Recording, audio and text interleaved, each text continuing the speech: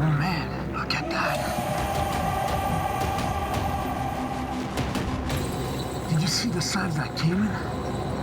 It's a giant. My name is Cyril Chauquet, and I've been chasing monster fish my whole life.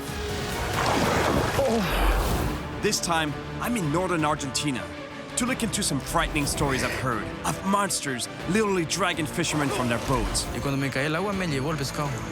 Some victims have even disappeared forever, and nobody knows what really happened. Pero ya encontraron los huesos, no tenían nada más.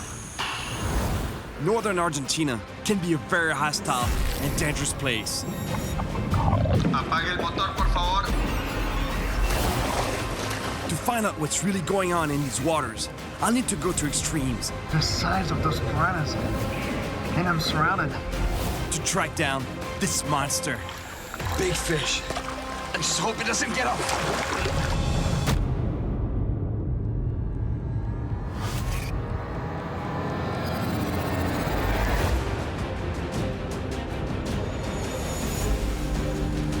I'm here in northern Argentina, where I've heard rumors of fish so powerful, they've been said to literally drag fishermen right off their boats. Are there really monster fish lurking in these waters that are strong enough to pull a man overboard and drown him? That's what I want to find out. The Parana River runs through South America for over 3,000 miles. Reaching nearly 20 miles wide in some places, the word Parana comes from an indigenous word, meaning like the sea. This river forms a natural border between Argentina and Paraguay. In the village of Itaibate, across the river from Paraguay, a young fisherman tells me a truly terrifying story. A story that has traumatized him so badly that every day he goes to a small shrine and prays to Gauchito Gil, a local folk hero and saint, to ask for his protection. Marcelo, ¿qué te pasó ese día? Ese día fui con mi canoa solo, fui a pescar de noche. Estaba oscuro ya. Estaba pescando ahí y mi canoa solo. De repente me picó un pescado y lo enganché y cuando empecé a sacar y de repente me empezó a llevar. The fish was so big, Marcelo couldn't stop it. Peleamos por 20 minutos. Peleaba. Era grande el pescado. Grandote. He fought the monster as best he could, but he made a mistake, and the line wrapped around his hand, and the fish pulled him overboard. Y cuando me caí al agua me llevó el pescado. ¿Te llevó el pescado? Me llevó. Yo pensé que me estaba por ahogar ya. Cuando me fui al agua, no sé cómo salió, un milagro. Luckily, he managed to untangle his hand from the line and was able to swim back to the surface. Y ahí todo desesperado ya salí arriba ya. Me fui por la canoa y salí en la canoa y ya salí como te digo, asustado. Pero fue un milagro lo que sucedió ese día. Wow. No sabía qué era ese pescado que hasta ahora sigo en pensamiento, no sé qué era ese pescado que yo enganché. Un bicho enorme, ¿eh? Bastante grande. That's incredible. To this day, he has no idea what it was. But one thing's for sure, it must have been huge to be able to pull a man overboard. Es un milagro que estás aquí para contarme esta historia. De verdad que sí. Wow. This is exactly the type of story that brought me here. Stories of fishermen pulled into the waters of the Parana by some kind of ultra-powerful monster. ¿Y dónde pasó eso? Aquí, por aquí no. En esa zona aquí. Sí, o sea, en la zona de aquí.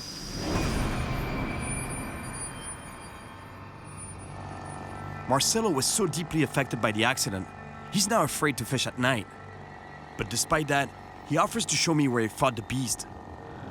We're going to the exact same spot where it happened, at the exact same time of day. Actually, night. And the best way to find out what's down there is to drop a bait down to the bottom and see what I can get. See what's down there. ¿Es el lugar? Sí, aquí fue el lugar donde que se me escapó el pescado grande. We are at the exact spot where it happened, so I hope to find a monster that nearly drowned Marcelo. ¿Pescas mucho de noche? Sí, se pesca mucho. Es muy bueno, pero muy un riesgo. ¿Por qué? Hay mucho tráfico acá. Paraguay y la Argentina. ¿De droga? De droga, de todo. The Parana River is a main artery for drug trafficking between Argentina and Paraguay. Fishermen here are caught in the middle, constantly at risk of crossing paths with the wrong people.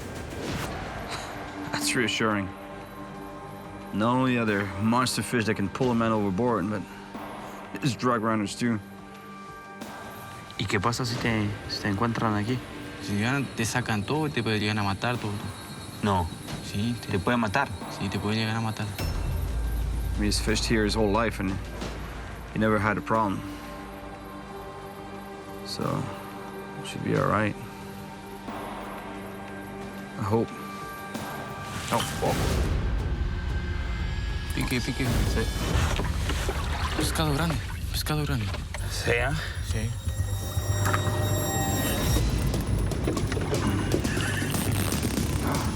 Sí, pez grande. Cuidado. Está en el fondo donde se mueve.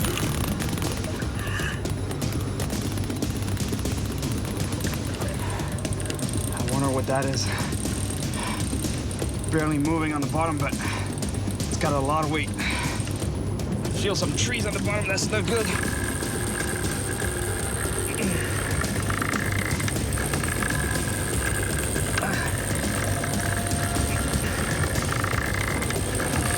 Man.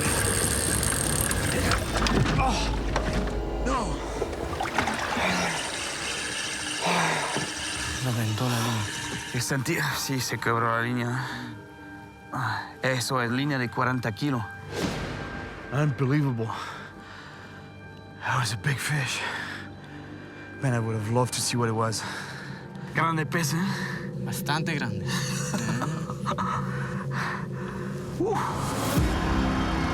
¿Es esta luz? ¿Quieres? No sé.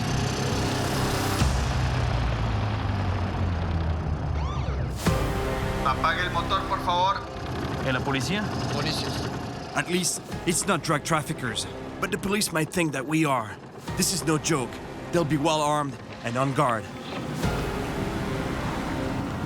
Hola. Acerquen por favor la embarcación. ¿Qué transportan? Equipo de pesca.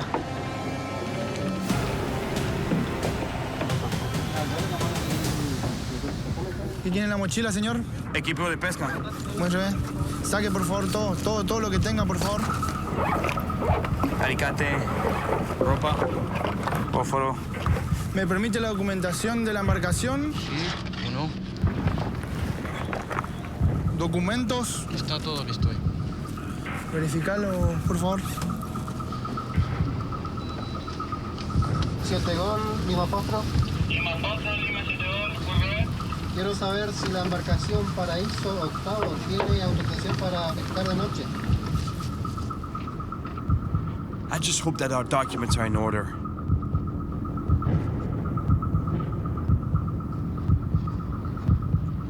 ¿Tienen autorización correspondiente? Ok, QCL, gracias. Recomendaciones, señores. Es una zona fronteriza donde hay posibles hechos ilícitos. Fortunately, we have the right documentation. The police let us go after warning us of the danger here. Adiós, gracias. Disculpa. Man, it's not the kind of place you want to hang out. First, I get broken up by a big fish, and now the cops. I think it's time for a wrap.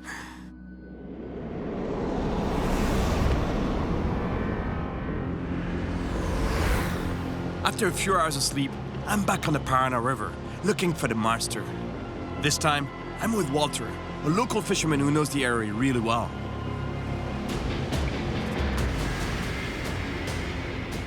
Meeting Marcelo has got me even more motivated to find out what kind of monster could pull a fisherman right out of his boat. I was even broken up by something so big, it was unstoppable. I hope Walter can help me figure out what it was.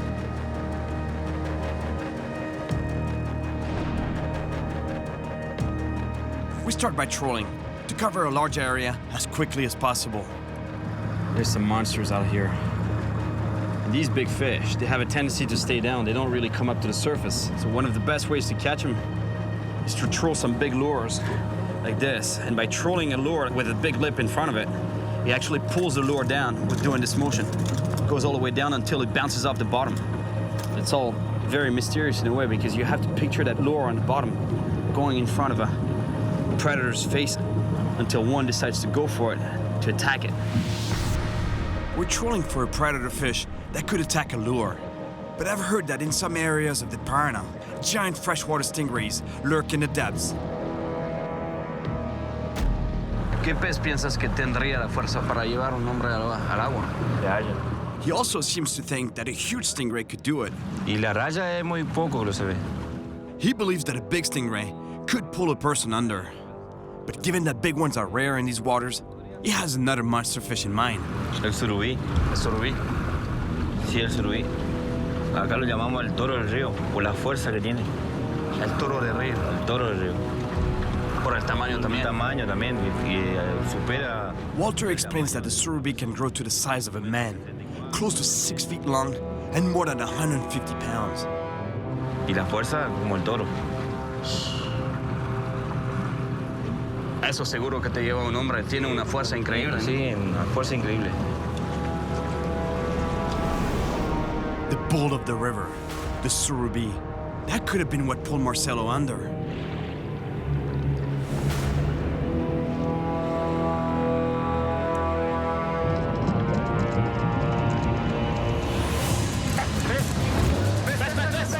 Bueno, buen tamaño, buen tamaño, buen tamaño. Pez, sí. Gran pez.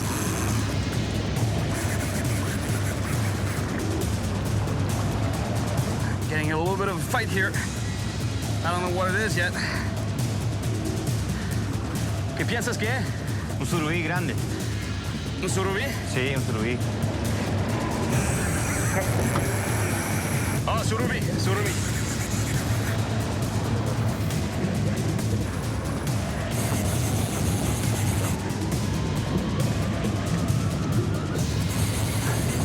This is a nice surubi, but I can already tell from the fight and from what I've seen of the fish on the surface that this one is too small to be able to pull someone under.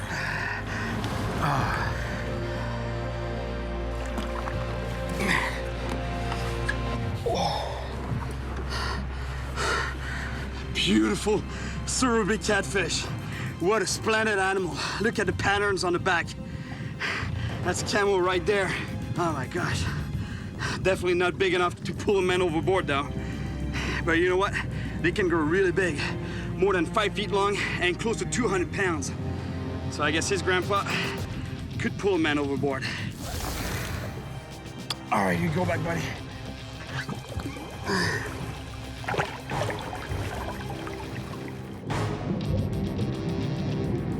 Qué pez lindo. Felicitaciones, Cyril. Gracias. Muy buen pez. Gracias a ti, amigo, por llevarme aquí. Pero hay bicho más grande, mucho más grande. ¿Bicho así? Enorme, enorme. Eso quiero. According to Walter, a huge surubi would be strong enough to pull someone into the water. But to be sure, I'll have to get one on the line and feel the power of one of these giants myself. But before casting out again, I want to take a look under the surface and see with my own eyes if such giants really do exist. So far, I only see small fish, but I'm sure that by going deeper, I'll see some bigger ones. Oh man, look at that.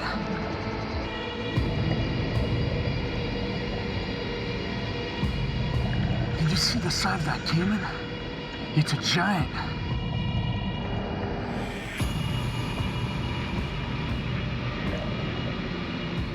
It swam that way, so I think I'm okay. But he was right there. There are a lot of caimans around here, but if I want to find a surubi, I'll have to move to a deeper part of the river. Visibility isn't bad, but the current's really strong.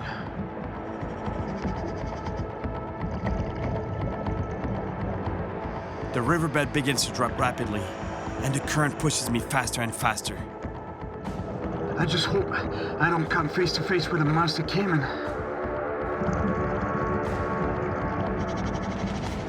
I'm really getting swept along. With the current this strong, if I come across a big obstacle, I won't be able to avoid it. Finally, I'm starting to see more fish. Wow, look at all the surubis. They're everywhere, but none are big enough to pull someone from their boat.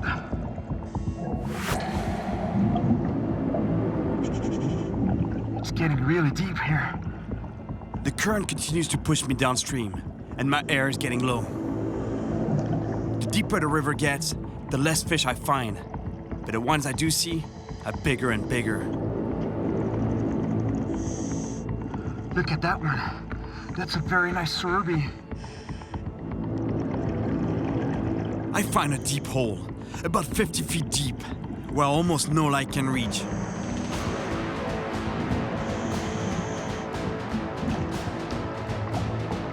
I might be able to find a giant down here, but it's seriously time for me to get back to the surface.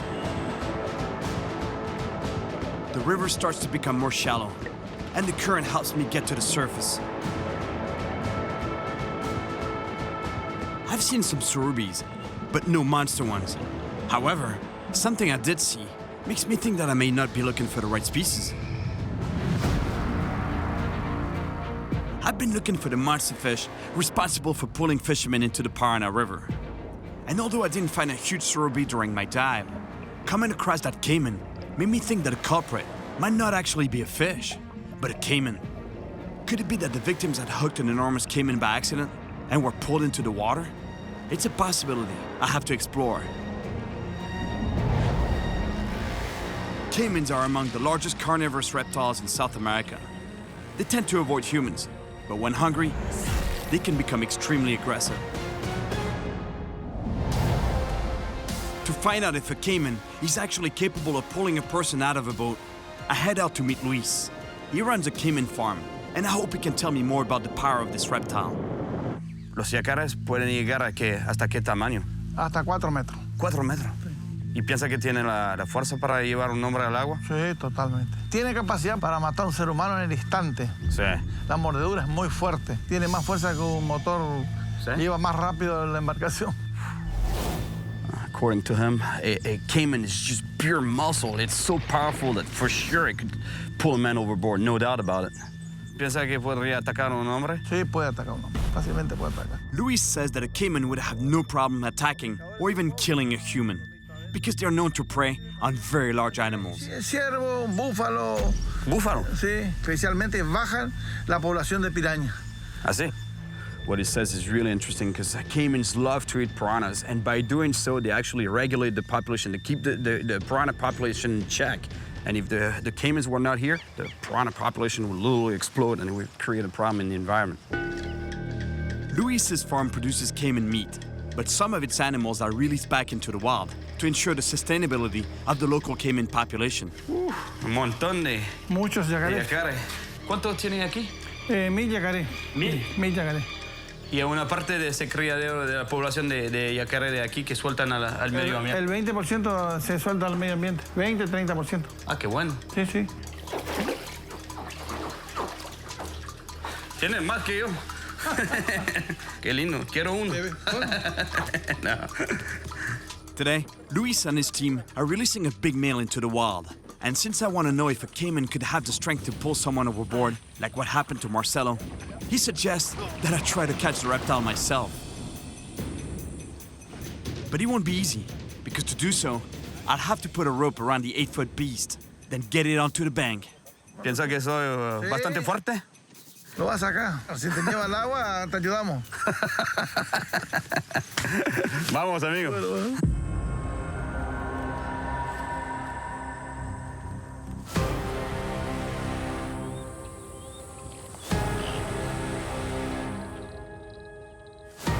First, the guys attract the Cayman's attention.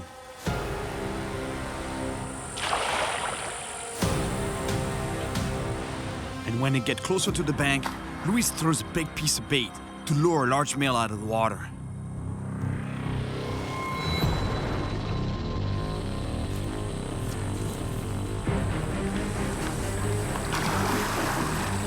¿Es el que quiere? Sí, sí, esto que necesito. That's the one they want, the big one. I'll have to catch this caiman the way the locals do it, with a lasso. But I need to wait for the right moment.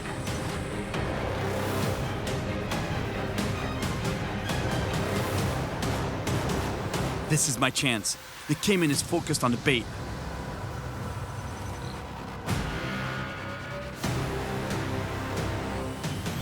It's backing away, but the piece of meat is too tempting.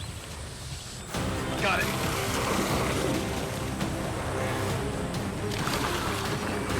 The caiman starts spinning, something they do to rip pieces of flesh from their prey.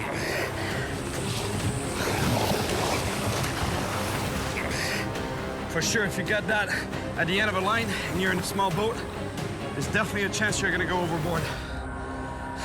I managed to get it onto the bank. Pesado. But it's not over yet. To control its jaw, Luis will have to move very cautiously behind the caiman. Cuídate, Luis. Tensa la soga, tensa la soga, tensa la soga. Tensa la soga. Epa. Wow, he's pretty intense. He climbed right on top of it. Caiman's jaws are far stronger for snapping shut than for opening.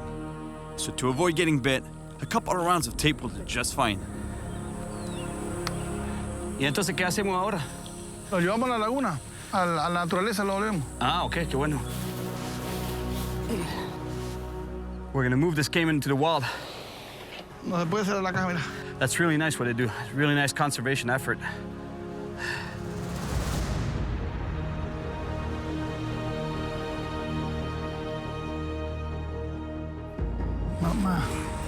Más allá. Más allá. Ya. Ahí bájenla. Ahora, ¿y tenés cuchillo algo? Luis removes the tape from around the caiman's mouth before releasing it. And it's gone. I'm still not 100% sure that caimans are responsible for all these accidents. But having felt the strength of a caiman myself, I can tell you, it's at the top of my list of animals that could pull a fisherman from his boat. In many villages along the Parana, I hear stories of similar accidents. Pai, a local fisherman, had a comparable story. ¿Y tú? ¿Ya te pasó eso? Sí, es que tengo el espinel, una sola. He tells me that during a fight with a monster, one of the hooks on his long line got lodged in his hand. Sí, pero no me llevó al agua. Me llevó así un poco y agarré el alicate y le corté. ¿Y sin alicate te hubiera...? Me iba a tirar al agua. Others haven't been as lucky as Pai. Entonces hay gente que salen de pesca y nunca vuelven. Solamente encuentro la canoa. Solamente se encuentra la canoa. See? It's not just stories. It happens for real. So now, not only am I looking for a monster that can pull someone under, but I'm also trying to figure out what might devour a person so completely that they disappear altogether. I think I have a good idea of what that might be. Under certain conditions, piranhas will come together to feed in a violent frenzy. Could that explain these disappearances? In the heart of the Amazon jungle, I saw what piranhas are capable of. E nesse sangue veio cardume de piranha. E elas vieram para cima. Half of his body was eaten. Even the head was clean off. Is that for real? That's for real. Here in northern Argentina, there's only a handful of piranha species. I'm at the office of the local attorney general to meet a team of investigators who've seen how voracious piranhas can be here. They tell me the story of a thief who fled after robbing a bank machine and jumped into a river. Varias personas lo vieron cuando él ingresó al río, se tiró al río. En la búsqueda, primero se encontró un zapato. She explains that her team searched for hours, but the only thing they found was a skeleton. Only the bones of the victim remained. Es comido, devorado por palometas. No dejaron nada. Hacen su trabajo de manera muy efectiva. Sí, sí, la verdad que sí. The coroner concluded that the victim had already been dead when the piranhas began to devour him. Él se ahogó, pero estos animalitos están siempre en la zona. Y una vez que empiezan a morder, comienzan con un pie, el cardumen se hace inmenso Es imparable. It's a terrible story, but it proves that when the conditions are right, these predators are capable of making someone disappear entirely.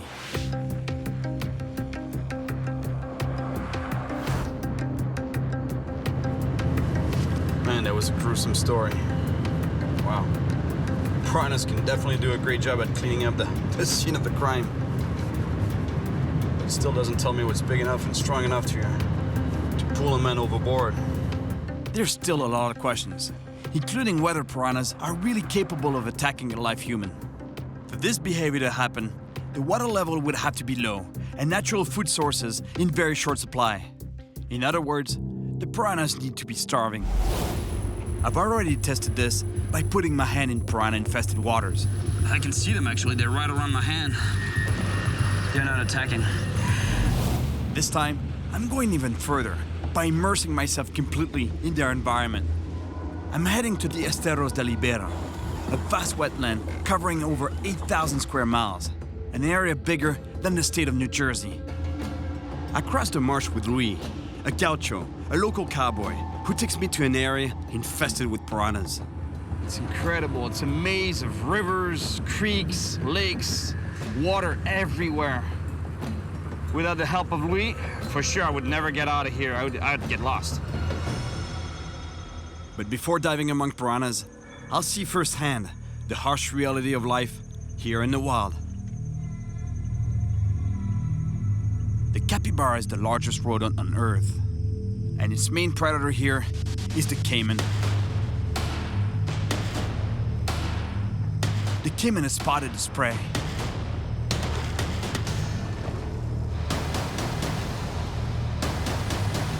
It approaches stealthily, but the capybara feels its presence, and it doesn't stick around.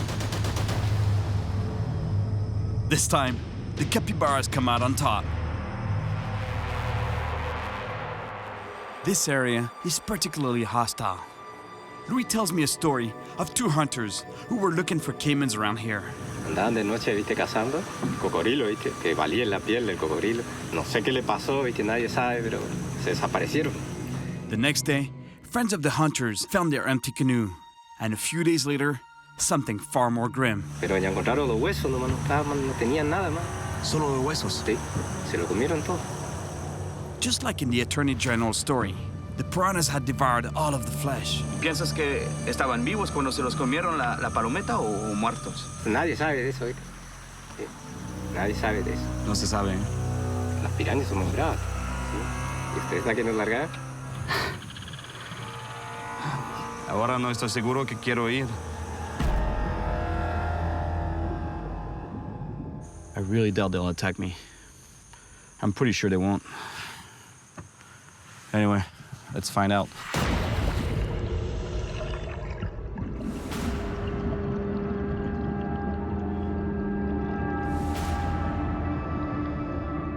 Check this out.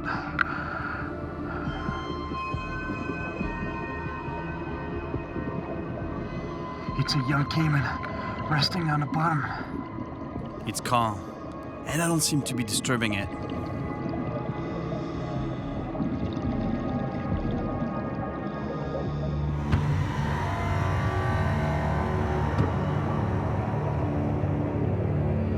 I'm starting to see piranhas. There should be more around. They usually live in schools. There are more piranhas over there.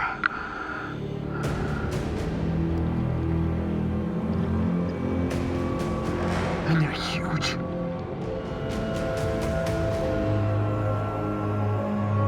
There are a lot of piranhas down here. Look at this one. He seems very agitated. And I'm about to find out why.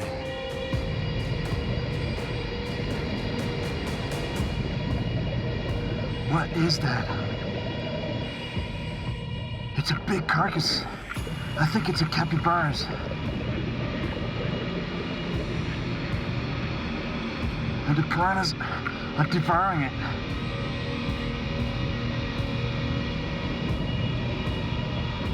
Unbelievable.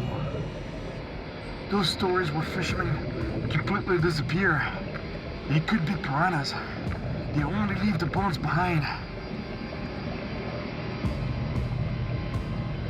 Diving with piranhas seems completely crazy. Like when I put my hand in the water with them in Brazil. But you know, the water level here is not at its lowest. They have a lot of fish to eat, and that's why they're not attacking me.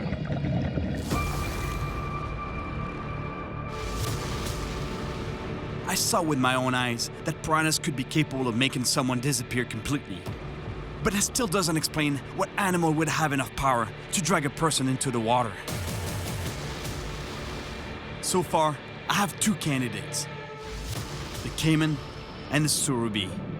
I'm certain that Caymans have the strength to rip someone out of the boat. But it's hard to believe that it would happen that often here. More than 5 feet long and close to 200 pounds. I have less doubt about the surubi, especially since I saw a lot of them in the river. But until I catch a monster one, I can't say for sure if it's powerful enough.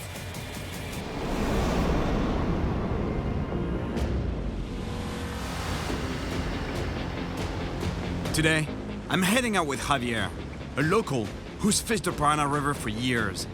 He's taking me to some spots where he knows there are monster surubis.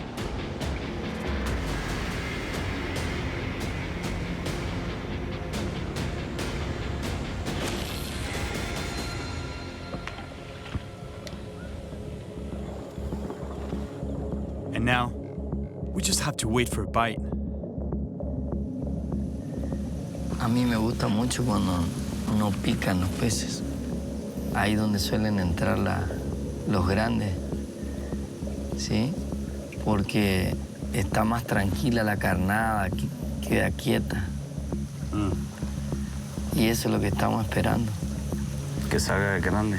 Que salga uno grande.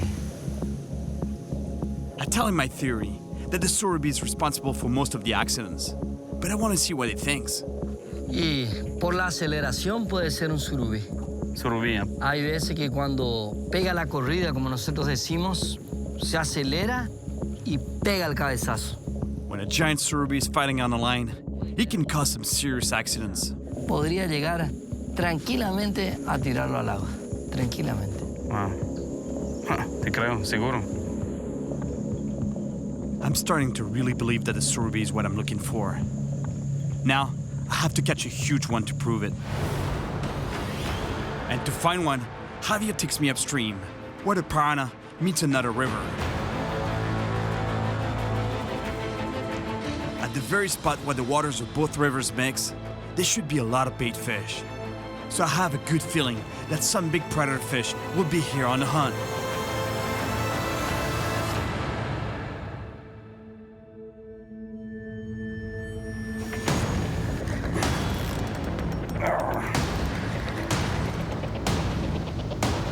Catfish. Catfish. Yeah. Beautiful little Zhao catfish. It's a baby one, but let me tell you one thing. These things can grow to huge sizes, close to 200 pounds. And at that size, they would definitely be able to pull a man overboard.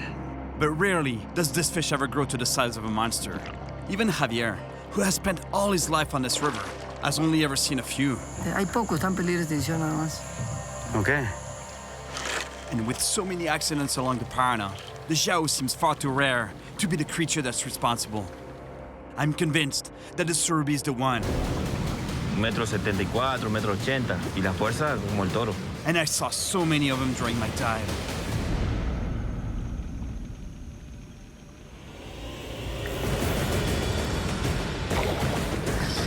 All right, Dorado. It's a little Dorado. Beautiful golden Dorado.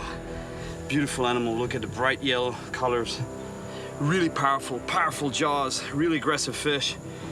They grow to a pretty big size, but not big enough to pull them in overboard.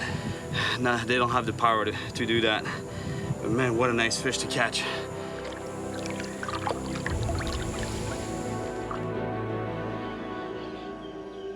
Javier's spot is good, but I still haven't caught a monster surubi. Parana is such a big river. It's so vast. There's so many different channels that the fish could be anywhere. Plus, you know, these monsters, they haven't grown to that size for no reason. They're pretty smart. And they're rare. It's gonna take a lot of patience. I've tried almost everything, but the Piranha monster is proving very elusive. I'll have to come up with another plan if I want to catch a huge surubi and prove that it is the fish responsible for all the disappearances.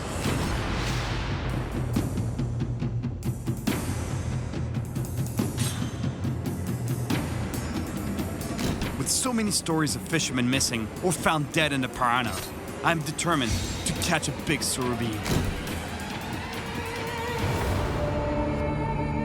And I was told about a really good spot in a narrow part of the river, only accessible by foot. And on my way there, I visited a local fisherman who I was told had recently had an encounter with one of these monster fish. Hola. Buenas. Soy Cyril. ¿Cómo está? Tuti. ¿Sí? Pase. Sí, seguro. Gracias. Like other fishermen on the Parana, Tuti was almost dragged into the water after a monster fish took his bait.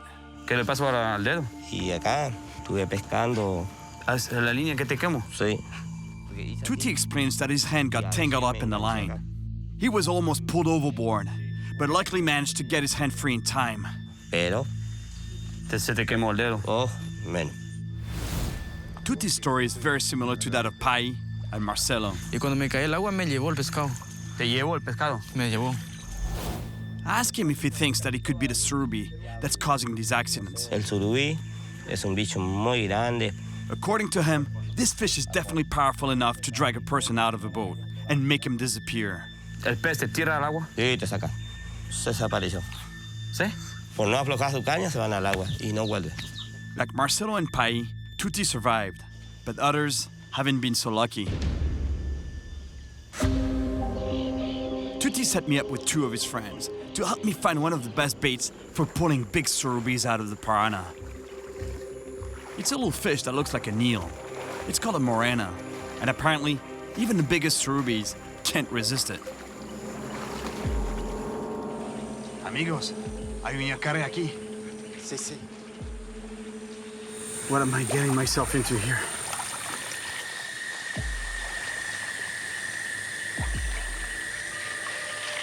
And caimans aren't the only danger. ¿Y por qué tienes el palo? No, ese para tantear si no hay rayas. ¿Sí? Mucha raya por aquí. Sí. Abajo de las plantas. Sí. Viven acá. Sí, porque vienen a comer la morena. Ah, vienen a comer la morena. Sí. Peligrosa entonces. Sí.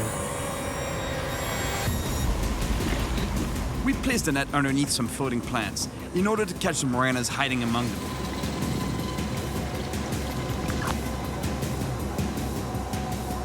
We do it quickly, but carefully, because in a place like this, they are dangerous animals. A snake! Anguila. There's an eel in there. I thought it was a snake at first, but it's an eel. Man, they're hard to grab. So slippery. Almost impossible to hold. We continue our search for morenas, and fortunately, we end up finding some. That's exactly what we're looking for. In Spanish, it's called a morena. It's a type of electric fish. You know what makes those fish especially good bait? Is that they emit an electric field, so the predators can pick up on it and key in on the prey and boom, eat it. Nice bait, perfect size.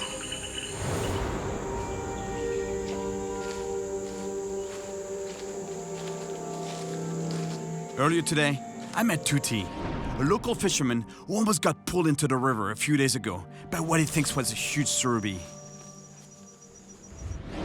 So I've come to the exact place where he hooked the monster.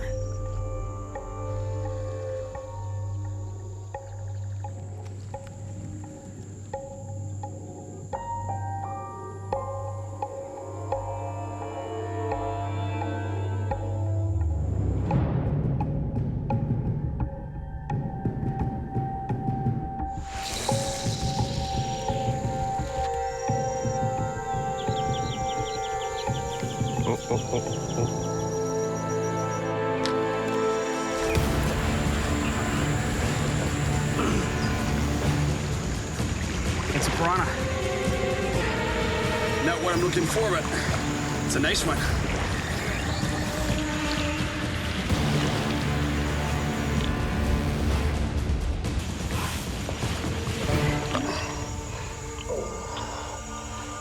Look at this piranha. Big, bulky, massive head, really powerful jaws. Beautiful colors on the fish. Look at the scales shining in the sun. That's a beautiful animal, actually, when you think about it. But man, the hardware, they definitely have the hardware to pick the bones clean. It can definitely clean the flesh from the bones in an instant. Piranhas tend to swim in schools, so if I stay in the same place, I'll most likely end up catching only piranhas. I need to find another spot in the area where I can fish from the shore.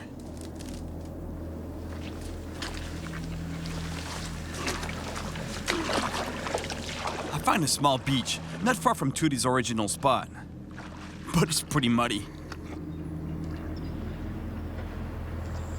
This is the only spot I can get access to the shore. And man, it's not ideal.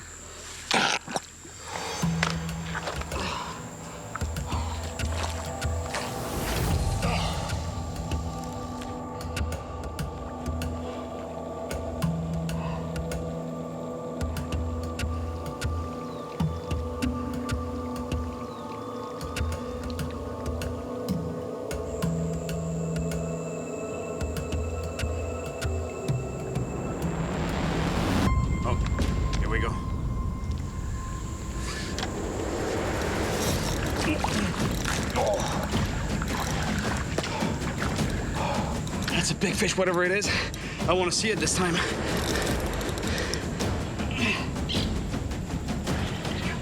Man, it's got some weight to it. Surubis tend to hide among branches and snags on the riverbed. And this time, I really don't want to break off. It's doing like the other day. That's not a good sign.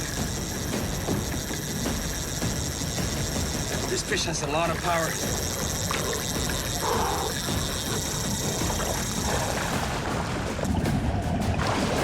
I really think it's the fish I've been looking for. I can't lose it.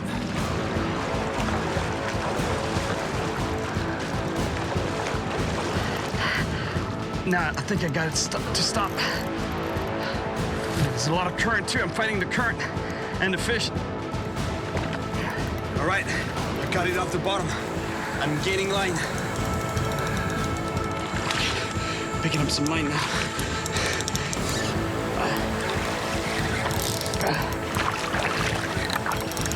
I'm about to see it. Oh, big surubi.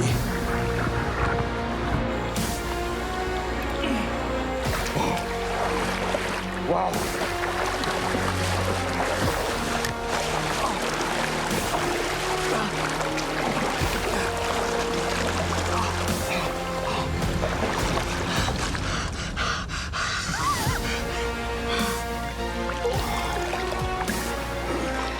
Look at the size of this surubi. Man, the power of these animals. Unreal. And I was fighting this fish with a rod and reel. Imagine a guy with a hand line. For sure, it would pull him overboard.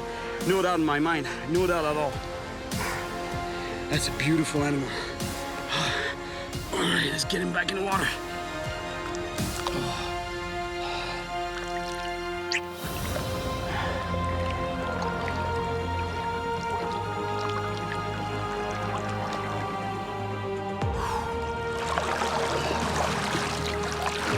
I came to northern Argentina, intrigued by stories of fishermen who were dragged from their boats into the depths of the Parana River.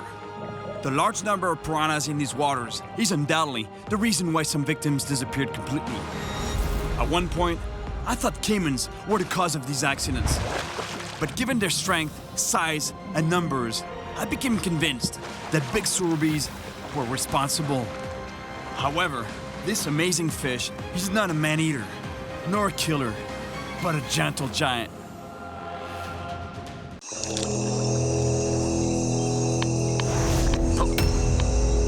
I'm getting a very weak signal right now. But that's an eel. That's an electric eel. It's getting louder. There it is, there it is, there it is. Hey, Chris, it's right there. It's right there.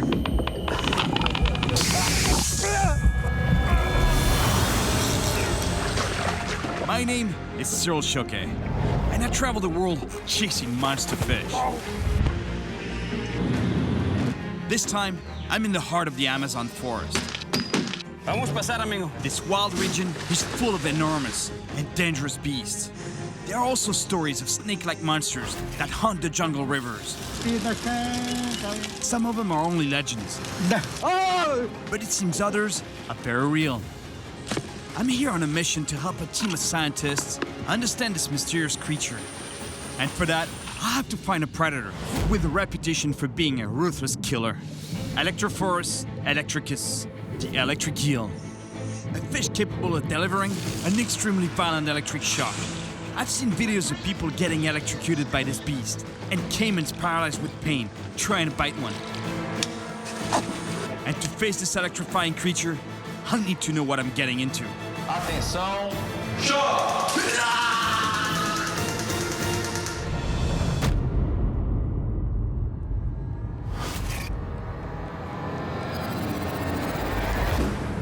On my many trips to the Amazon, I've heard rumors of people being killed by electric eels. So that's why I'm back here in Manaus, Brazil, to find out if the biggest electric eels can deliver shocks strong enough to actually kill a human being. During one of my last trips here, I caught one by accident. It's an electric eel, And I had just enough time to get out of the water before I got a nasty shock. Despite its name, the electric eel isn't actually an eel. In fact, it's closer to a catfish than an eel.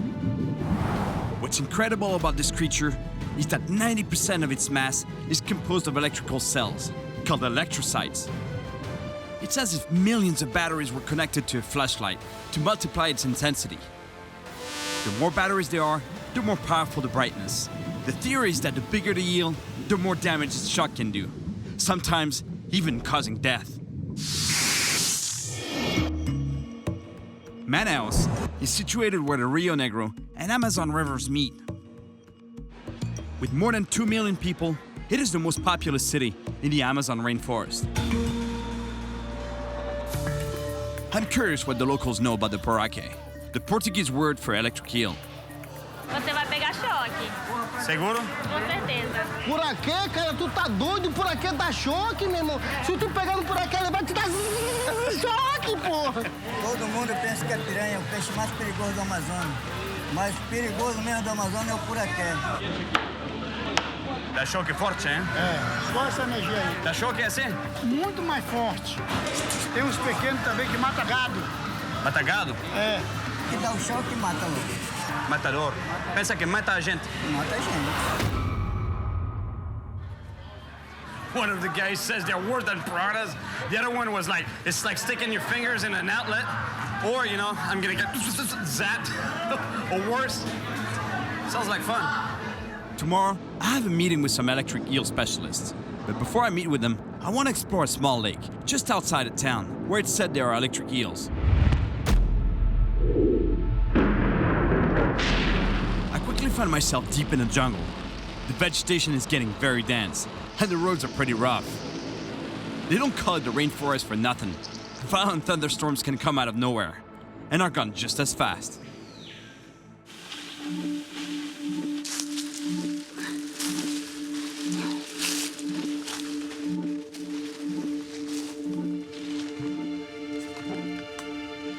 This must be the lake. How do I get down there now?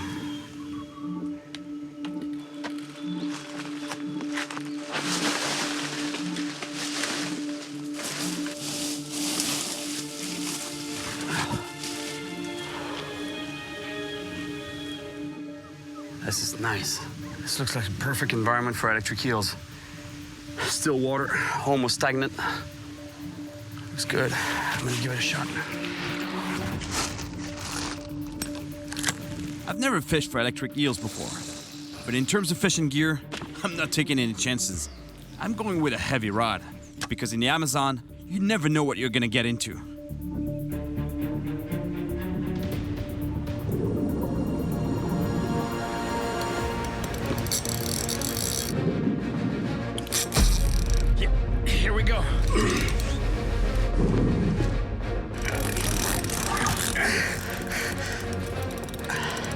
This can't be an electric eel. It's way too big. It's stuck in the weeds there. I have to get this fish out of the weeds before I lose it. Man, if this is an electric eel, it's gotta be 12,000 volts.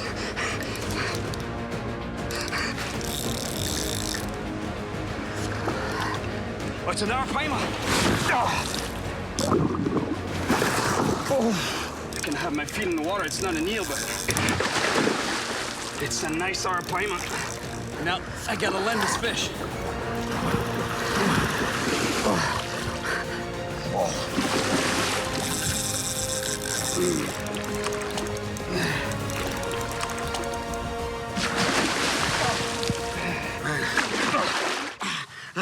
That's the reason why you have to fish with some heavy gear in the Amazon. You never know what you're gonna find.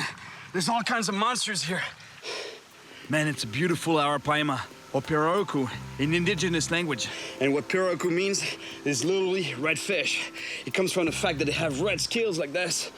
Because pira means fish, and uruku means red. And those scales, they can actually resist piranha attacks. They're so strong, it's like an armor that they have on their body. And what those fish have in common with the electric eel is that it can breathe air. Look, that's what he's doing right now. It's actually breathing air. It's not what I was expecting, but that's a nice catch.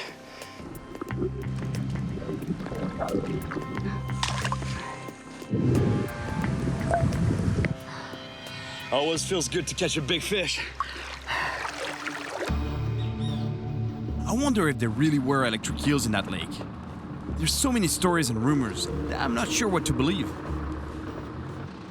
I'm heading back to Manaus to meet an ex-police officer who has a story to tell. He was fishing in a lake just outside of town, and apparently he had a close encounter. O que aconteceu nesse dia? Nesse dia eu com meu pai saímos para pescar, né? Quando eu vim olhar a malhadeira. He tells me that while pulling in his net, it got stuck at the bottom. So he jumped into the water to pull it free. A água mais ou menos estava na altura da cintura. O curaqué veio, passou no vão das pernas, ele tocou na minha perna. Mas muito violento mesmo.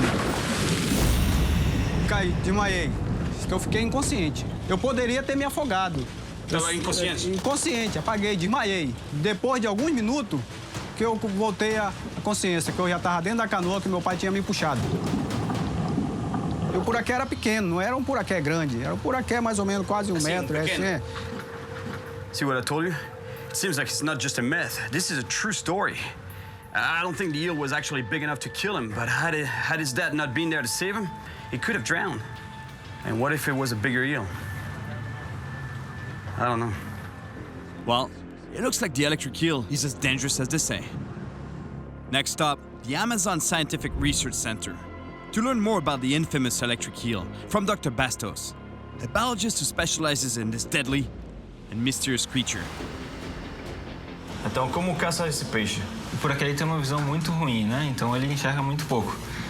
Para ele se locomover no ambiente, ele usa o campo elétrico, basicamente, que é gerado pelo órgão elétrico. Então, esse órgão elétrico emite pequenas voltagens. Dr. Bastos explains that these weak shocks serve as an electric field to locate its prey. But their voltage is so low, we can't feel them. Mas se pode escutar. To hear them, he uses a rod with a positive and a negative pole that pick up the current from the discharges, which we can hear through the amplifier. E isso é sinal elétrico? É sinal elétrico de baixa voltagem. Quando ele quer atacar ou se defender, ele usa uma descarga de alta voltagem, muito forte, o suficiente para ou paralisar uma presa, para ele comer, ou para afugentar uma ameaça. And whatever the amplifier distorts, that's a shock. That's a high voltage discharge. Right now, that's it. That's exactly what it is. Quantos volts? Eles chegam até 600, tem gente que registrou até 800 volts. Uau. E você acha que ele pode matar alguém? Se por aqui, quanto maior ele é, maior em teoria pode ser a descarga, que ele tem mais órgãos elétricos. The danger this shock poses for humans is the risk of a heart attack, paralysis, and drowning. A sua missão é capturar um peixe grande e tirar uma amostra de músculo, de tecido, para estudos genéticos e medir a descarga dele.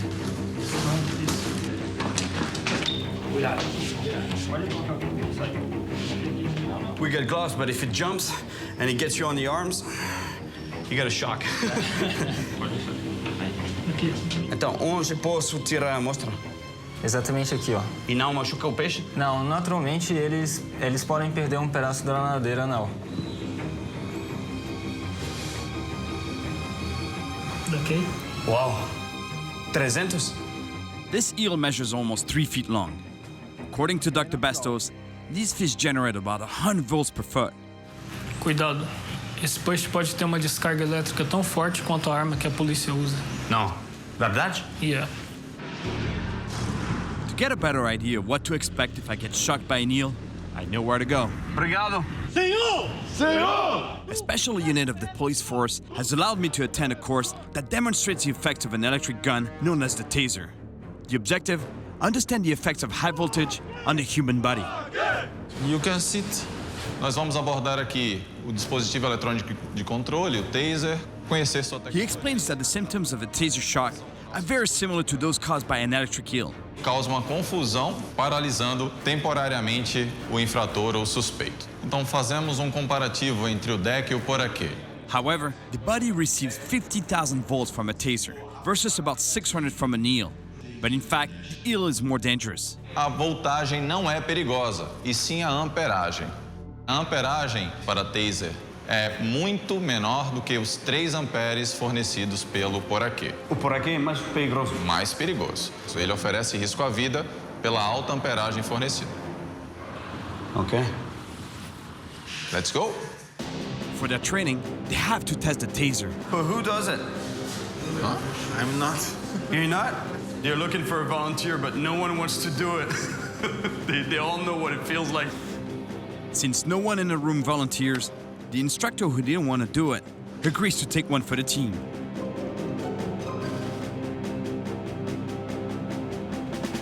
Atenção. Show!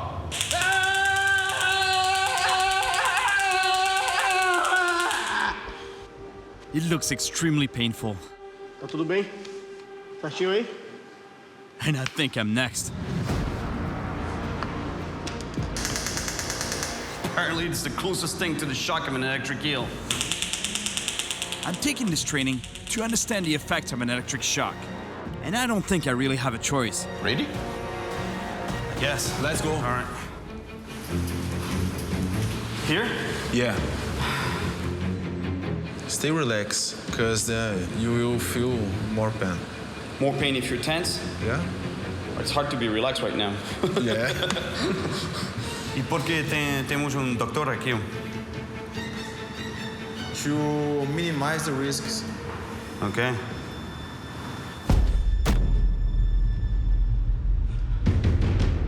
Atenção.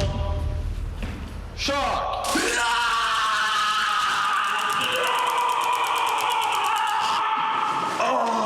Relax. Relax.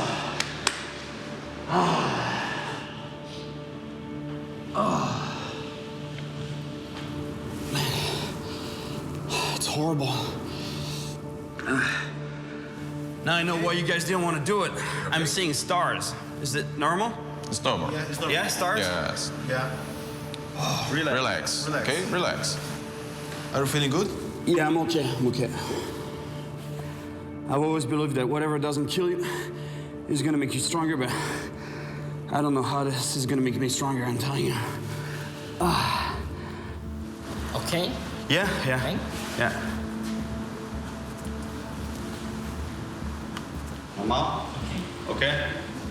Man, the pain. This was so strong. And to say the shock of an electric eel is even worse. And it can actually kill you. I gotta be really careful out there.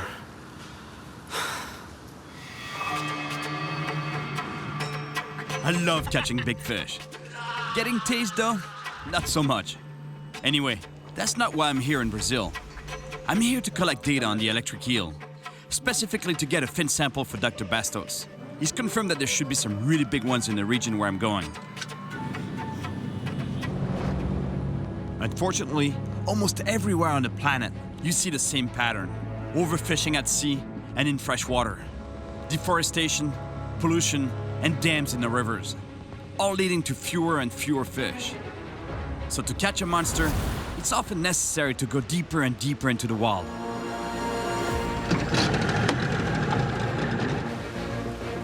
Whenever I come to the Amazon, I always trust the locals because they know their land better than anyone. My indigenous guide is called Chauquet, and I've fished with him before. He knows these waters and the predators that swim in them very well. And he says we should be safe from sharks, even in a metal boat. The eel is a predator. It eats fish, so we gotta get some bait first. We're picking some small fruit like this to catch the bait, to catch some eels.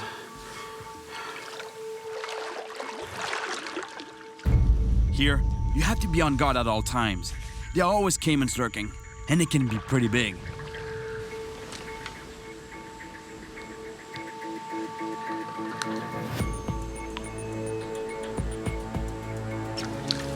Yes! That's what we need. Oh, no!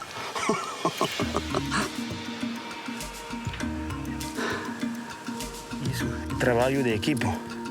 Muito bom. Aracu. Aracu.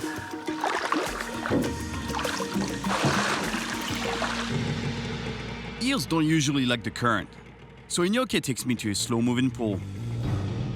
Aqui é bom? Por aqui é que tem muito grande, por aqui grande. Sim? Sim. Nesse poço? Essa poça aqui. Okay.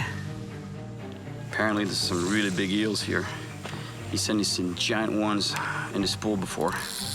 But the thing here, when you have a bait on the bottom, you never know what you're gonna get.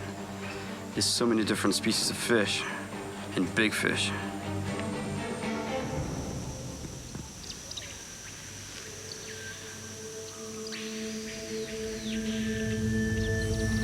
Oh, here we go. I got a bite.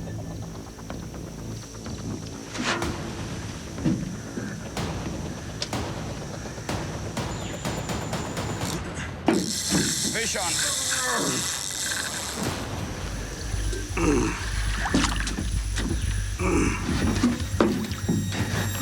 Oh, surubi. Surubi. It's not a nice kill, but I'm really happy to catch really cool looking fish. You'll see.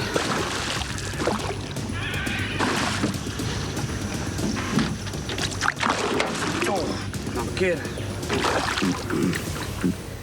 Surubi. Tiger shovel-nosed catfish. Beautiful. Look at the patterns on this fish. Perfect camouflage. Really nice. It's not what we were looking for, but man, that's a really cool looking fish.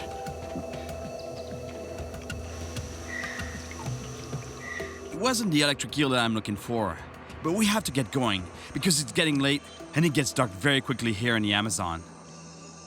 We set up a small camp and quickly fall asleep under the stars.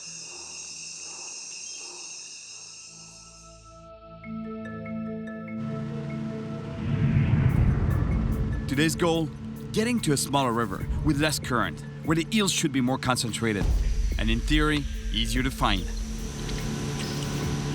The deeper we go in the jungle, the smaller the river gets. It's a good sign. The largest rodent in the world, capybaras. It sounds like they're having a party in there. ¿Você come capibara? Sim, é muito gostoso esse.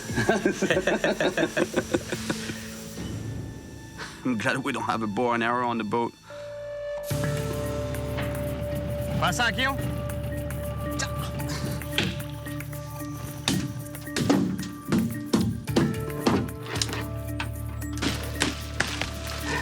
Vamos pasar, amigo. Vamos pasar.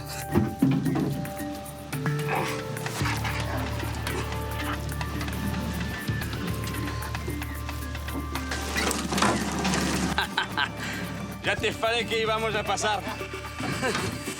We made it. Amazon-style adventure. Vamos. Vamos.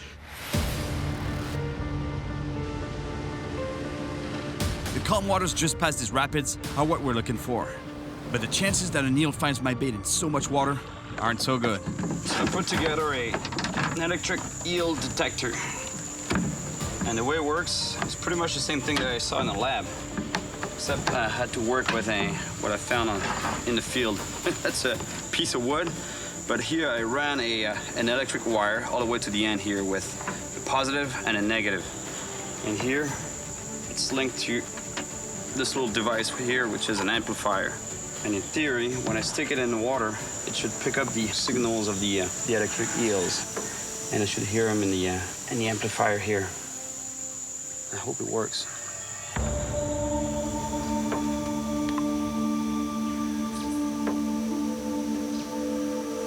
In theory, I should be insulated from electric shocks by my rubber soles. But the only problem is I'm sitting on a metal boat, so if I get zapped, I'll feel it somewhere else. Inoki, melhor se você botar sandália. Ok. Sim, hein? Pouco de proteção.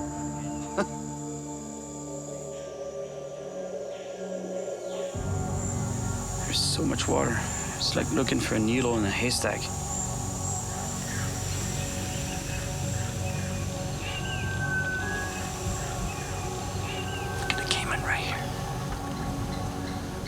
There are plenty of caimans here, but no sign of an eel. Vamos!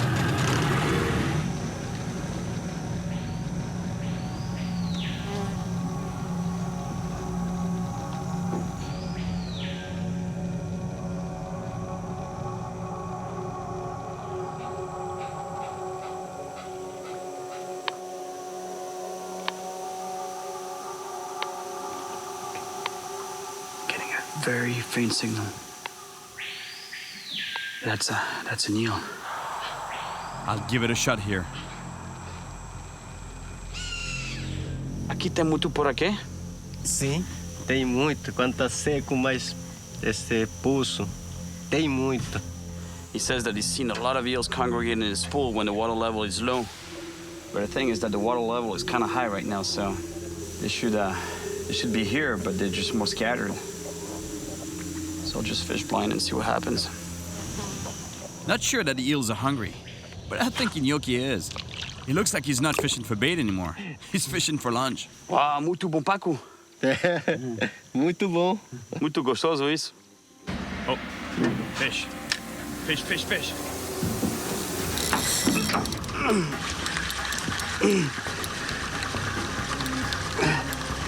Let's go. Say. That's a serious fish. For sure, it's not an electric eel. It's just got way too much power.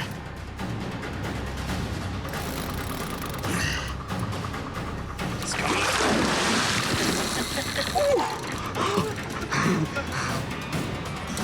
Nice red tail. Oh, piranha, bom. Bom piranha.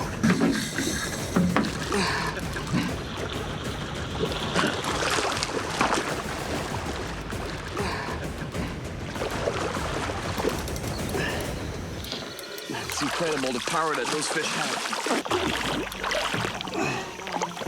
They make that sound because they gulp air in their mouth and they push it out through their gills.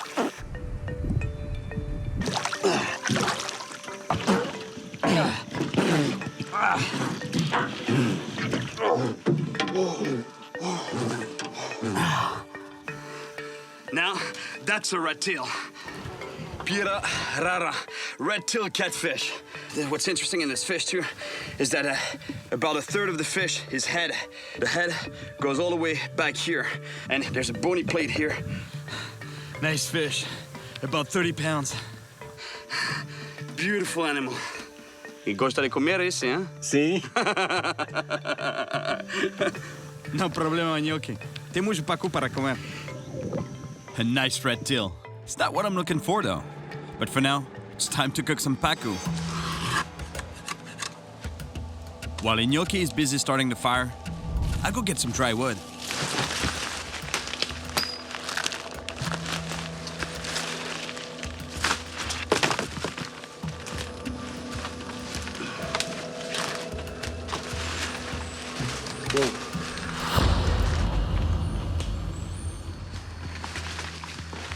Anaconda.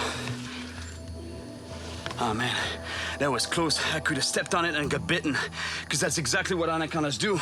They attack their prey by biting it, and then they coil around it and strangle the life out of them.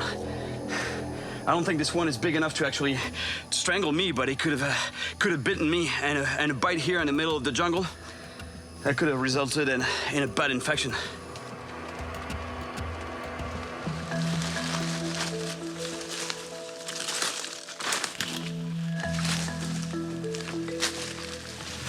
Inoki, casi pisei numa cobra na mata. É verdade? Sei. Esse é perigoso, cobra. Sei, pode ser, Mas pode desse morder, tamanho, não? Não desse tamanho. Aqui até você. É verdade? Sim. É quase todo feio, todo... There are some delicious fish in the Amazon, and pacu is definitely one of them. And while we wait for it to cook, Inoki tells me a chilling story. O homem que vivia aqui nesse rio era homem forte. Quando ele... He tells me that a villager came to the river to wash his hands and fell into the water. Nobody ever saw him again, nor knew what really happened. Some say he was attacked by piranhas. Ou no poraquê. Ou ele levou poraquê. É, não voltou mais. Sabia nadar? Ele sabia nadar bem. Você pegou a cabeça numa pedra e se afogou? Não, é fundo assim. Tinha fundo lá. Oh, that's an incredible story. He fell in the water and they never saw him again. Piranhas, electric eels. Guess we'll never know. Obrigado, amigo. Cyril, eu conheço outro carapé aqui. E carapé aqui não é tão grande, mas pequeno. Vamos lá, então? Vamos. We're heading to the small creek that Inoki told me about. But before we go up the creek, I want to try casting at its mouth. The eels have to swim through here before going upstream.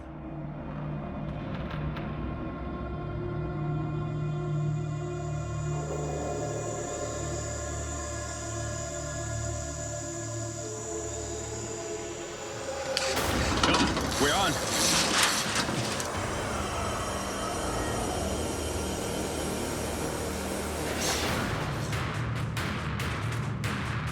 I don't know what it is, but for sure it's not an electric eel. It's starting around too much. É piranha! É piranha! É cuidado, piranha!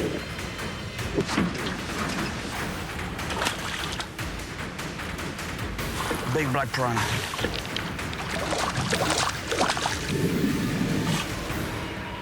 No. Man, he cut me right off. Check this out. That was a big piranha. No wonder I have no leader, no metal leader. But if I put a metal leader, I won't catch the eels. I heard they don't like metal leaders. Enough wasting time. We're entering the small creek. We're going very slow, in case we spot an electric eel.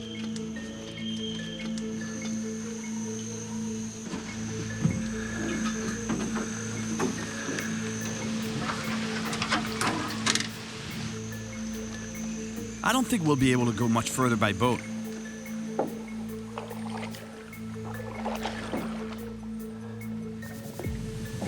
Man, it looks good here. It's a small creek, barely any current, almost stagnant waters, and it's connected to the main river, so the eels can come in and out to feed. Inoki, vamos? Vamos. A ver se... Mas não assim, não? Não, assim mesmo, tá bom. Muito perigoso. Tenho botas para você. Tem que colocar botas. Ah, tá. Obrigado. Porque senão na água... Choca. Perigoso. Perigoso. He was gonna go barefoot. I said, no, I insisted that you take the boots, you put the boots on. Inoki is not afraid of anything, but I just want to make sure he's safe. Sim. Mandioca demais. Come muito.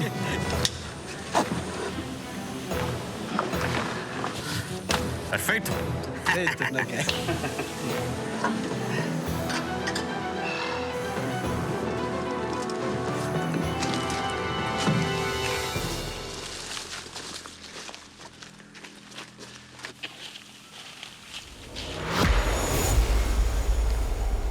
Sí, lá. Eso, por aquí, no? Tail right there. Look, that's the tail of the eel. Now that we've seen an eel, we set up the mobile lab. We have to be well prepared, so we can take the samples and measurements as quickly as possible. Okay. Vamos? Vamos.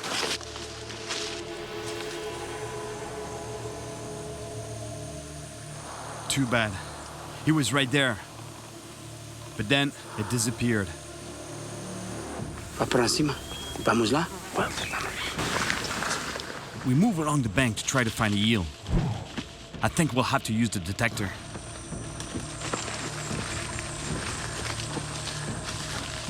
Here, the water is even calmer. It seems like a good place to start. I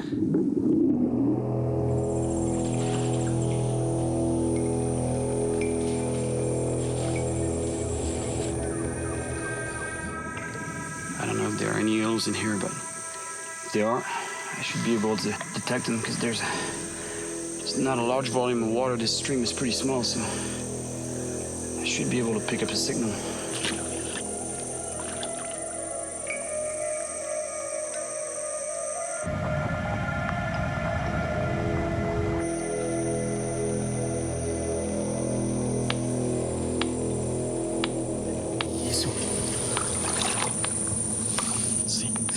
Por aquí. There's one here. I'm getting a really faint signal, but that's an eel. It's gotta be in those branches there. I don't want to step too deep because I don't want to get shocked. At least here, in a small stream like this, chances of hooking into a monster fish are pretty slim. So that's why I can use a lighter rod. And also put a monofilament leader on, just in case I get zapped. You know, this doesn't conduct electricity. And we're also wearing gloves, so we don't get shocked when we land the fish. Oh.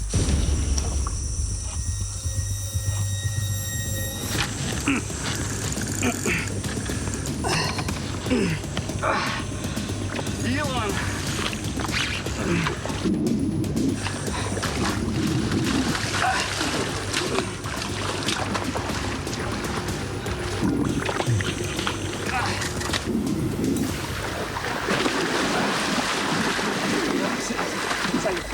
Sai muita água.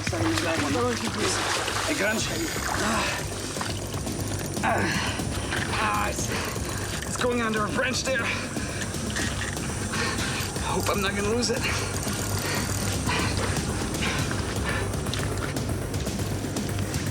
I don't like this. I'm all wet. All my clothes are wet. I gotta land this thing.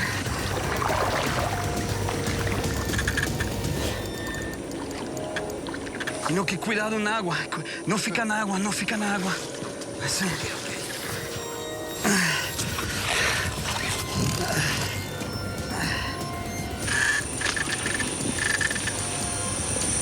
Oh, no! No! I was so close. I had it. It was right there. It went underneath a branch, and it was pulling one way, and the fish was pulling the other way, so there was a lot of friction on the line. And eventually, that's what I was fearing, it broke.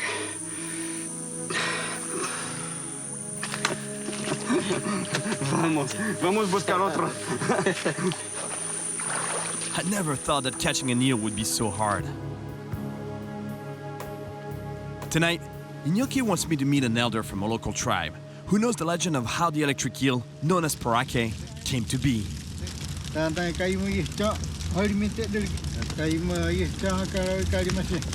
Parana was an Amazon warrior. He wanted to become the greatest fighter in the world. One day, a tribe attacked his village, and Parana defended himself heroically by using lightning. After winning the battle, he dropped a lightning bolt into the river by accident. The bolt then turned into a strange fish that electrocuted everything in its path. After sharing this legend with me, the elder also gave me a tip. Eels swim up tiny creeks to feed at night. So even if it's late, Iñaki offers to return to the creek, where I lost the eel earlier today. There might be others.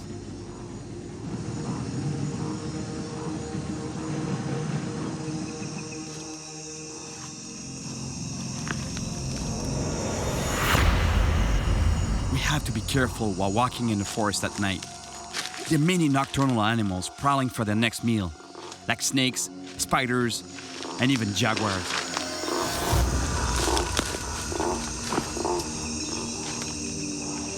We're back at the spot, and the search is on. This is a perfect environment for electric eels, especially at night. A little stream like that, they should come in and feed. Mira, aquí. To breathe, electric eels must rise to the surface every 10 minutes or so. Grande esta? Sí. There's a big eel right there. And there's a lot more activity at night, it looks like. With all the branches, if I cast now, there's a good chance I might lose it. So I hope it's gonna come out from the cover. It was there a second ago, but it just disappeared. So we're waiting for it to return to the surface to breathe. I don't see it. Time for plan B. Vamos a escuchar? Sí. Sí, huh? Electric eels have poor vision, so to orient themselves in the water, they put out a weak electric current, just like an electric field. If they perceive the presence of prey nearby, they emit a stronger electric shock to send the prey into convulsions, making it easier to locate. Finally, they send an even stronger shock to stun them completely and move in to eat them. No escucho nada. There should be a lot of activity, but nothing right now.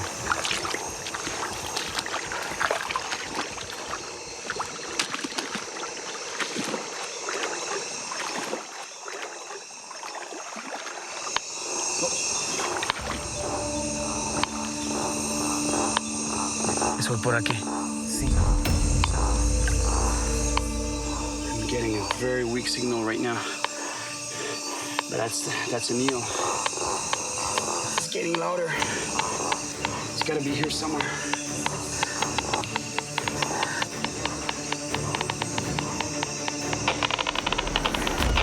There it is.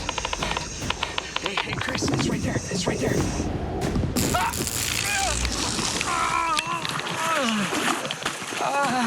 Man, are you all right? Come, help me out, man. All right, Chris. Quit rolling, man. Help me out. My cameraman got shocked. We have to get back to camp.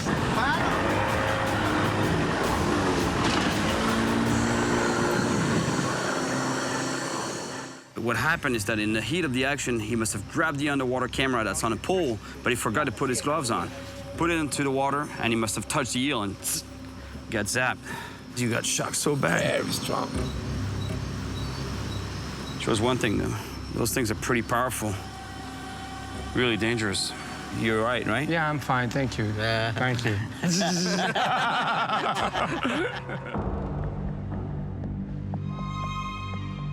When chasing monsters, sometimes the most difficult part isn't catching the beast, it's finding it. Now I know where to find him. So we're going back to where we were last night, in the middle of the jungle.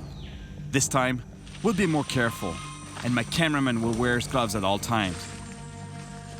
Catching this eel is turning into a real challenge. Not only do I have to catch it to bring data back to Dr. Bastos, but it's also become a real obsession. It's so hot here in the forest, you have no idea. At least on the river, we get a little bit of a breeze. But here, there's no air at all. It's 100% humidity. Check this out, look at my shirt. I didn't go swimming. It's drenched in sweat.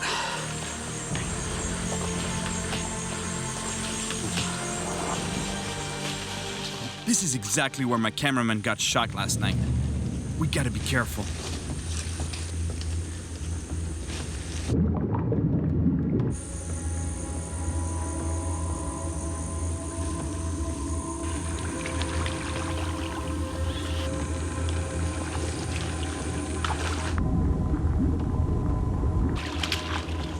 Still nothing. But there's gotta be one nearby.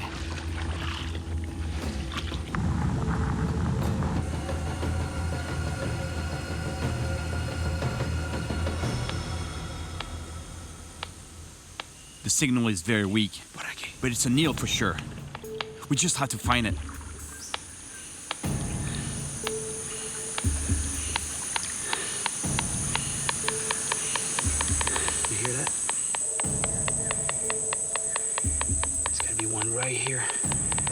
need those branches there.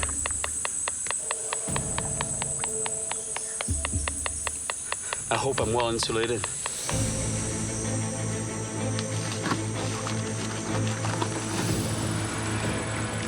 This eel is hiding under a dead tree. If it bites, it's gonna be a challenge getting it out.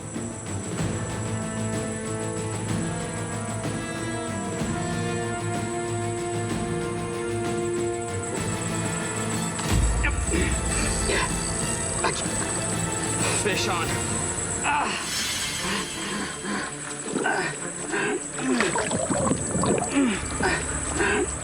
I've got the fish, but the line is tangled up in the branches. I'm worried it's gonna break like the last time. I'm gonna lose this fish.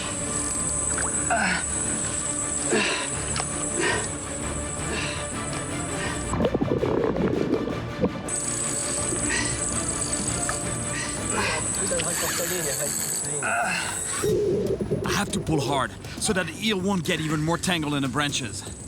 But there's a lot of friction on the line.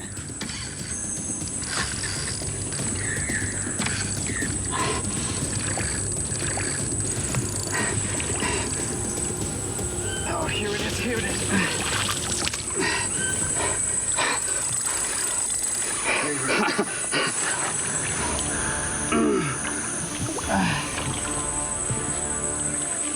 In the net.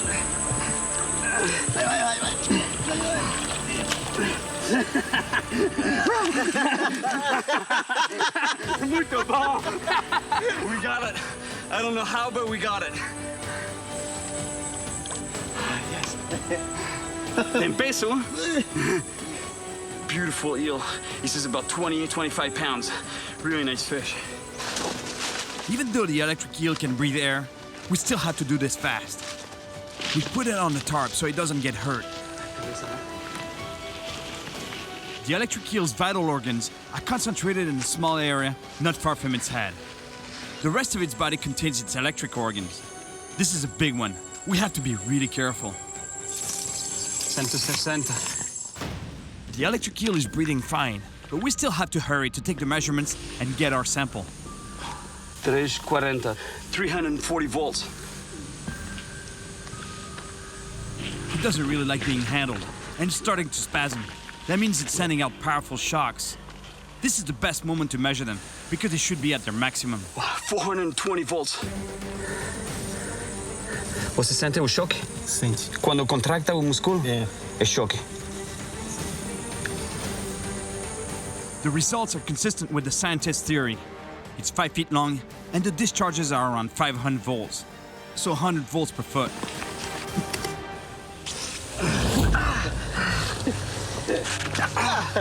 Você pega, see? Hey, full-blown shock it gave me. I could feel it right through the gloves. Because we're sweating so much, the moisture is conducting part of the shock. Imagine without the gloves, he would have knocked me right out. This is not the biggest eel that science has ever seen. But the more data that can be collected, the more it will help biologists understand this mysterious fish. Muito bom. Muito bom. The scientists are gonna be really happy with this. We got our research done, so it's time to send this animal back home to its creek. And it looks like it's ready to go.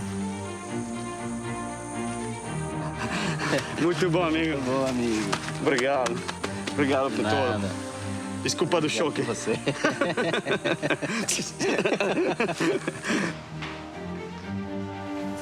Douglas. Ei, Cyril. Tudo bem? Tudo bem? Você já tá vivo? Aqui está. Oh, muito obrigado. É muito importante pra gente essa mostra. É bom? Bom, bom demais. Ah, muito obrigado. Eu que agradeço. Tô ainda vivo. It was another intense adventure in the Amazon. Tracking a predator that can shock a human being like a taser was a little crazy. I've caught some amazing fish. But catching an electric eel without getting electrocuted was a real challenge. Muito bom. We got it. I don't know how, but we got it. It was an extreme and dangerous mission, but it was worth it because Inoki and I brought back some rare data from this beautiful jungle. And now for the ultimate test. We'll see if they care for human flesh.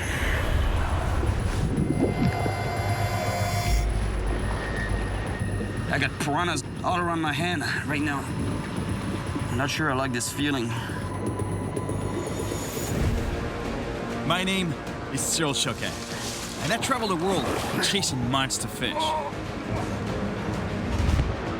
This time, I'm looking for one of the most feared predators in the world, the black piranha. That's a big black piranha. These deadly fish have a bad reputation as man-eaters, devouring anything in their path.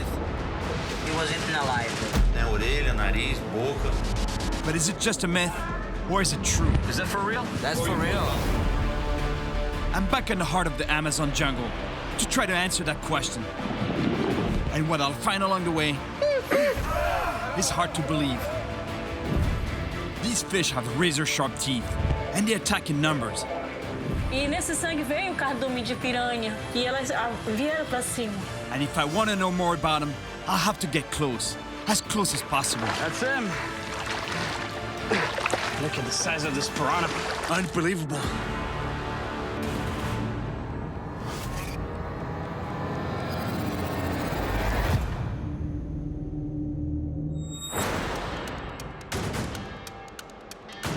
I'm back here in the Amazon to see just how ferocious and deadly piranhas can be. All the horror stories we hear about them, fact or fiction. And ultimately, I want to catch the biggest and baddest of all the piranha species, the black piranha. The black piranha is the largest, the most powerful, and among the most aggressive of all piranhas. And there are over 30 different species of piranhas. Piranhas are best known for being among the most ferocious fish in the world, especially because they hunt in schools. Pound for pound, with jaws as powerful as that of a great white shark, the bite of a black piranha is without question the most dangerous of all. To find this huge piranha, I'm starting in Manaus, Brazil, where the Rio Negro and Amazon rivers meet. Fish markets are the perfect place to learn more about the fishing in the area. I want to see what the local fishermen have to say, and especially if they can tell me where I can find a black piranha. Piranha? Hey, boy. Well, that's a good sign. I'm getting close. Those are piranhas. They're red-bellied piranhas. They're not the type I'm looking for. I'm looking for black piranhas, but those are really big red-bellied piranhas. Aqui tem piranha preta? Preta tem. Tem. Pouca. Pouca, hein? Tem Por pouca, aqui. tem. This fisherman confirms exactly what I thought. There are mostly red-bellied piranhas around here. He tells me that I'm more likely to find black piranhas in the calm waters on the other side of the river. O nome dela, Viagra. É Viagra? Viagra natural. Opa! Says it's aphrodisiac. Obrigado. Okay.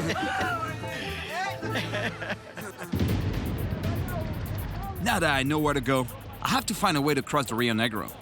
Fortunately, there are small water taxis everywhere. Olá, senhor. Opa, tudo bem? Tudo bem? Você?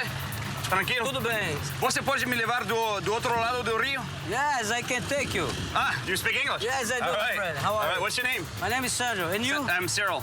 Would you like to travel? Yeah, no problem. No I can problem. get on your boat.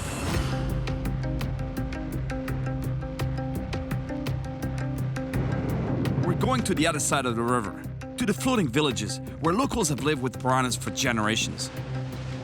Whenever I come to the Amazon, I hear stories of people being eaten by piranhas, but I always wondered if these stories were true or if they're just myths. I think that by coming here, I'll find out the truth. So there's a lot of piranhas here? Oh, yeah.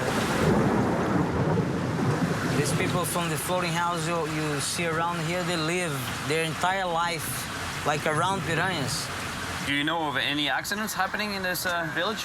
I heard a story of someone who was employed to work with a digger, like 2 days upriver. The digger was working on a riverbank. It had been raining a lot, and the ground was soft. And suddenly there was an accident. It tipped over, and the windows of the cabin broke. The operator got stuck inside the cabin, and the water started to flood in. The agitation in the water and the blood from his wounds attracted a school of piranhas almost right away. Can you imagine being trapped in, you couldn't release the seat belt. There must have been a hole in the cabin, the piranhas got in, and it was it for him. Half of his body was eaten. Even the head was clean off. Do you think he was alive when he was eaten? I think so. Oh. Is that for real? That's or are you for pulling real. my leg? No, that's for real. It's a real story. It's a real story. It's a true story. For the locals, living with piranhas is part of everyday life. Here, they eat them all the time. But when they prepare them, the women of the village don't take any chances. Man, the people here have learned to not mess around with the piranhas. She cut its jaws right off. Você sempre corta a boca de piranha? Corto. Sim? Sempre corto, porque se não cortar, ela morde. Se meter a mão na água aí, elas morde. E morte? Morde. Well, that confirms that these fish are aggressive and dangerous. Você conhece gente que foi atacado por piranha? Conheço gente Sim? que foi atacada pelas piranhas. Aqui mesmo? Aqui mesmo. Cai ela, com pitiu, elas mordem. Wow. Given the number of piranhas in the area, this is the perfect place to try to catch one. The locals here have always fished and eaten piranhas, but it's mostly red bellies in this area. The species I'm looking for, the black piranha, is more rare, much bigger, and its bite is way more dangerous. The locals told me that they seldom see black piranhas in the area, but I was told about a place just outside the village where I could find some. As a matter of fact, someone was attacked there a few years ago. There's botos here, freshwater dolphins. That's a bad thing and a good thing. The good thing is that they're here because there's fish. They feed on fish and they actually love piranhas. The bad thing is that they usually spook the fish. But you know what? Well, since they're over there, you know, in the deeper water, they might be pushing the fish closer to shore where I am right now, which is not a bad thing.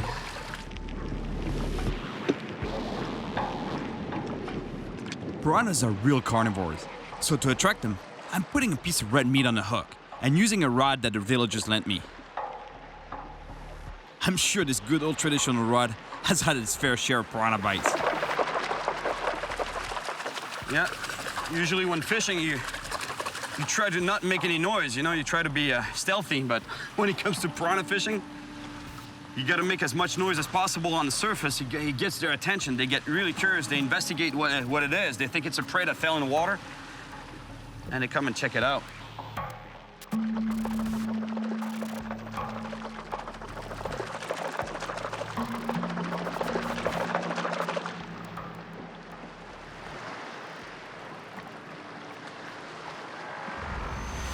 Oh, I had one. It works.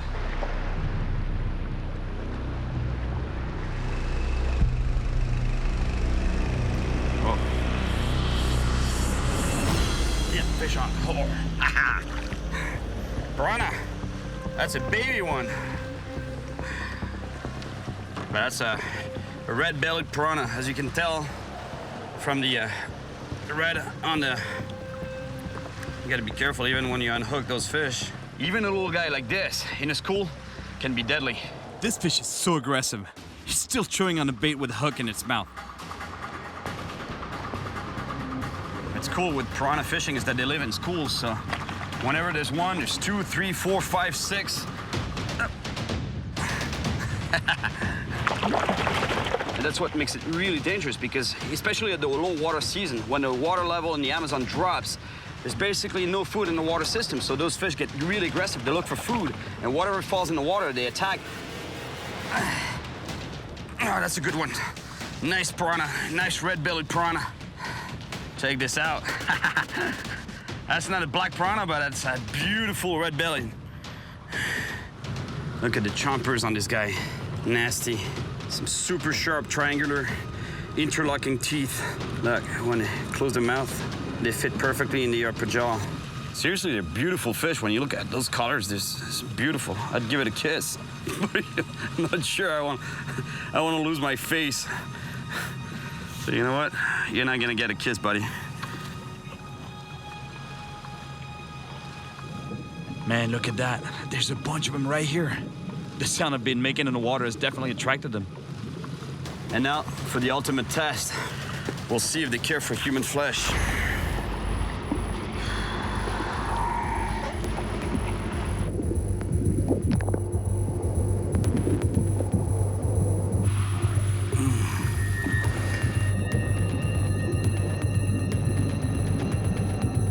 Right there. I'm not sure I like this feeling. I can see them actually, they're right around my hand. They're not attacking.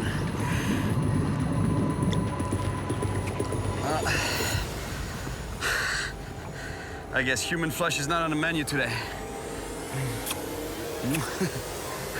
I'm sure the reason I wasn't attacked is because they aren't very aggressive at the moment. Still, it's the low water season, but I guess the water level is not low enough. The water has to be really low for them to be super aggressive. I guess there's still too much food in the system. I have to find some a place where the water is really low to find some aggressive piranhas, especially black piranhas. I have doubts about all these piranha stories, and I'm still skeptical whether they really do kill humans. So I'm gonna meet a team of firemen from Manaus, who in addition to fighting fires, specialize in helping victims of water-related accidents. The job that Captain Ricardo and his team do can be really terrifying. They search for and recover human bodies from the murky waters around here. Esse corpo foi identificado pela bermuda? Exatamente. Given his experience with gruesome recoveries, if anyone can give me the hard facts, it's the captain. Há casos de gente que morreram de ataques de piranhas? Vai depender muito da condição desse ataque. He confirms that when there's blood in the water, and especially when the water level is low, piranhas can become extremely aggressive. E teve ataque de cardume de piranha, é fatal. É fatal. É fatal. Their work is very difficult and really risky. In addition to piranhas, they can also run into other dangerous animals, like caimans and electric eels. Com apenas 2 horas e meia de submersão. De cima dele já estava praticamente comido com orelha, nariz, boca. So many predators and scavengers in the water that they don't know for sure if the person was dead before they fell in the water or if they got attacked and killed by the piranhas. Vítima de afogamento no balneário da praia da Ponta Negra. Desloca a equipe para o local. Positivo, gigante. Formar aqui a lancha Roberto Rocha. Com uma piranha preta desse tamanho, uma mordida só e pode ser fatal, não? Quando uma piranha, se ela tiver acesso à região da carótida, aí a pessoa pode morrer de hemorragia. Capitão, entrou uma chamada via comum. Ocorrência? Cyril, quer ir para ocorrência? Posso ir? Pode. Sim? Sim. Obrigado. Todo cuidado. Obrigado. Até logo. The Manaus firefighters are highly trained professionals, able to prep and leave on a mission in less than a minute. When lives are potentially at risk, they can't afford to waste a single second. Well, I don't really know how I ended up here, but I guess I'll find out. The firefighters have to dive into the dark, murky waters to try to find the victim's body. The captain asked me if I wanted to help, but I gotta say, diving to find a corpse in the depths of the river wasn't really in my plans for the day. So we're moving on to a different spot, and hopefully we'll find the body. We want to find it for the family, but I'm not sure I want to find anything, to be honest. Un solo. Un solo. This is old school diving, I'm telling you.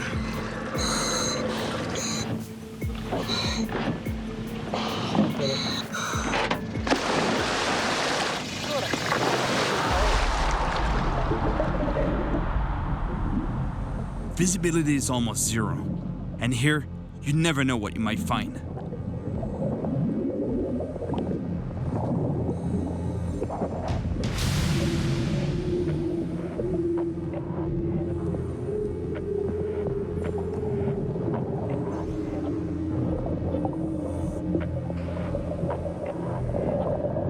The dive chief comes to find me. He spotted something on my left and signals for me to go take a look. I'm super tense. I don't know what I'm gonna find.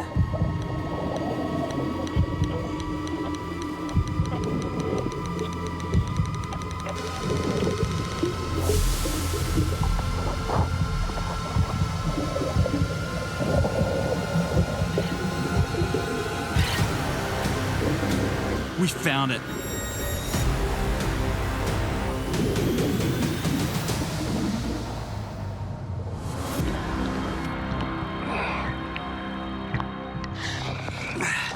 I've done some really nice dives in my life, but let me tell you, that was not one of them. Poor guy. I don't know what happened to him, but honestly, I don't even want to know right now. Now that the remains of the body have been found, it's up to the coroner to continue the investigation. In any case, if piranhas are responsible, the veracity of these fish is really impressive. I have terrible images in my mind, and I just hope they won't last too long. This morning, I'm back fishing near the floating village. But this time, I'm gonna use my own gear, because if I catch a big black piranha, I'm not sure I could land it with a bamboo rod.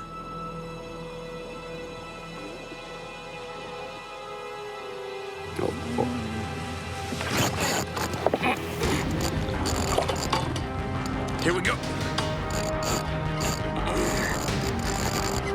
I think I got a monster piranha right now.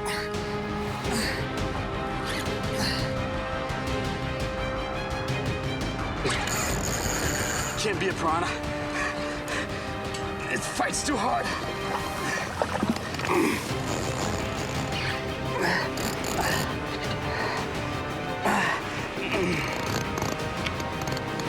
Oh, it's not a piranha. That's a big tambaqui.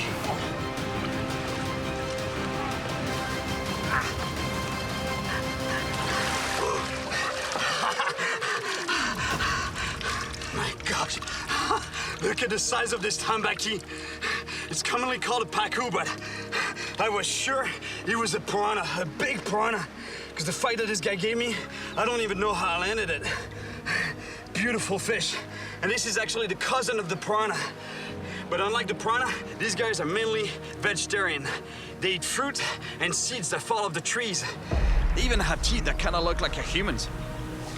But whenever the water level in the Amazon goes down, they'll take anything they can find. They become omnivore. And that's why I think it took a piece of meat.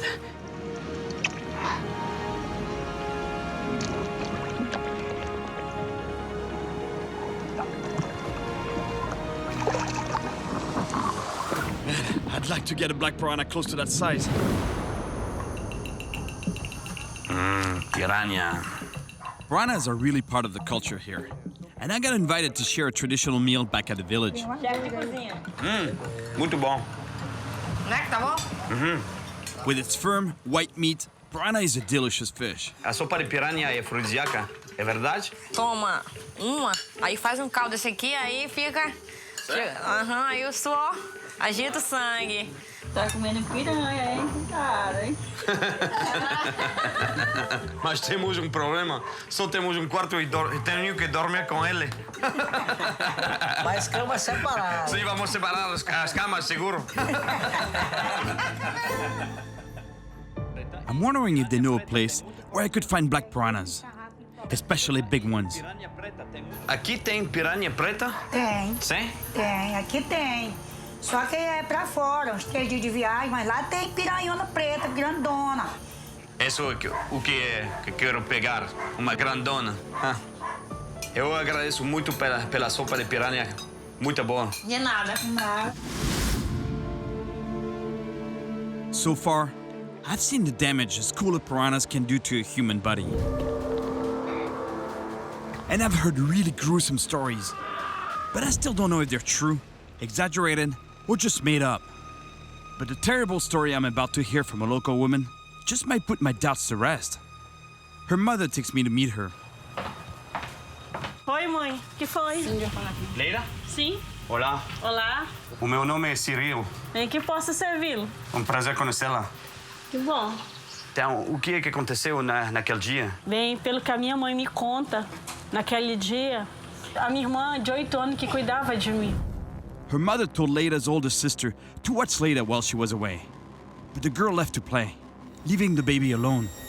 E eu tinha 6 meses na época e eu fiquei, só que eu desci da rede. Attracted by the water, Leila crawled to the edge of the dock. E naquela manhã eu fui em direção à escada. Só que quando eu cheguei na escada, eu caí. She slipped off the edge, cutting her lip while falling into the water. E nesse sangue veio um cardume de piranha. E elas vieram para cima. With the scent of blood in the water, piranhas began to attack her face violently. porque havia muitas piranhas no meu rosto devido ao sangue dos lagos ter espalhado. They bit her ears, her tongue, her nose, and upper lip. And when Leida's mother found her baby, it was her worst nightmare. Os feixes de piranha que estavam aí no rosto dela, a boca estava tudo. Okay, story. Growing up and living with facial scars was hell for Leida. Foi muito difícil enfrentar a vida. Leida received medical help from an American charity, but they could only come to the village once a year. E a minha esperança era todas as vezes que os médicos vinham fazer cirurgia. E eu achava que eu ia melhorar mais.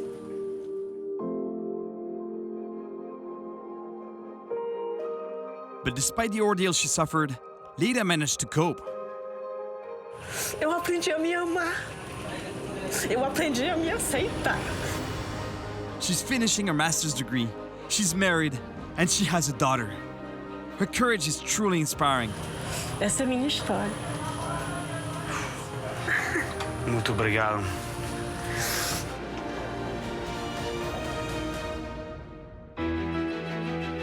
There are certain myths surrounding the piranha that are probably exaggerated, but there are also real horror stories. These fish are capable of attacking and even killing humans. Wow. Leida's story was incredible. I can't believe what she's been through. Incredible.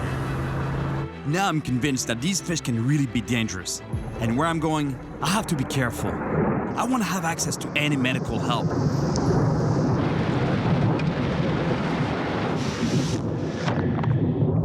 Getting deeper and deeper into the jungle. I think I'm getting close.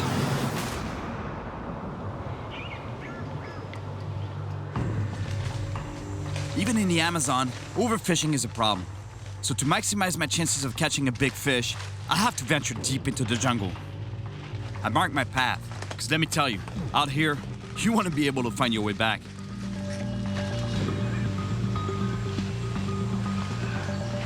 After a couple hours of walking, I finally arrive at the river. But I'm not alone.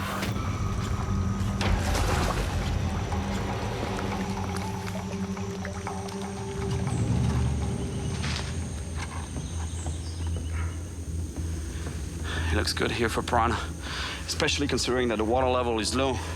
Because you see that mark there, that horizontal line on the bank, on the shore? That's the high water mark. And right now, we're about 10 feet below that line, so the water level is pretty good. There should be some aggressive piranhas here. I hope. I'm using a strong 80-pound main line, in case it rubs against the snags on the bottom. And I'm tying on a metal leader, to avoid getting cut off by the piranha's nasty teeth. The rod and reel, well, it's pretty heavy outfit, and actually it might be a little overkill for a piranha, but the thing here is in the Amazon, when you have a bait on the bottom, you never know what you're gonna catch. There's so many fish, like monster fish, and I don't want to lose them.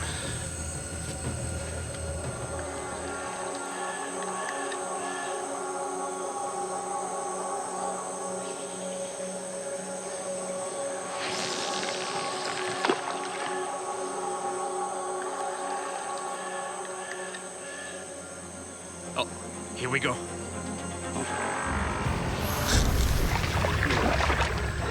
Oh, it's off. Oh, check this out. Look at the bite mark on the bait. That's a single piranha that did that. One single bite. And that's not even a big one. I'm telling you, there's got to be some monster ones down there.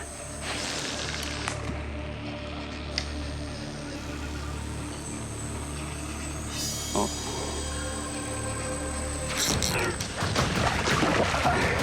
There we go.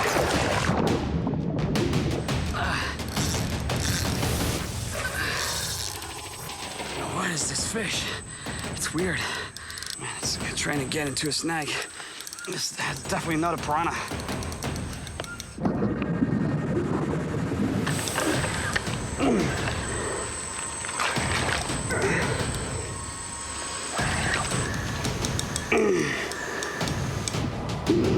It's a stingray. Freshwater stingray. Very dangerous fish. You gotta be careful with the barb.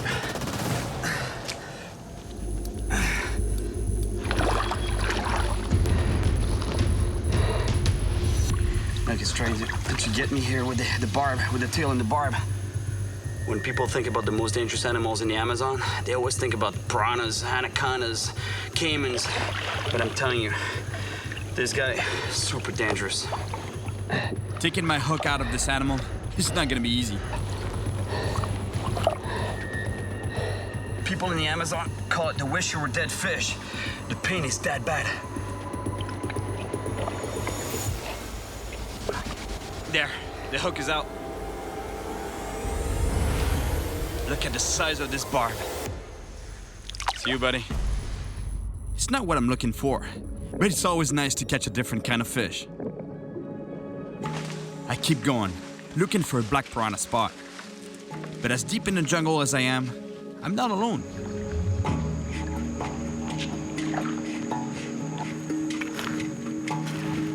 Olá. O que tu faz aqui? Buscando piranha. Piranha preta. Ah, aqui tem, mas não é muito. Não é muito? Lá pra cima do rio que tem. Longe daqui? É muito longe. Ah. Aqui estou perto de uma aldeia? Perto da minha aldeia. A vila, eu sou o chefe. The chief offers to take me closer to the best spots for piranhas. But for that, we have to paddle to his village first. Considering how tough it is to walk through the forest, I couldn't say no.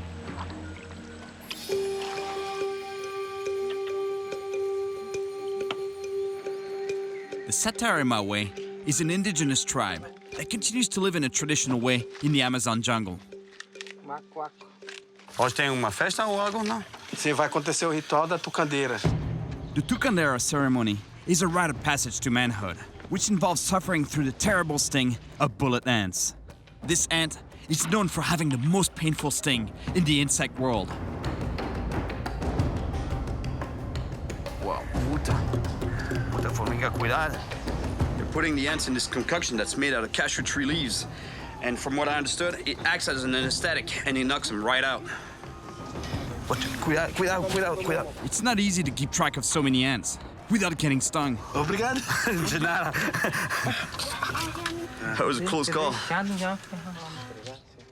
Now that the ants are in a concoction, we just have to wait for the anesthetic to take effect. Ants are very important for the villagers, and a different species is even part of their diet. Pega o chibeca. Posso provar? Pode.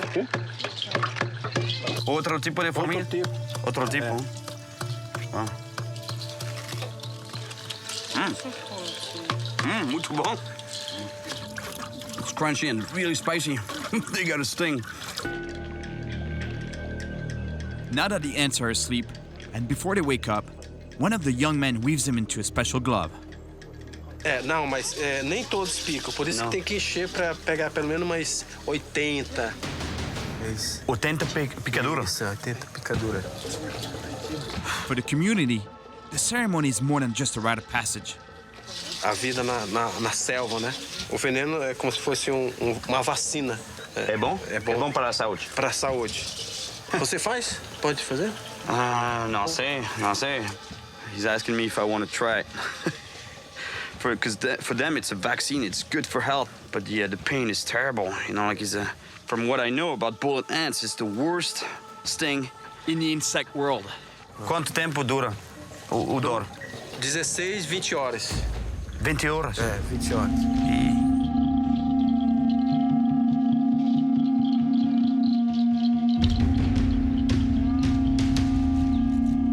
It's really painful. A single sting causes intense pain for hours. So imagine, they have to endure many stings all at once.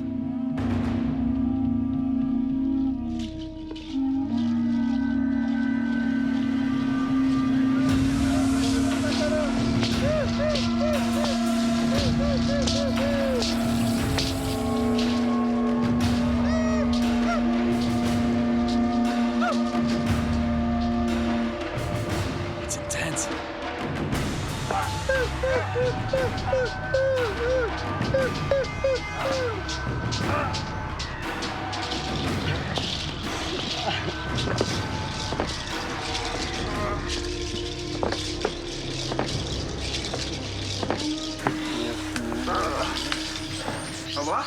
Esse. Não, muito duro. Você que tá viajando, pescando na Amazônia, precisa de imunidade fazer para ficar forte. No. The last thing I want to do is put my hand in one of these gloves. But I truly believe he'll be good for me. Sim? Vacina. Assim?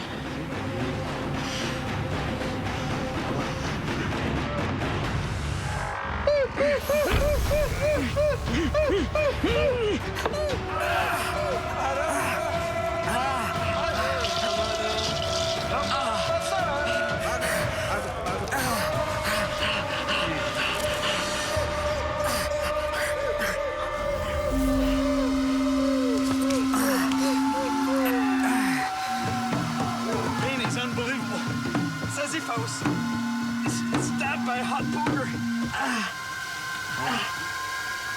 This is horrible.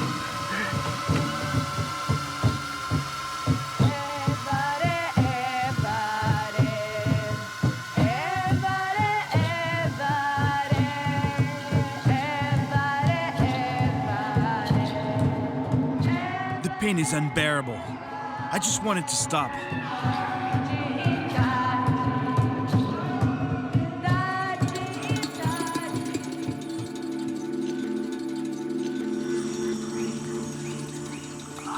I slept for the rest of the day and woke up in the middle of the night. I feel a little better.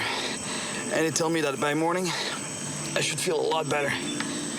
I just hope they're right, because it's awful.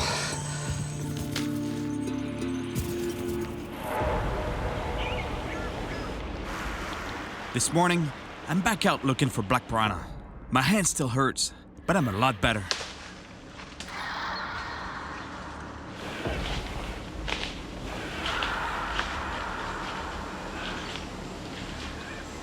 I get to a small beach.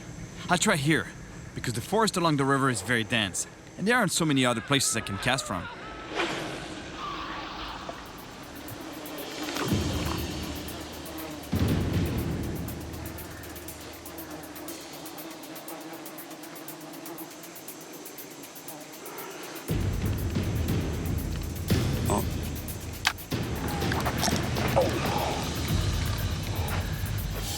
I missed it, but there's definitely something here. Whoa.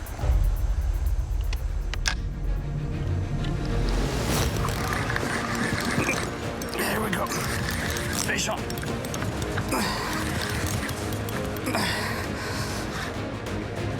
I hope it's a big black piranha. I don't know what that is. It's not a piranha. It's a small Piranha, a filioche.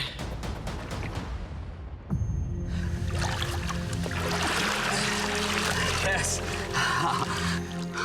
Beautiful. That's a baby Piranha. Beautiful animal. We call them filioche here in Brazil. That means a small Piranha. But these fish, they can grow to weigh over 400 pounds. It's the biggest catfish in the Amazon, and they're one of the biggest freshwater fish in the world. Beautiful. The environment here is so hostile. It's so full of piranhas. Look, both fins got attacked by piranhas. Those are bite marks from piranhas. Because that's what piranhas do. They attack the soft parts first, the soft parts of the fish, and then they attack the rest of the body. Bye, my friend. Stay away from piranhas.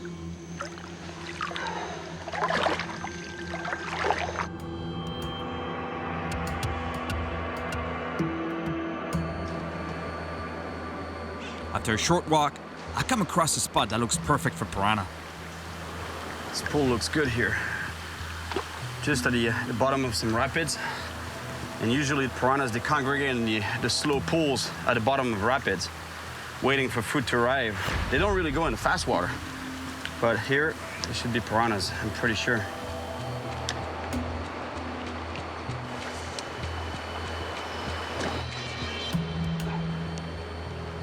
But after a dozen casts, still nothing.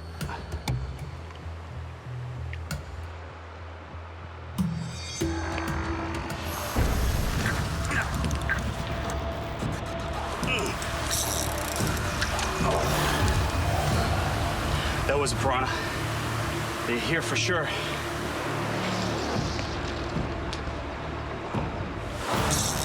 piranha!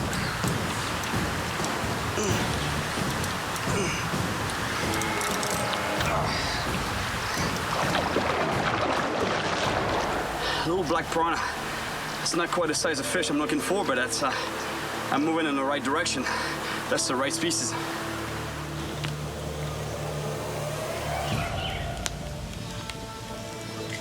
In general, I always release what I catch. But out here, I never know what my next meal would be. So it's better to eat while I have food.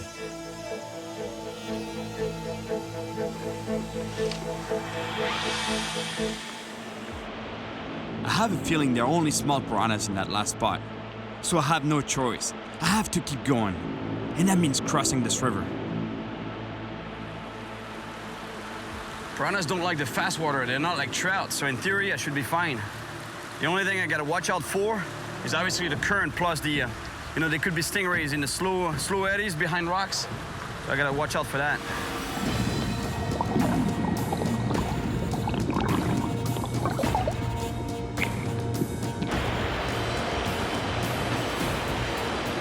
So far, so good. The water isn't too deep, and the current's not too strong. But now, it's deeper, and the current is really pushing.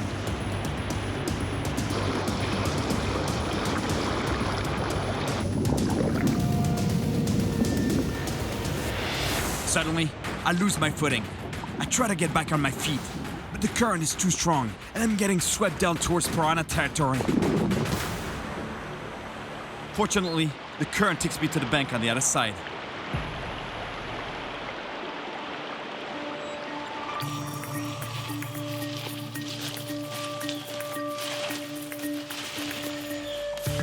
I've been walking for 2 days to find the perfect spot for a big black piranha. A part of the river that's not too wide with a slow current. But when I come out of this forest, all I find is a dead end.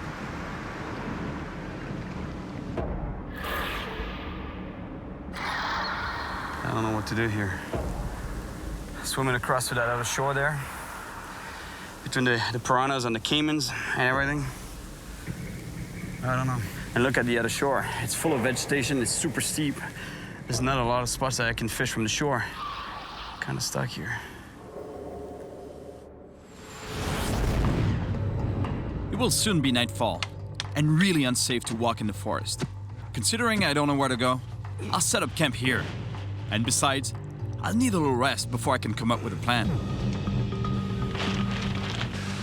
Normally, I would camp on a small island to avoid dangerous animals. But it's too late, and I'm too tired.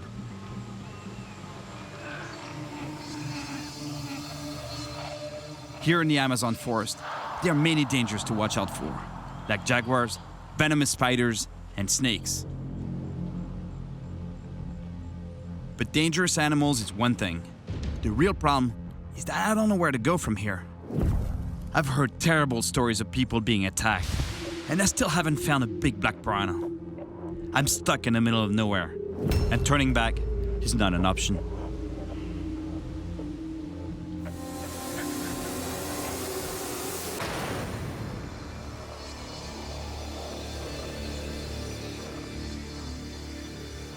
I had a decent night's sleep, and this morning, I have a plan to get out of here and find a big black piranha.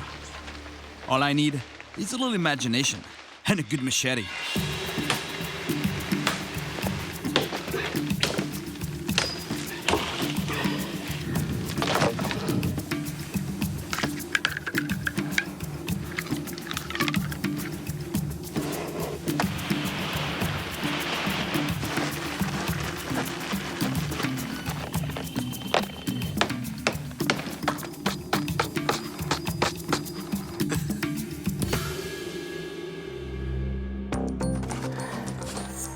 All right, this is it.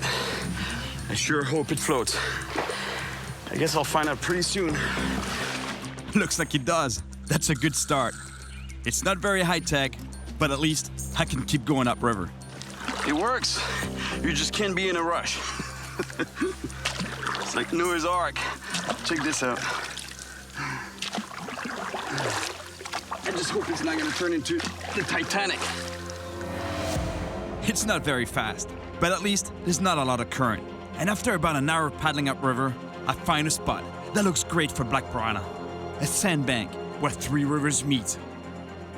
The current from the rivers should bring food into the area, which should attract all sorts of fish and predators like piranhas.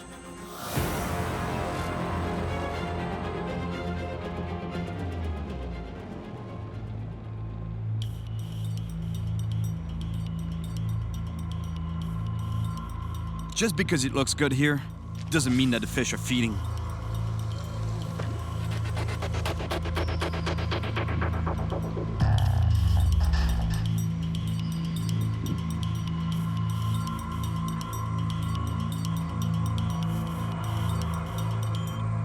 Oh, good bite, good bite. That's a good bite. Here we go. Fish on. No, I lost it. That was a powerful fish. I think it was a big black piranha. Look at the wire. It looks like it was bent with pliers, but I'm telling you, it's the piranha's teeth. Man, the power they have in that jaw. Lightning is still a ways off in the distance, so I keep fishing. I have to catch one here, because it's the best spot I've found so far.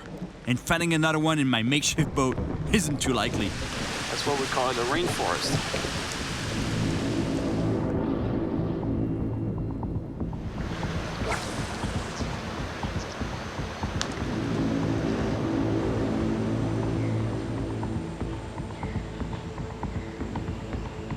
Oh, something's on. Here we go. Fish on. That's a nice fish. Whatever that is, it's a nice fish.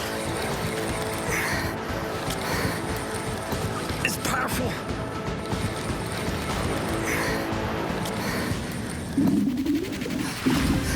Yeah, that's a big black piranha. Look at that. That's a monster.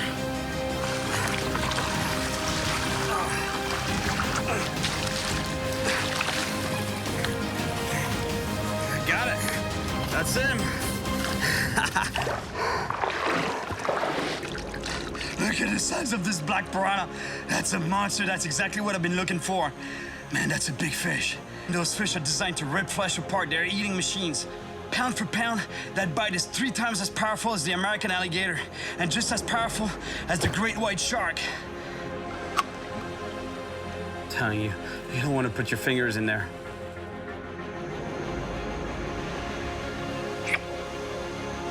Bye, buddy.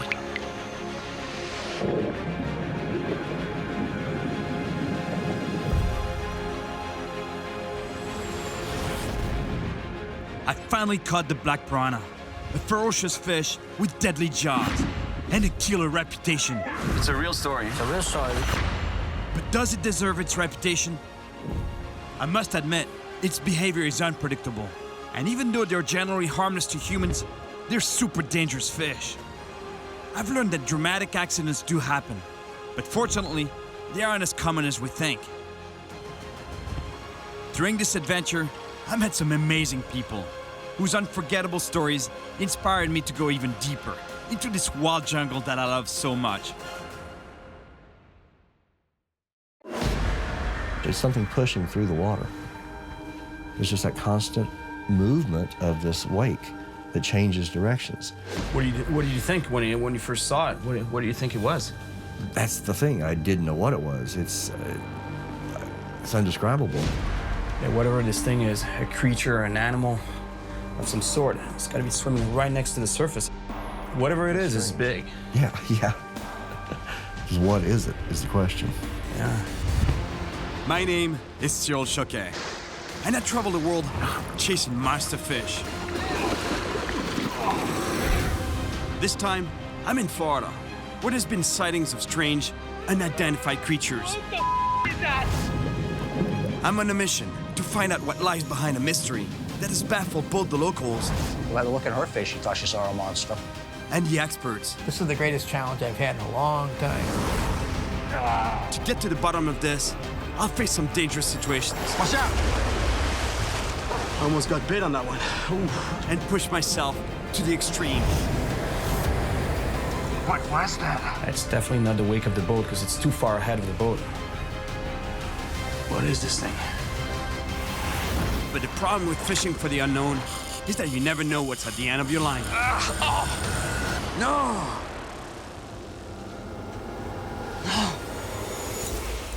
And whatever that was big.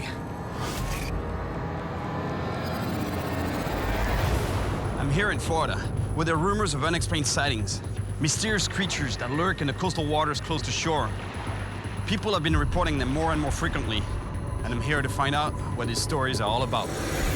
Over the years, I've come across a few unexplained mysteries, like the legend of Bigfoot in the Pacific Northwest and Canada. You know, a creature about 7 to 8 feet tall, covered in hair, massive arms. Oh my God! Oh my God! Go ahead, go! And all I could think was, this is it. You guys are sure it was not a bear, right? No, it was not any kind of animal that I've ever seen before.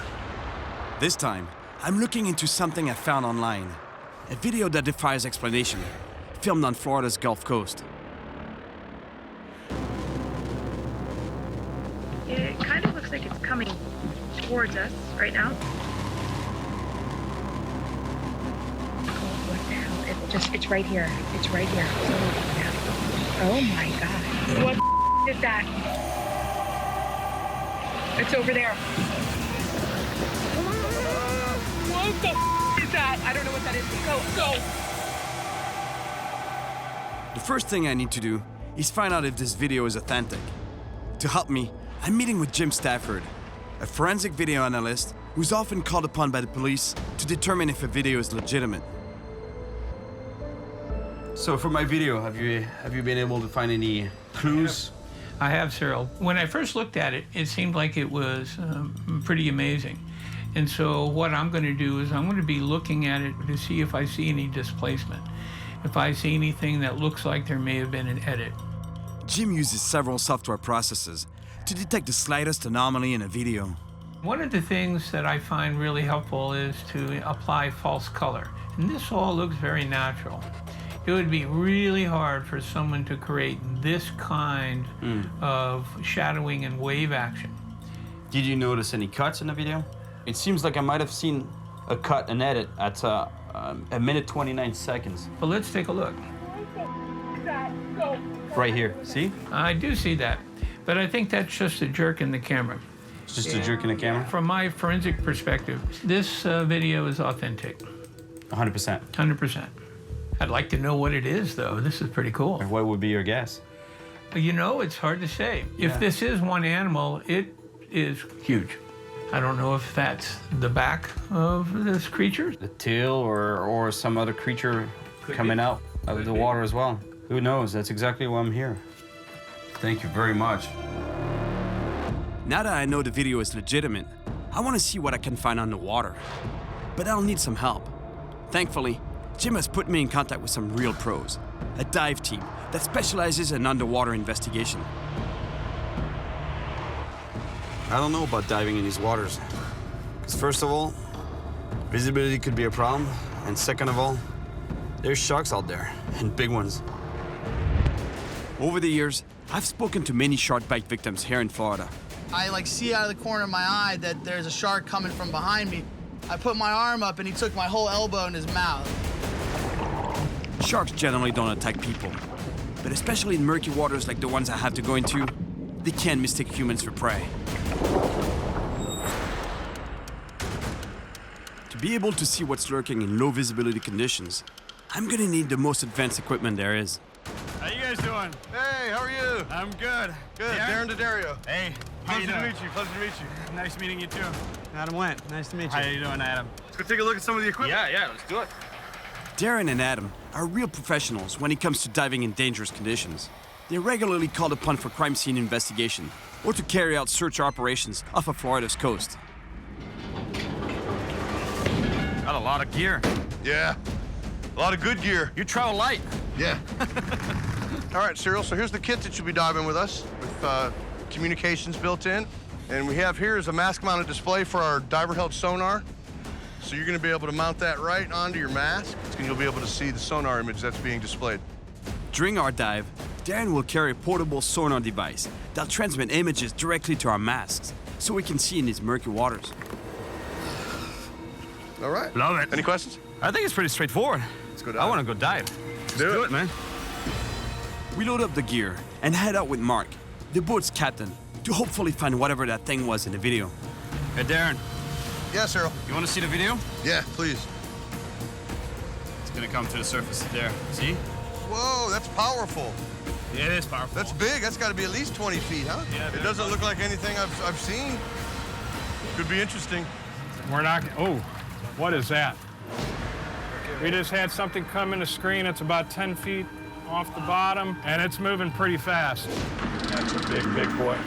This has got to be a 10 to 15 foot mark here. See the flash where it's moving up? When we went over it, we must have startled it. It doesn't like the boat over it. It keeps moving around. Mark follows the image on the sonar for 20 minutes until it disappears, close to where the original video was filmed. We'll start by scanning the area with a 360-degree sonar to try to see the creature and to have a better idea of the environment we're diving into. All right, now we're going to get a picture. There we go. Take a look at that.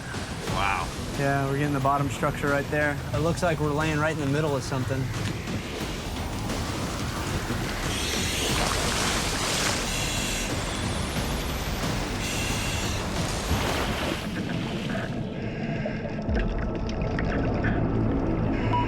Cyril, this sure would be a good place for something to be lurking about. It's awful dark and murky down here. You're very right about that. If I was a predator, would be hiding around here. It's a good thing we have the sonar. Visibility being really poor, the portable sonar will give us a real-time picture of what's in front of us. There's a lot of structure that way. Let's go check it out. Are you marking anything at all? Nothing right now. Just all these concrete blocks is all I'm seeing. Cyril, something just swam by. About 60 feet away. 60 feet away.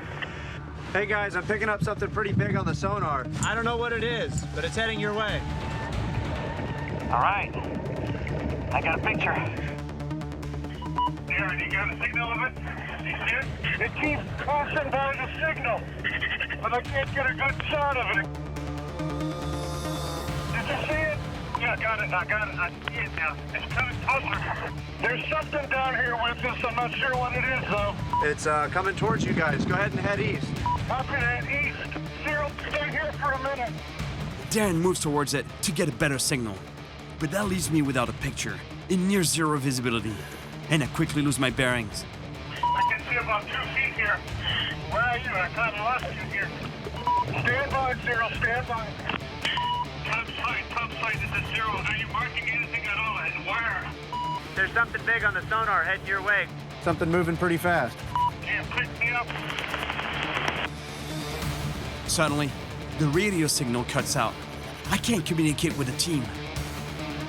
This is topside doing a status check for divers. Cyril, are you okay? Cyril, are you okay?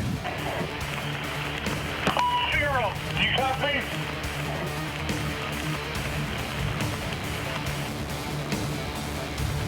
Cyril, where are you? I'm here, right here. I'm right behind you. Thankfully, the signal comes back, and we keep looking for the creature. Darren, you got a signal of it? Did you lose it? Yeah, Cyril, there's something there. It's about 27 feet away, but it's small.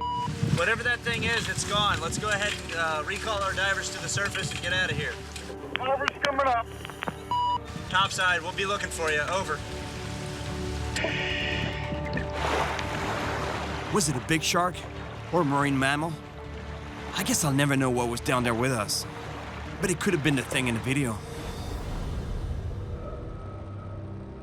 To help me figure out what it could be, I'm told I should talk to George, an employee in a nearby fishing tackle shop. I hear that he spoke with a woman right after she filmed the video. Hey. Hello. Hi, how's it going? Good. George is the name. Cyril. Cyril, glad to meet you, Nice to meet sir. you. Yeah. How can I help you today? I understand that you guys heard of a crazy story of a woman walking into the store, and it's a woman that would have seen... Oh, come on over here, Yeah. please. It didn't take long for George to figure out what I was talking about. So he brings me to the back of the store to speak privately. What do you know about this story? So this couple came in, they were out fishing the day before, they were excited to be down here and everything, and when she came in, she had a video that made her quite alarmed about what she had seen. They were out fishing, when suddenly, they saw something big breaking the surface. There's something out there. What are you looking at? There's something in the water. Holy Do you see it? I see right where you're looking at. Get a video of that thing. I've never seen anything like that before in my life. It's right here. It's right here. Holy mackerel. What the hell is this thing? Oh my God. What was your first reaction when you saw the video? There was definitely something going on in that water, for sure. There was something big, or something that had moved the surface of the water. I don't know what to make of it. Where'd it go? Holy, where did it go? Right out here. Like 30 yards out. It's over there. What is that? What is that thing? Do you see it? I do. Let it come up. What the is that? Go. I don't know what that is. She thought it was a fish? No, it was something that scared her. I don't think she's afraid of fish. No. She really thought she had seen a monster, right? Yeah, by the look in her face, she thought she saw a monster.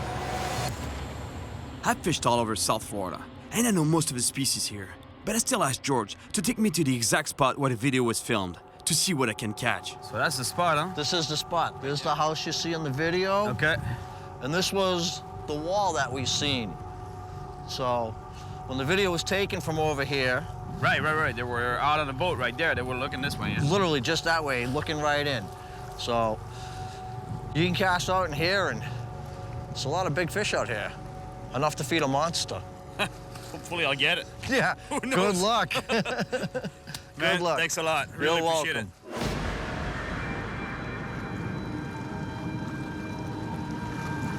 Not sure I want to hook into anything that big, actually.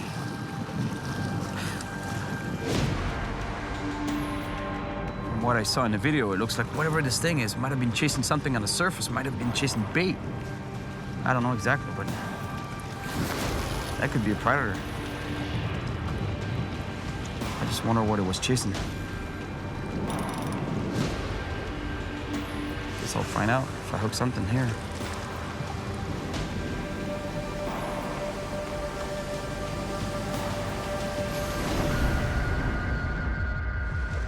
But the day goes by without a single bite. So I keep fishing into the night, hoping that a nocturnal predator takes my bait.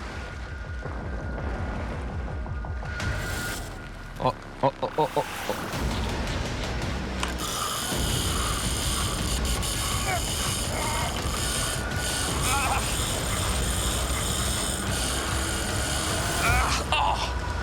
No!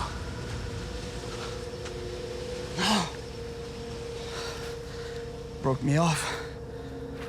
Man, whatever that was big. There was no stopping it.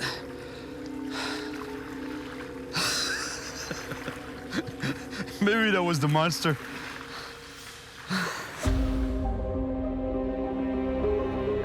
What did break my line last night? To be that powerful, I think it might have been either a giant shark, a Goliath grouper, or maybe the thing in the video. I think I'm gonna need some advice. So I came to see Dr. Edward Patak, a scientist and university professor. But judging from his reaction, he seems quite surprised by what he sees. Yeah, man. Yeah, look at that thing. Yeah. Well, it's kind of my sentiments, too. And Sorry for the language, she's kind of freaked well, out. that's all right. You know, that would freak me out, too. Okay, first impression is kind of shock, but then now we have to go into analytical mode. And see, over there, I would say looks almost like porpoises. Yeah, but there would have been a dorsal fin sticking out. Dorsal fin, that's right. A manatee? Could it be a manatee? The thing about it, it's a little too shiny, even for a wet manatee. It looks like it's skin. It's like a shiny skin. Yeah, shiny skin. One of my first ideas is that it's a manatee, which would seem to make sense because they're one of the biggest marine mammals in the region. But according to him, that's not it. Yeah, that's why I thought maybe stingray, like some of the giant... Stingray? Because there's some huge southern rays we get here, and some of the big eagle rays and things are pretty big. And they have kind of a dome-like central body with the wings. It could have been a shark rotating. That's part of it. You know, as it was coming up, they turned. So yeah, there you go. Look at that. I'm trying to see. Rolls, but yeah, there's no pectoral fin. No pectoral fin, but that's not saying anything because they're a large serranid fish, like a huge grouper. You know, if they rotated, you know, you couldn't see its dorsal fin or anything else. You just see the shiny side of the body, period. This is the greatest challenge I've had in a long time. But I gotta say, this is a challenge to me too. I have no idea. In science, you gotta look at every possible option, even the weirdest ones. So that's part of the thrill. You have to go out and explore. Just sitting and watching this is great, but you really need to find out. You gotta go out yourself. Well, Ed, thanks a lot for helping me. I'm always there to help you out, and best of luck. One of the first animals Dr. Patak suggested was a shark. But a creature in the video didn't have a dorsal fin. Could it have been a shark swimming on its side? Which would explain why we don't see a dorsal fin? So I head out with Kurt, a shark specialist, to try and catch one and see for myself what it looks like when swimming on its side. Kurt works with the shark research team. He contributes to the conservation of these amazing animals by tagging them so that we can learn more about them. This is the spot, huh? Does it go right through this channel here? They pour through here. Bait pours out all these mangroves. The current pushing through this deep water channel between the islands. Sharks aggregate in this area, so. Should be a pretty good spot. It's getting late, so I put 2 lines in the water right away to maximize my chances of catching the shark quickly. Yeah, perfect shot. So what kind of monster fish have you caught in this channel? I've caught sawfish, hammerhead sharks, tiger sharks, bull sharks. This is a great area for really, really big fish. Ooh. Nice bump. Something's down there. Something's playing with the bait. Here, right over here. There he is. Yeah, he's on, man. Yeah, sizable fish for sure. Oh, that's definitely a shark.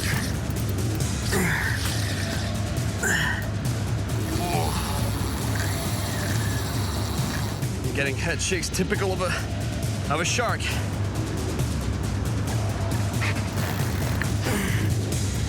All right, I got leader here. Yep. Oh, it's a lemon. Nice lemon shark. About 7 feet.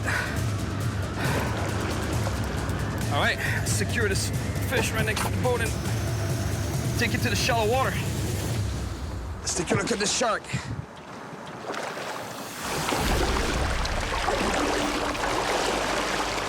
This is a lemon shark.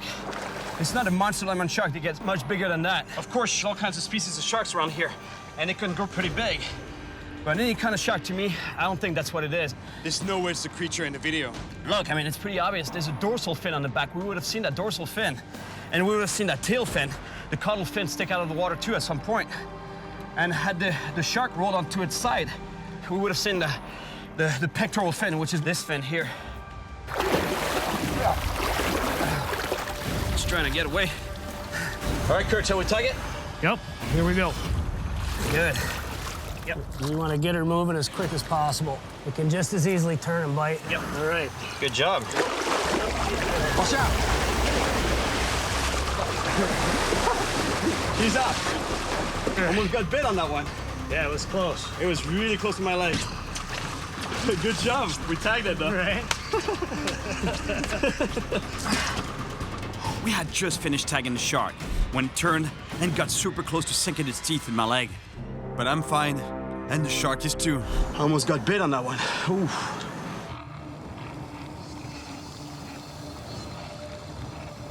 I was able to take a closer look at one of the animals on Dr. Patak's list.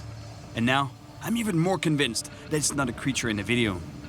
With the big question still unanswered, there's no way I'll be able to get some sleep.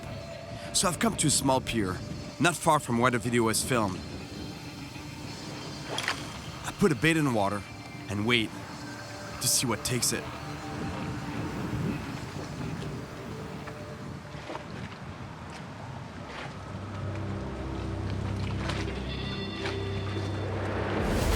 Oh. Good bite, good bite. Here we go. Whatever it is, it's big. It took off like a shark. Man, it's hard to keep my balance fighting a big fish from from this wall here.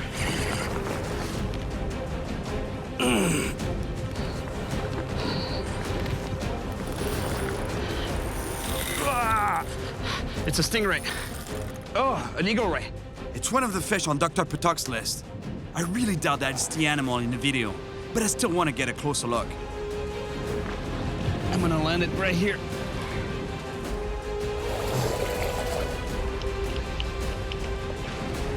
Oh, that's a beautiful animal.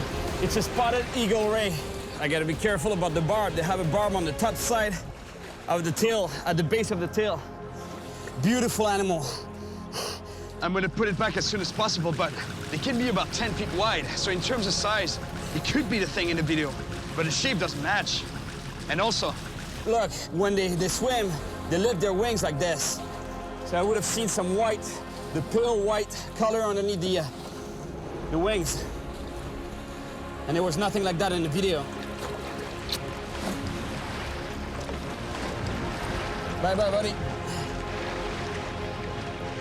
Beautiful creature.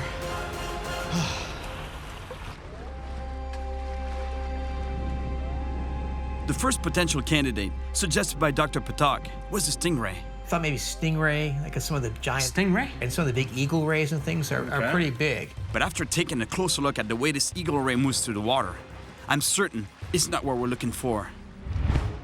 His second suggestion was a huge shark. It could have been a shark rotating.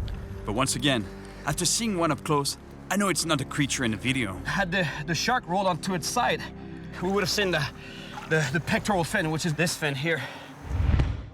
That leaves only one of the three potential candidates he proposed. Could be a large serrated fish, too, like a huge grouper. Unbelievable, the size of this animal. This is the one that seems the most likely to me, in part because it can get huge. Oh, that's a monster, sir. Oh, yeah, that's all right.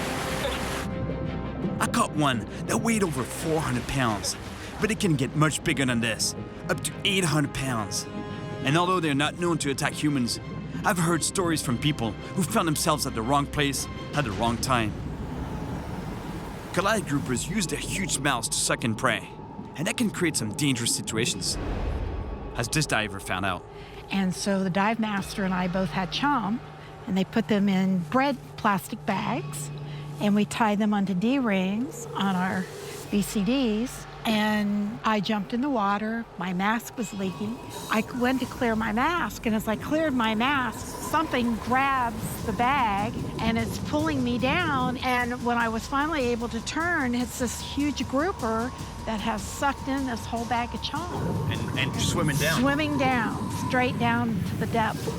And it finally bit through the plastic of the plastic bag. Well, otherwise you would have been dragged down all the way to wherever he was going, right? Who knows how deep he would have taken me. The best way to know if it's a Goliath grouper is to catch one and compare it with what we see in the video. Hey, Mark. Good to see you, buddy. Yes, Cyril. Good seeing you, too. Let's do it. Yes, sir. My buddy Mark has been fishing the waters around here for years. He knows exactly where to take me. We head for a spot under a bridge where I fished before. Here, chances are good that we'll find some big groupers. You know, we're fishing really close to the structure because those fish, they don't like to travel to chase prey. They don't chase prey. They're ambush predators. That means that they hide behind the structure and they just wait for the prey to pass by and they pounce on it. And as soon as they take the bait, I gotta give it all I got. Otherwise, they go right back to the structure and it's a guaranteed break-off. I'm always a little nervous when fishing for these fish because the fight is so violent, they're so big and powerful. All right, Cyril, get ready. Oh, I'm ready, all right, man.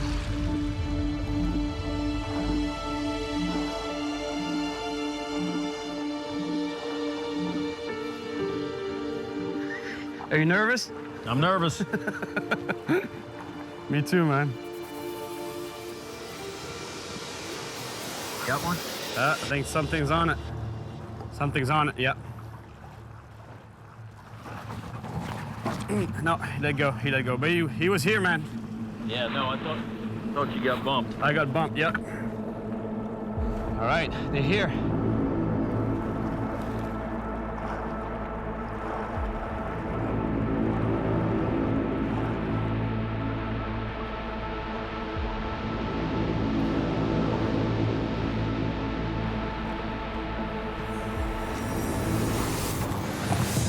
we go.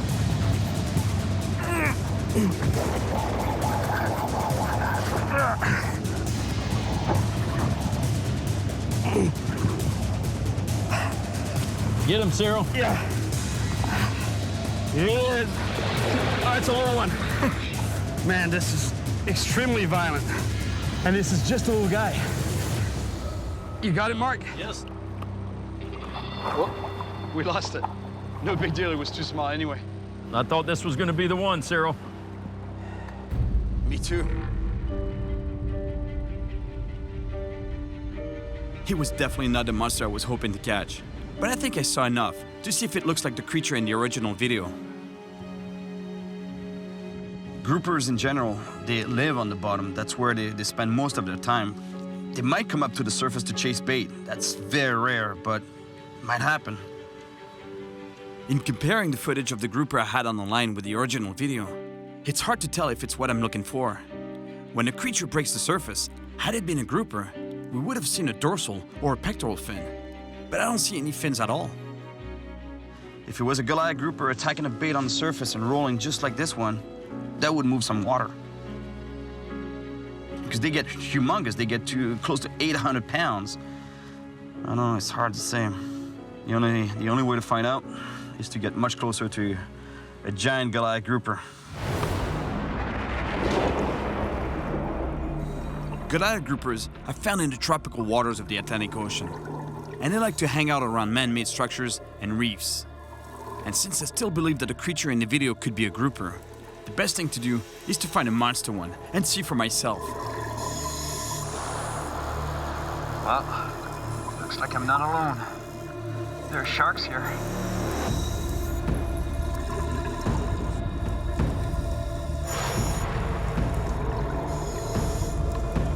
Wow, look at that. Beautiful. It's a hawksbill turtle.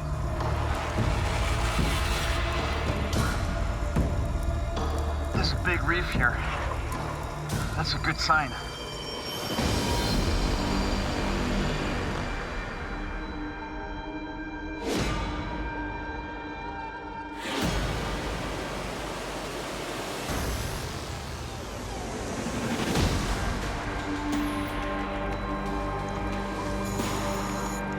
It's huge. It must be over 400 pounds. This fish is a true monster, and could definitely be what I'm looking for. The problem is that Goliath groupers are reef fish. They live close to the bottom, near shipwrecks and rocks, and almost never come up to the surface, especially big ones. Its mouth is so big, he could almost swallow me whole.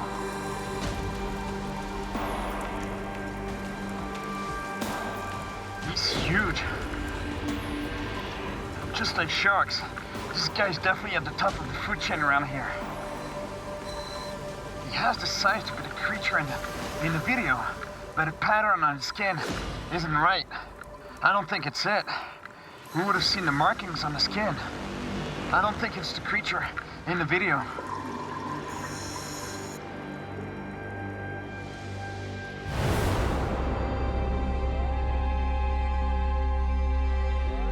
At this point, I really have no idea what I'm looking for.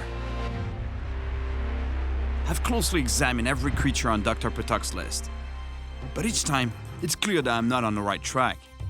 I'm starting to wonder if I'm not dealing with some sort of extremely deep water animal that could have strayed outside of its regular habitat.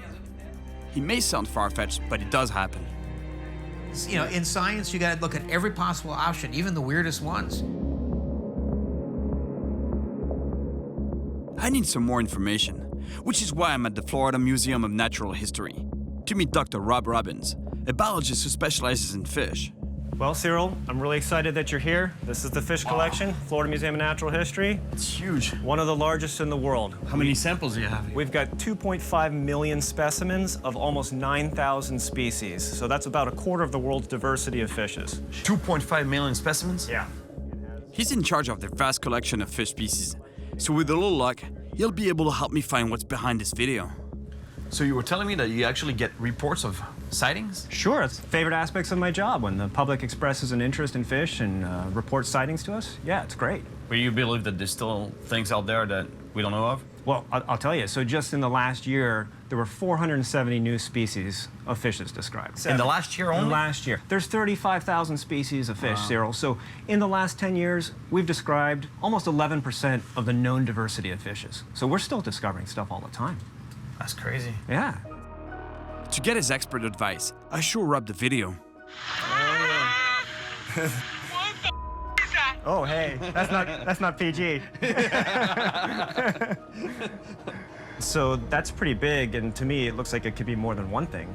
More than one individual. Sure. And I'm not entirely sure that even that it's a fish, but. So if it's not a fish, it could be a mammal, right? Yeah. I mean, that's my first impression. I mean, I can't say definitively what that is. I really can't. But it does look to me like that's the most reasonable thing. Well, good luck. Rob, thank you. Yeah. Thanks, Rob. Thanks. Thanks a lot, man.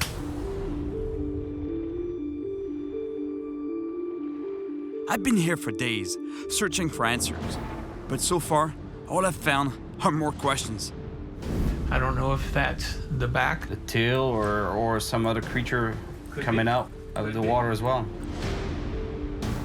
The evidence suggests that it could be a mammal, or even more than one. But other than that, I can't be sure of anything. It seems I've explored so many different potential suspects, and yet I don't have a single perfect match. I don't know, could there be some kind of a monster fish species out there that we don't know of? Or am I just chasing some kind of a hoax? Maybe I've fallen victim to someone's idea of a joke, but a professional has assured me that this video is authentic. I guess I'm no further along. And actually, the only thing I've managed to discover is a whole other mystery. Our area is known for its rich marine life, but could there be some creature out there that nobody has seen before? This mysterious wake was caught on tape by lagoon keeper Craig Reynolds and his colleague. What could it be? It has a name. The elusive muck monster. It was a Tuesday morning when one of our volunteers and myself were answering a call, and that's when I see this ripple or wake in the water. So he just followed it, and I pulled out the video camera and started videoing it. And we get within about 10 feet of it, and it just disappeared. That day, Greg Reynolds and his co-worker followed the mysterious wake for over 20 minutes in a boat, but they never managed to see what was creating it. The start of the wake is all the way up here. You still see wakes back here behind it. That's 20, 25, 30 feet right there. What did you think when you first saw it? What do you think it was? That's the thing. I didn't know what it was. It's indescribable. I mean, you didn't see any.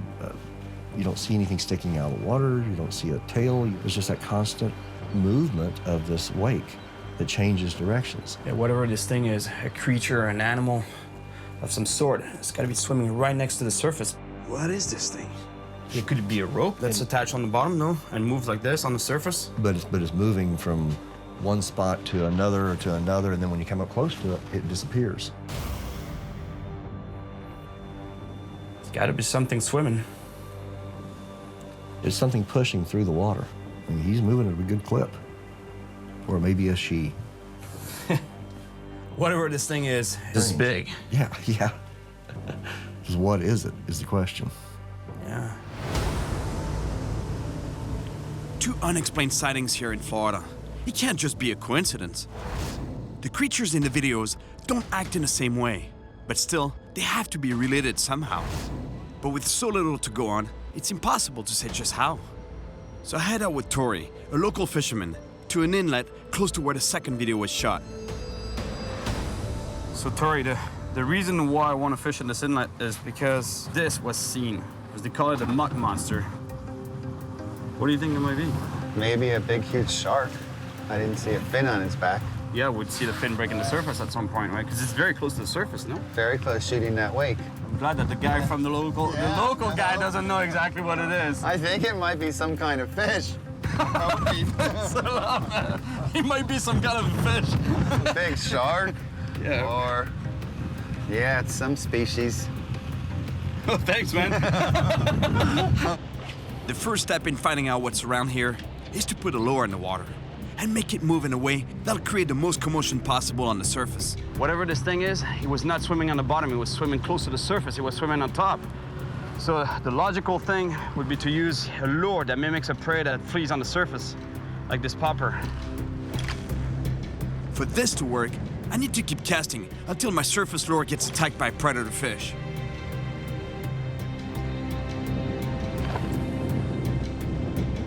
Hey, Zero, do you think you're gonna be able to fight that monster? I guess we'll find out. You're doing great. Just throw it like 300 more times. I keep casting all day long, but without a single bite. And conditions start to worsen. A little rough today. Hold on. Tori wants us to head to calmer waters, not far from where the video was shot. He explains that the warmer water created by a local power plant attracts all sorts of bait, making it a great spot for large predators that come into the inlet to feed. On colder days, the bigger fish come in here. Okay. Whatever you may have seen on that video that was huge will be around here for this warmer water. And over there, it gets real shallow, and all the manatees pile in that corner. So there's manatees around here, right? Probably 50 of them in there. Okay. Could this thing be a manatee, you think? I mean, the manatees would be an easy target. They don't swim fast. Manatees? Could that be what I've been looking for all along? In the case of the second video, it could be possible, especially considering that there's a large population here. That might even explain the creature in the first video, which is what I thought at the beginning. A manatee? Could it be a manatee? It's a little too shiny, even for a wet manatee. So far, all my leads have turned out to be dead ends. The only thing I'm pretty sure of is that it's more than one animal. To me, it looks like it could be more than one thing. More than one individual. Sure, and I'm not entirely sure that it's a fish. It could even be the same animal species in both videos, acting in different ways. In the first video, there's a lot more movement on the surface. I think it could be a few manatees moving together, or even mating. I've been using a rod and reel all along, thinking that it was a fish, and now I'm pretty sure it's not. But I still want to see what kind of monster fish I can find around here. Whoa, it's nice fish, nice fish. Big fish, man, big fish. Swimming to the boat. Yep, looks like he's going your way.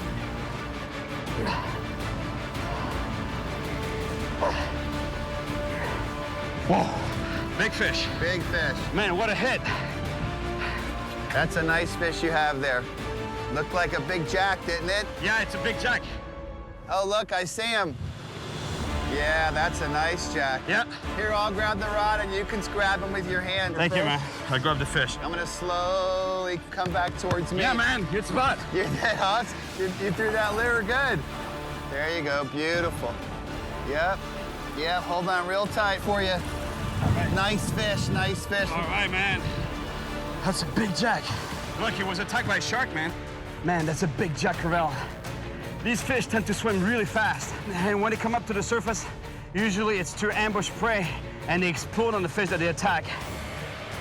This is a monster jack crevalle, but it's obviously not a creature in the videos. Anyway, now I'm pretty sure that what I'm looking for is not a fish.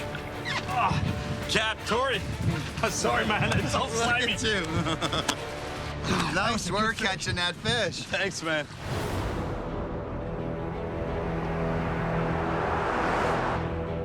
I think I finally found the answer. But just to be sure, I go back to see Dr. Patak to see if he thinks it's possible. Okay, let's see what you got here. Yeah, I had an idea. Could it be a pod of manatees swimming together and actually mating? That's an excellent option. If we pause here. Yep. Here. There you go. See that thing? It's rounded. Yeah, that's a manatee. Have you seen a manatee tail? No. They're perfectly round. Yeah, look at that. See, you can see it's got a rounded tip on it. Yeah, but it's two. It looks like there's two. It can't be a head here and a back there, right? Yeah, you know, it could actually be two. It looks like this one, the main one is actually pushing another one. See, there's the head. Yeah, there's the manatee head. Go back and look at it, right there. See the blunt nose on it? That's a side view of it. Guarantee that's what that is. That's it. And he's pushing her and she's falling back like this, which they do. You're right, there's a head right there. There's the head, and it's looking this direction, and this one's coming this direction. And there's its tail. So it's manatees mating. Yeah, absolutely, that's what that is. Well, that's what I've been thinking, that it could be several manatees swimming together. Yep. That was quite an adventure. I bet. It's something you don't see every day. It's funny, you start with an idea knowing what it is, and then you get diverted, and then, you know. But that's the adventure. Field work, particularly like this, where you can solve something weird looking that's kind of terrifying to people, and you find out it's just manatees having fun. Manatees having fun, exactly. Again, thank you very much. You're very welcome, buddy. We've confirmed that the first animal is a manatee, but is that what's just beneath the surface in the second video? To find the answer, I'll leave at dawn to meet one of the world's leading manatee experts, Dr. Robert Bond. So this is the muck monster. Something that was seen on the east coast of Florida. Well, it's definitely a disturbance at the surface, and there's a large mass pushing it through the water. It does look pretty characteristic to a manatee. Really? I mean, I've seen manatee trails like that where you see undulating footprints where they've moved the water up above. And then what's a little intriguing is the behavior when the boat or the threat gets closer, it goes deeper, and that's what a manatee would do to try to avoid getting hit by the hull of the boat. Okay, or the propeller. yeah, totally. So a manatee could be pushing a wake like that on the surface without us seeing any of the body, right? Right. You don't necessarily need to see the tail unless it's moving forcefully straight ahead. The answer to both these mysteries seems obvious now, but getting to the bottom of it all wasn't easy. Appearances were very deceiving. The poor quality of the videos and the woman's intense reaction What the is that? even managed to throw off a leading expert such as Dr. Patak. If you don't know about manatees and you see that big animal rolling on the surface, pushing a lot of water, making a big splash, that could be very intimidating, and you don't know what you're looking at, right? It's a traumatic situation, and you've got a manatee that's 2,000 or 3,000 pounds, the size of an elephant out there. Then your mind would start to wander, and you'd think, what is this, an alien or some kind of creature that I just don't know? Thank you. And we're very far from the monster I thought it was. Well, I had doubts, now they're gone. It's good to finally have an answer, I can tell you that much. After all this, I just had to see these creatures up close. Despite their size and strength, they're gentle, peaceful animals that we humans don't need to fear at all. Thanks in part to the efforts of scientists such as Dr. Robert Bond and rigorous conservation laws, manatees in Florida now number in the thousands. Seeing these gentle giants up close, it's surprising just how much effort it took to get to the bottom of this mystery. One of my first guesses turned out to be the right one. A manatee? Could it be a manatee? But with so few clues, I had to explore every possibility. Until I came face to face with something I may never be able to explain. There's something down here with us. I'm not sure what it is, though. In the end, a lack of understanding of what actually lives in these waters turned a gentle creature into a monster. Hopefully, getting to the bottom of this mystery will help us better understand the amazing world that lies just beneath the surface. Look at the number of barracudas there. Unbelievable. They're all grouped in a structure. Looks like they congregate to avoid being attacked by a bigger predator. There are very big sharks down here. My name is Cyril Chauquet, and I spend my life chasing monster fish. Each year, hundreds of people worldwide are attacked by marine predators. As soon as it hit me, I knew it was something big and probably a shark. But are these attacks really deliberate? Do predatory fish seek out and hunt humans? And are we really likely to be attacked simply by setting foot in the ocean? I put my arm up and he took my whole elbow in his mouth.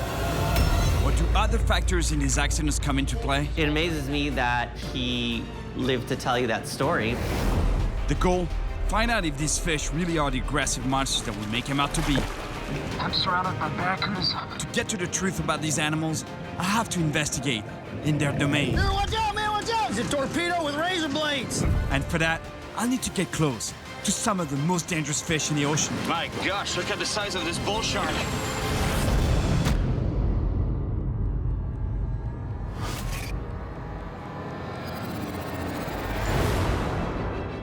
The ocean is the lifeblood of our planet. It covers more than 70% of its surface. It creates and feeds life, but it can also be the source of our worst nightmares. To learn more about our fear of these ocean creatures, I'm gonna explore the waters between Florida and the Bahamas, a region known for its many incidents. In these waters, fish like wahoos and barracudas are responsible for many attacks and accidents. And when I looked down, my skin was open. But despite all the stories, no creature incites more fear in us than sharks. Florida has one of the highest rates of shark attacks in the world. And I'm here to find out if sharks are actually as dangerous as people think they are, or are they persecuted out of collective fear and misunderstanding. To try to understand why shark attacks occur, I'm meeting Kevin Jeffries, who was bitten by a shark while in the waters of the coast of Florida. That day, he was out hunting for hogfish, a kind of reef fish sought after for the quality of its meat. We're targeting hogfish. We swim around with a yo-yo or a fishing rod and just a hook and some bait. Okay, so you were actually in the water catching fish with a rod and reel? Yeah, exactly. All right. In South Florida, we call it hog dogging. It's a technique that allows you to precisely target the fish you want by placing the bait directly in front of it. Yeah, it's a unique method for sure. Obviously, the downfall is sometimes you run into predators. On this particular day, I'd caught a couple of fish, and I had them in my hand and was carrying them back to the boat. And I got maybe 3/4 of the way back to the boat, maybe 75 feet from the boat, out into, 25 or 30 feet of water. And I never saw him coming. And, pow, he hit me hard. As soon as it hit me, I knew it was something big and probably a shark, a real serious hit. I turned around to try and talk him into letting go of me. And oh, he was still onto you? Yeah, and he shook his head once and then let go and went away. I guess the shark must have picked up on the smell of the fish, came for the fish, tried to attack it, and his leg must have been in the way, and boom, he got nailed. Kevin was really lucky that the shark only bit him once, but that bite was very deep, and there was a lot of blood in the water. Plus, other sharks could have been attracted by all the commotion. Fortunately, I got back on the boat, put a little tourniquet on it, and my wife cut up a towel and wrapped it up and drove a 70-mile boat ride back to Key West to go get stitched up. Man, you're a badass. Yeah, are you an ex-Marine or something? No ex-Marine. Just wanted to stay alive. I mean, I was probably very fortunate. What kind of shark do you think he was? At the time, I was unsure. It was blue in color, but I think it was a mako. A mako? A mako. But you were in how many feet of water? Where you bit me, I was in 25 or 30 feet of water. 25 feet of water? Yep. It's really hard for me to believe that it was a mako shark. Even if it says it was blue, I understand that. But a mako shark is a pelagic shark. They live in the open ocean, in blue waters. And there he was in 20 feet of water. It just doesn't add up. Were you close to a drop-off or something? I mean, yes. By close, I'm going to say 1/4 mile. 1/4 mile to some really deep water? Yes. There's no walls in the ocean. No. Fish have tails. And fish have tails, and they'll go where they want. The attack was very fast. It left scars on the front and on the back of his leg, mostly because of the shark shaking his head while biting. And now, Kevin thinks twice before getting in the water. That's a life changer. I've swam with hundreds of sharks. I've never really been scared of them. As a matter of fact, I was probably of the opinion that they don't actually bite. I was wrong. The doctor said that within a couple inches of my femoral artery, and she's like, if you get that, it's done. Wow. It's over. There's no saving you. You could be next door to the hospital and they probably wouldn't save you. Yeah. I'm glad you're here to tell me that story, man. Yeah, that makes two of us. That makes two of us, Cyril. Yeah. Kevin is sure he was attacked by a shark that was blue. It really sounds like the description of a mako. But I've never heard of these sharks hunting near the coast, as they live in the open ocean. So I'm not really sure what to think. I asked Brian McCaddy to take me to the exact location of the attack, just to see what kind of sharks lurk in these waters. Hey, Brian, this is the spot? Yeah, this is exactly the coordinates you gave me. All right. Let's see what we can find.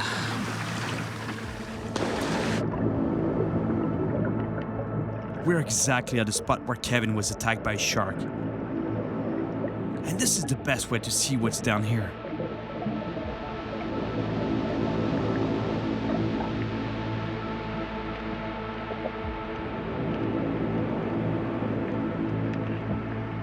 I don't see any large predators right now, but that doesn't mean they're not here.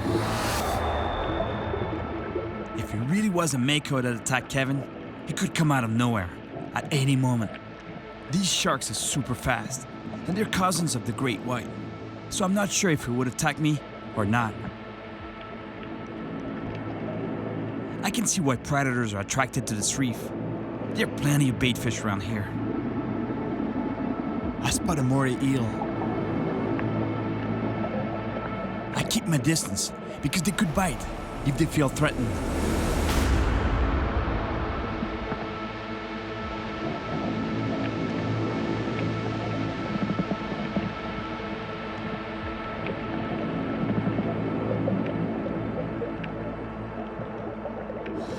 It's full of fish down there, but no predator that could attack a person. And you know what? It's not because I don't see them that they're not here. I didn't manage to see any large predators with my own eyes, but let's see what happens if I put a bait down there. I'm using a 100-pound braided line that I tie onto some 300-pound monofilament. Then a metal leader and a hook. I like to use a circle hook. The way they're designed is they don't gotta hook the fish. They're made to lodge themselves right here, right in the corner of the fish's mouth, not in a harmful place for the animal. And you'll say that this hook looks pretty big, but you know what? After all, he says he was bit by a shark, so there might be some really big fish out here. And you know what to say. Big bait, big fish. So what kind of predators do you usually find around here? Blacktip sharks, bull sharks, hammerheads. There'll definitely be nurse sharks on the bottom. There are all kinds of sharks down there, but none seem to fit the description of what bit Kevin. Because he said he saw something blue. We have very few blue-colored sharks down here. Mako would be one. But Mako is too shallow to be a Mako, right? I'd be very, very surprised to see a Mako in this depth of water. And what about a blue shark? It's not that it absolutely couldn't happen, but odds of winning the lotto are probably better than seeing a blue shark in the Florida Keys. Whatever bit Kevin was big and powerful. So the only way to know what it was is to check out what bites. Oh, big hammerhead right here. Big hammerhead. That's a 12-foot hammerhead down there. And a smaller shark just came up to the surface a second ago. All right, so they're here, huh? We getting a bite? Yeah, something's on. All right, here we go. I don't know what it is, man. It looks heavy. It's not moving. It's heavy. Feels like a nurse. The fight's just like a nurse, but boy, tough. Yeah, he doesn't want to come up at all. Pretty sure it's a shark. I got some really wide head shakes, and it's very typical of sharks.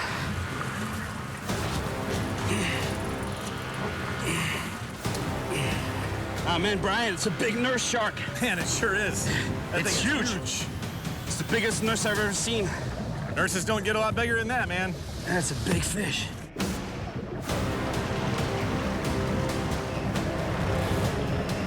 Powerful, though, I can tell you that. Yeah, it's got some weight to it. Yeah, it sure does.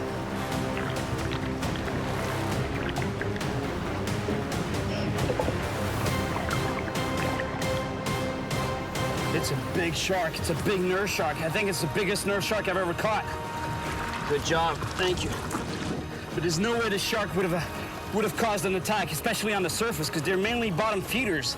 They feed on crustaceans, crabs, lobsters, on the bottom, fish sometimes, whatever they can find. They're scavengers too.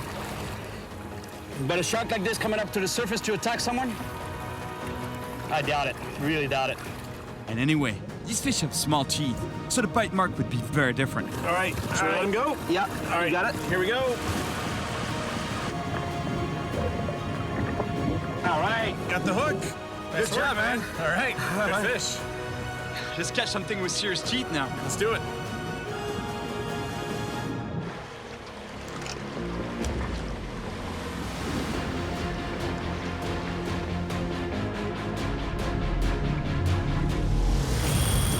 Here we go.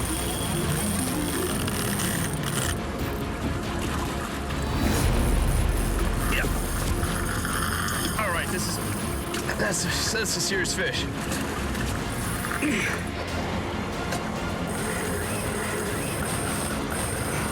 That's no nurse. Nope.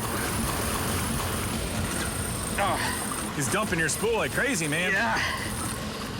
We might need to think about the anchor. Okay. No, I think he's gonna be good. He's good. I turn him. Maybe not. This fish is big and powerful. It's taking a lot of line. I might run out and lose the fish if it doesn't stop.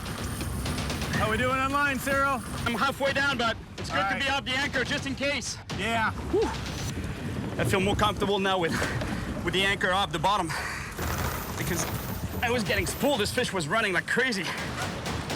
Now, if the fish goes on another run, at least we can chase it. I was halfway down the spool, but now I put some line back in this reel. This fight isn't finished yet.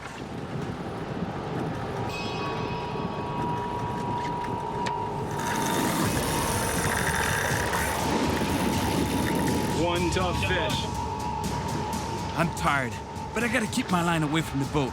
If it touches it, there's a good chance it might break.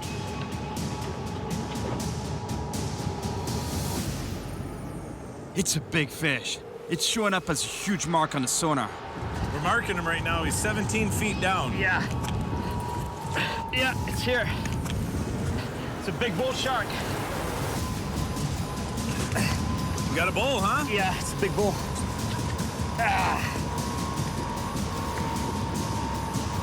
My gosh, look at the size of this bull shark. That's a big predator right there, boy. All right, leader.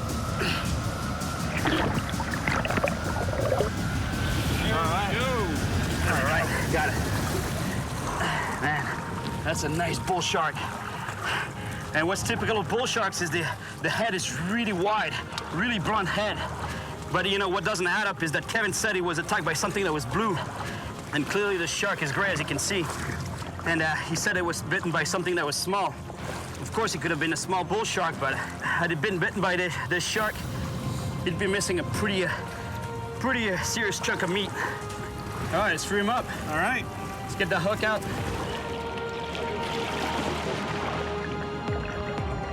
All right. Whatever bit Kevin remains a mystery. But what I really want to know is why he was bitten and what triggers shark attacks.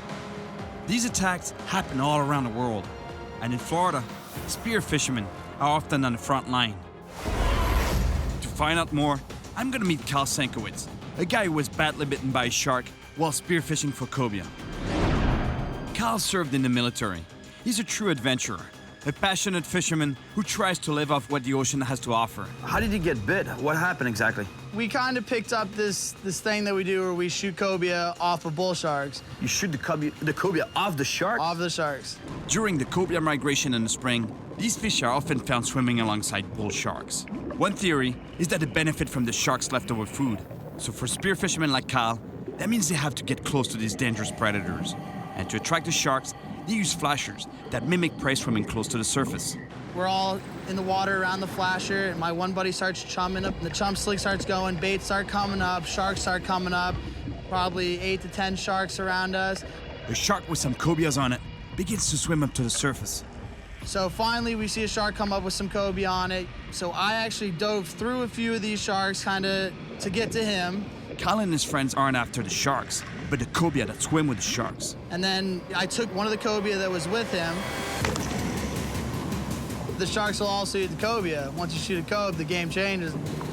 Once a cobia's been hit, it triggers the predatory instinct in the sharks.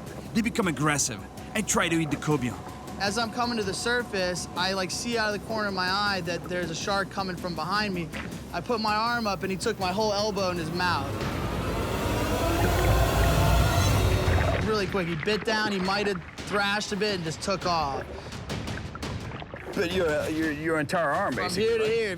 You can actually see the mouth from there to there. And then underneath, he just sawed into my arm.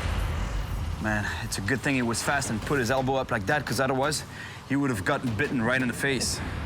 Got real hectic real quick. My buddies were there. They're fending off sharks that are coming up to me. Fortunately, his friends quickly get him out of the water. Nice and easy. You got it. You're all right. I just remember I was laying on the deck of the boat in the back while they were running in, And it's the first time I really like looked at it, and I looked over and I saw just my skin just filleted open. I saw under my arm and just like the meat, and I was just like, oh man, I was like, this is pretty bad. Try to move your fingers a little bit. I can't move them, I can't move them. So that's when it really hit me, I think, is that boat ride when I really realized that I couldn't close my hand and that this was pretty serious, you know? His friends head to shore as fast as possible and call ahead for help so Cal can be rushed to hospital as soon as the boat pulls in. Cal received more than 100 stitches and staples in his arm. But it was his wrist that suffered the most. The bite damaged his tendons, and he could have lost the use of his hand. You know, in a lot of ways, I was lucky to, you know, keep my arm. I got most of my movement back in my hand now, which is really good, too. It took a long, long time. I don't think that shark was trying to kill you or anything. No, he was not. No, I truly, truly believe that if that shark wanted to kill me his size, he would have killed me, for sure. I mean, he was just looking for a meal, you know? Crazy story, man. Well, the hand seems to be working pretty good now. Yeah, it's good, man. I got most of my motion back and everything. I got lucky on that. Yeah, you got pretty lucky. That's exactly what I was gonna say. Exactly. Spear fishermen like Cal, who come close to sharks, play a very dangerous game. From the shark's point of view, I believe it's as if a competing predator came to steal the shark's food. And he doesn't like that at all. Now, I want to see the kind of situation Cal must have found himself in. Feeding any kind of wildlife is not the thing you want to do because it changes their feeding behavior. But I just want to show you how aggressive sharks can be when there's food in the water. The bait attracts small fish to the surface. And with the smell of food and the agitation in the water, it doesn't take much time for predators to arrive. Check this out. The sharks start competing for food. And before long, it turns into a real frenzy. Exactly what it must have been like when Cal was attacked.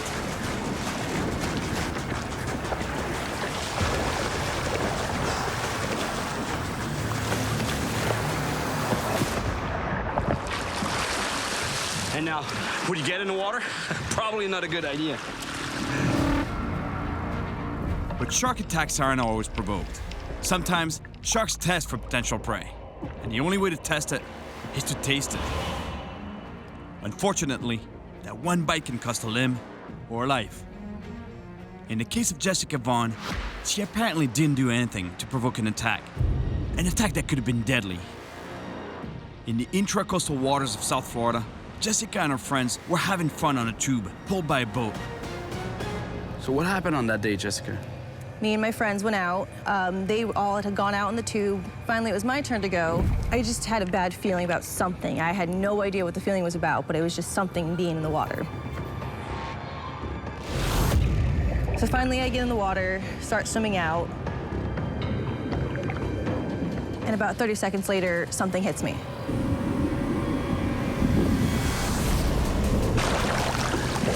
And suddenly, there was a lot of blood in the water. Jessica started to panic, thinking that whatever bit her would come back. Come on, swim this way, come on. Come here.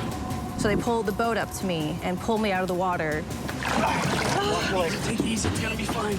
It's gonna be okay, it's gonna be okay. And that's when I saw teeth marks. That's when I realized it was not just a fish, it was a shark. Were you afraid once you realized that your leg was cut open? There was so much adrenaline pumping that it was just a crazy feeling of that this really just happened. The bite required serious hospital treatment. The shark's teeth had severed one muscle and 2 tendons. Where do you think that shark attacked you? I did have 2 anklets on that day, one on each leg. The shininess of the anklets had attracted it. It just saw something and probably thought it was a fish flailing. You see, Jessica is clearly an unprovoked attack, meaning that she was not doing anything. She was just in the water, swimming around, of course, making splashes and commotion on the surface. But, you know, she didn't have any fish on her. She didn't have any bait. There was no blood in the water. The shark must have swum around. The water's murky, so he didn't really know what he was looking at. He got attracted by the noise, came up to the surface, thought he was maybe a bait fish or a fish, and bit her. Was she attacked because of the anklets? Maybe. But what is certain is that it was a bull shark. They are known to live in brackish waters and can be found in this kind of coastal urban environment. Are you afraid of sharks now? I would say I am very hesitant about going back in the water just because the fear is there. The fear is real. It happened. In the ocean, sharks are at the top of the food chain, and every time we enter their domain, we run the risk of being attacked.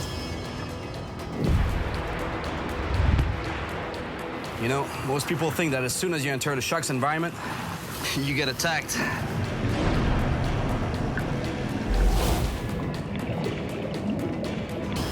I guess we'll find out.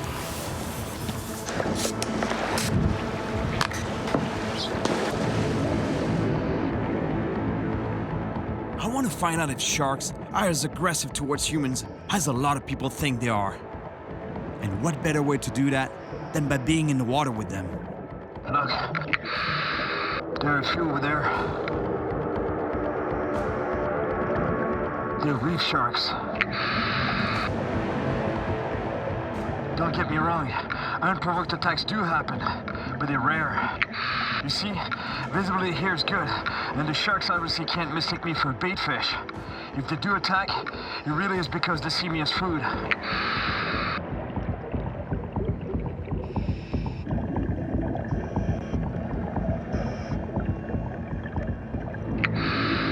There are plenty of sharks down here, and none of them are interested in me.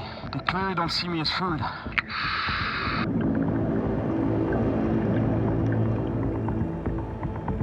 I really believe these animals don't deserve their reputation, but I'm curious to know what people here think. So I head to the docks to ask a few questions and see how sharks are perceived. Let them stay where they are, and I'll stay where I am, because if they look at me, they think roast beef. You know what I'm saying? If you're in the water, you look like food, you move like food, you're gonna be food. I think they're cool, but a little dangerous. I think maybe because they're so big and I'm afraid of being eaten. If you're in their way, they're gonna bite you. And the sharks in Florida are huge. Yeah, we saw in the TV they attack people, you know. I don't know what reason, but they over there. I think so many people are afraid of sharks, probably because of misconceptions in the movies. You read a lot about sharks, and there's a lot of videos about sharks, whereas like they're curious, and we're in their home. I am sure if I had more knowledge on them, I wouldn't probably be as fearful. Exactly, yeah. Yeah, I agree with you. Was the shark that bit Kevin going after the fish? Was Kyle competing with the bull shark for the same food? And was Jessica really attacked just because she was wearing anklets? These are all questions I'd better ask a shark expert. When it comes to sharks, few people know more than Dr. Neil Hammerschlag. He's the director of the Shark Conservation and Research Program at the University of Miami. So Neil, are sharks as dangerous as we think? Sharks are predators, and so you definitely have to respect when you're in the water with them. They've got the weaponry in terms of teeth, size, and power to hurt people if they wanted to, but they're not out there to get humans, because if they were, we could never, ever go swimming. So on this trip, I met with a few people that got bitten by sharks. The first was Kevin Jeffries, who was bitten while looking for hogfish. If I was to give someone a recommendation of how to get themselves bitten, I would tell you to do exactly what that guy is doing.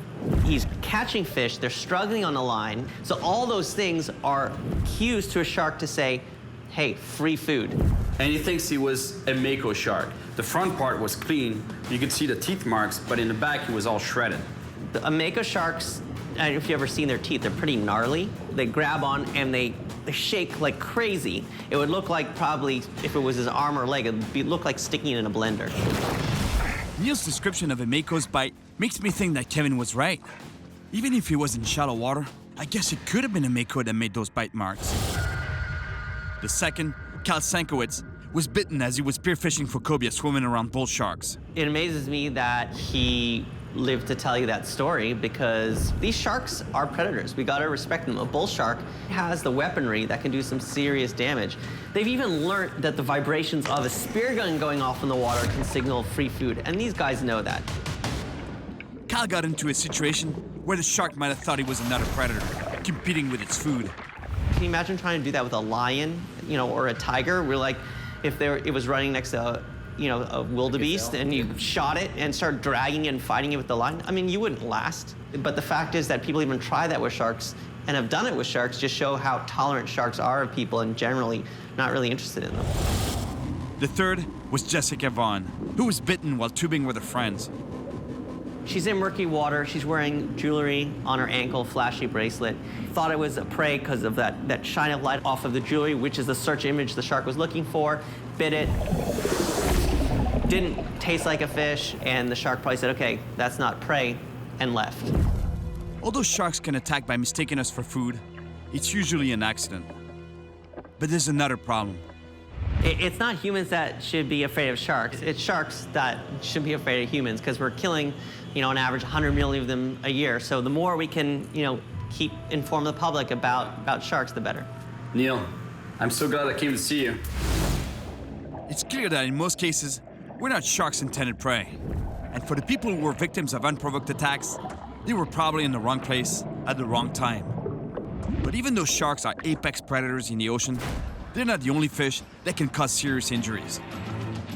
I'm on my way to meet Captain Jim Sharp. Good to meet you. Good to meet you. Pleasure's all mine. He's seen his fair share of monsters in his 50 years of big game fishing. So I guess you've caught quite a few fish with teeth, right, over the years? Yes, and some of them can be pretty dangerous. The one we've had most of the bad injuries has been the wahoo. Capable of reaching speeds of nearly 50 miles per hour, the wahoo is one of the fastest fish in the world, but he can also cause some serious damage. The wahoo has little teeth that almost looks like a fine-toothed saw. Right. They actually bite down as they make contact with the fish. Okay. And they're capable of slicing a pretty good-sized fish right in half. From what I've seen of wahoos, they will go out of their way to bite you. What do you mean by they'll intentionally bite you? Even on the boat, they can see what's going on? They'll turn and they'll try to bite your leg.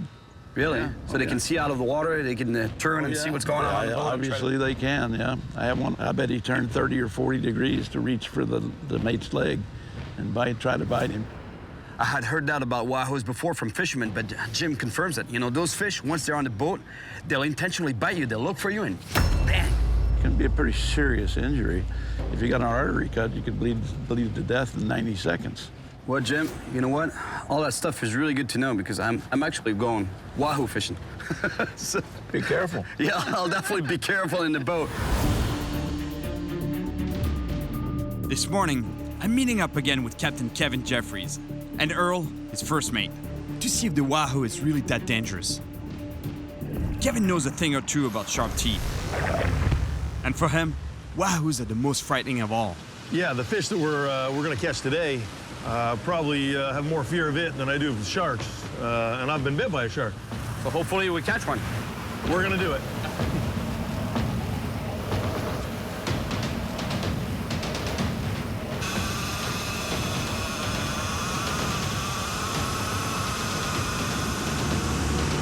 All right, man. Let's make it happen. Hell yeah.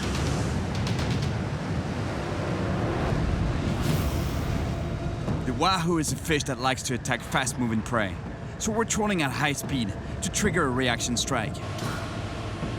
These fish are mean, so when they're on the deck, a wahoo more so than any fish I've ever experienced. Like if he gets a chance where he can bite your foot, or if your hand's down there, he's gonna take that chance. Really? So his teeth are like razor blade scissors. Man, these guys catch big fish all the time. They're really used to it, but for some reason, the wahoo, they're really scared of them. That goes to show you that those fish must be really dangerous. We want to leave here with 10 fingers, 10 toes. That's the only way I can count. If I don't have shoes on, I can count to 20. All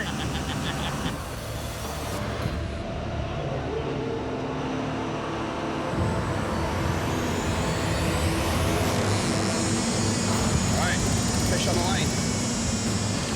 I don't think it's really big, but it's a fish. All right, make sure we bring him in here. Yeah. We have plenty of room.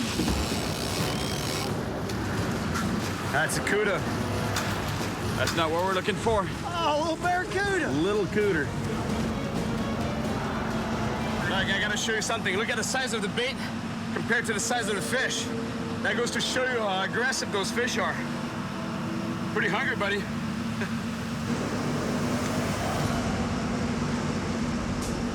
Typically, when we do this wahoo fishing, we're working on the edge of the reef.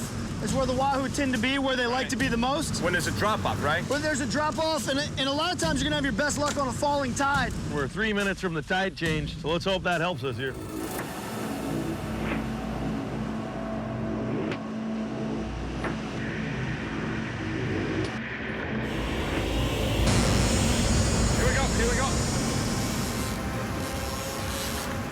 Fish on.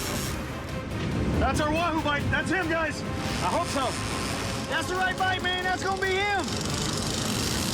Yeah, I'm not very talkative right now because I'm trying to stay focused, putting as much line as possible into this reel, and especially as fast as possible to not lose tension on the line, because when you lose tension, that's when you can lose the fish. Just want to be careful when he comes in. He's gonna come in mad, angry, and full of teeth.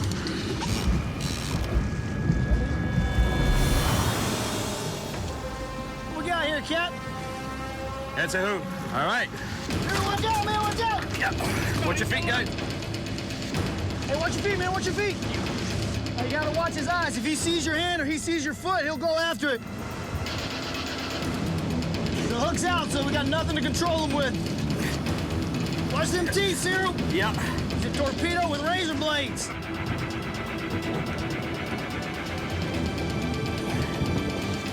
All right. Wahoo. It's not a fish that is known for attacking people in the water, but if you got bit by this on the boat, he would definitely take a big chunk out of you. Man. Feel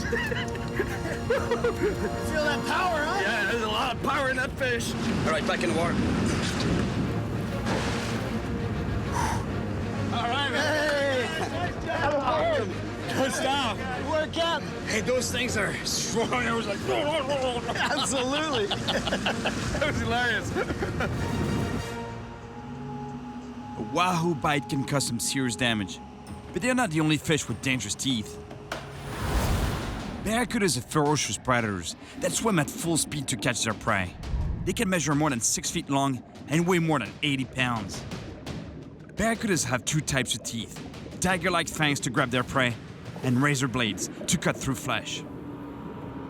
A barracuda can inflict some severe injuries that can take months to recover from.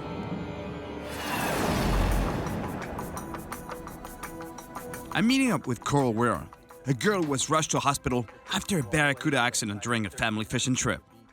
We put the bait out and everything was on the hooks and we were just waiting. There was nothing really going on. It was kind of just slowish. All of a sudden, that's when I heard my mom say, "Oh my God, look at the barracuda."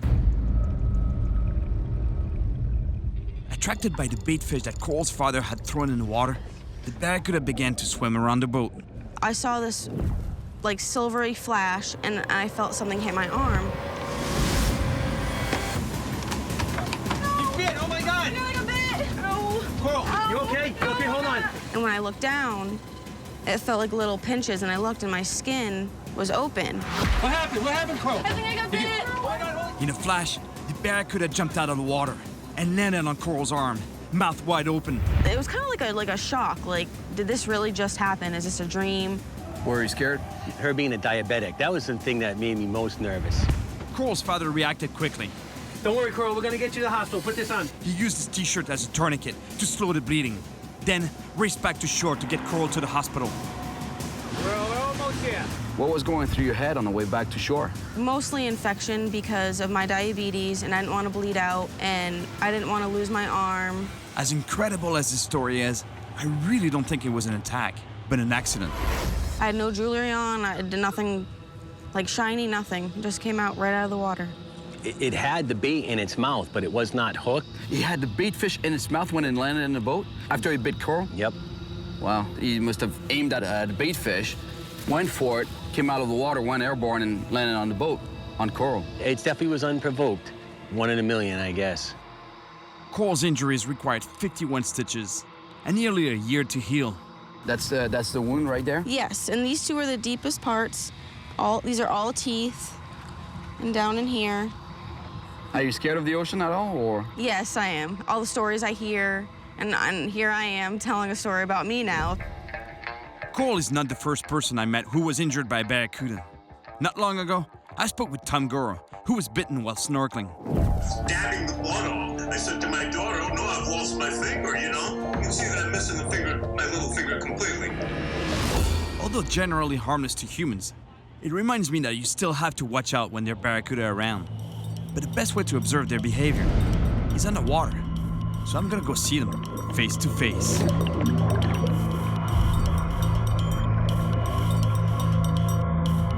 Like sharks, barracuda have a reputation for being dangerous, especially for someone entering their domain. Apparently, there have been several cases of barracuda attacks on divers. Check it out. A barracuda. When people say they've been bitten by barracudas, it's often because of poor visibility, like here. He's not alone. There are a few more there. Look at this beautiful predator. Barracudas have large eyes and rely on them to hunt. In murky waters, they can't see as well, and sometimes they can mistake shiny objects for prey. With its tapered body and large tail, the barracuda is a fast, explosive predator, capable of reaching speeds of over 30 miles per hour. I'm gonna follow it. It looks like it's heading somewhere. Wow, I can't believe it. You see that? Look at the number of barracudas there. Unbelievable. They're all grouped in that structure. Looks like they congregate to avoid being attacked by a bigger predator. They're very big sharks down here. Those are bull sharks. The same species that bit Jessica and Carl.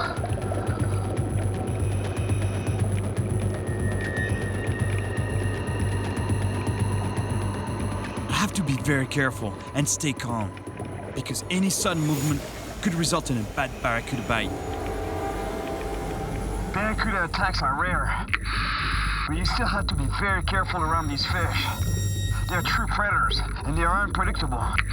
In fact, it's impossible to know how they'll react.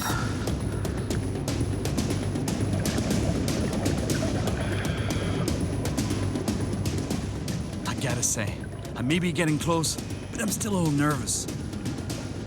Although I know that barracudas don't usually attack, you just never know.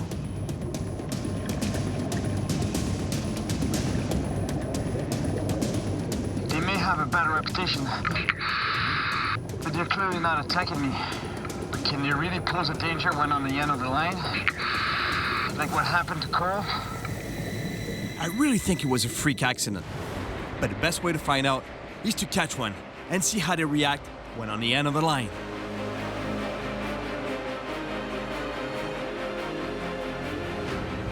To help me find the best spot, I head out with Joe Hendricks, who has years of fishing experience and knows these waters like the back of his hand.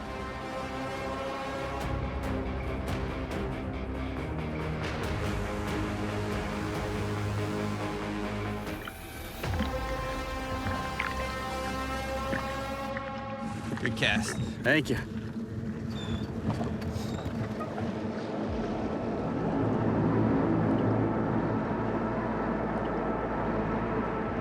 Oh, here we go.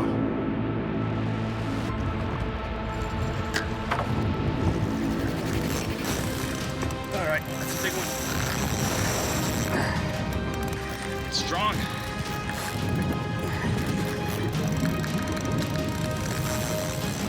All right, big fish, big cuda on.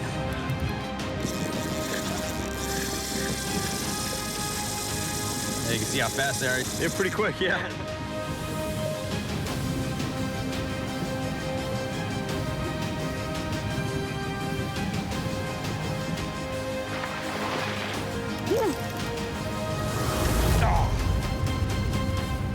And he got off.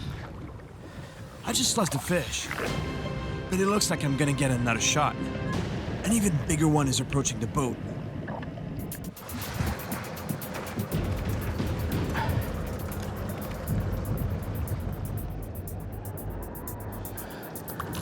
I like this type of fishing because it's like a hunt.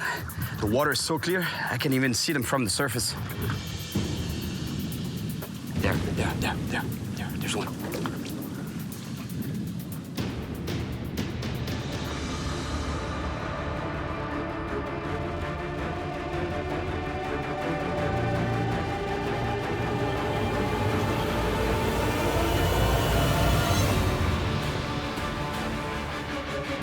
Oh, bigger. Big fish. That's a nice cuda. Looks like a good one there. Big fish. Big barracuda.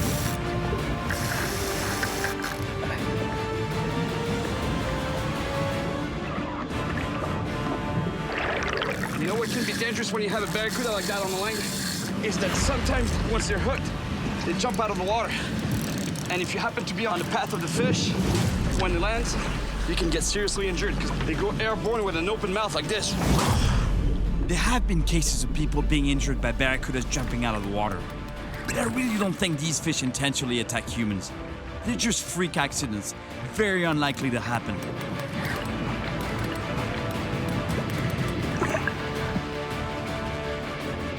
This fish is relentless, but I finally get it to the boat. All right. Do you mind grabbing the rod? Not a problem. Thank you. Look at the teeth on that sucker.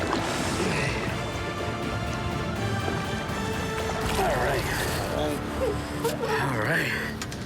Good-sized barracuda right there. That is a monster. Beautiful predator, beautiful animal. Look at the size of the eyes. They can see really well. Clearly a sight hunter. And look at the body.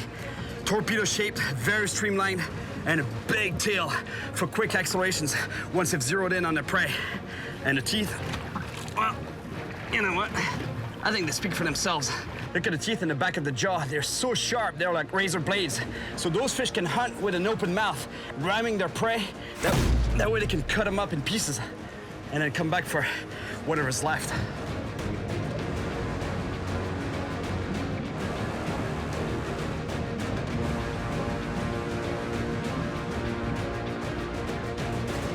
All right, man. All right.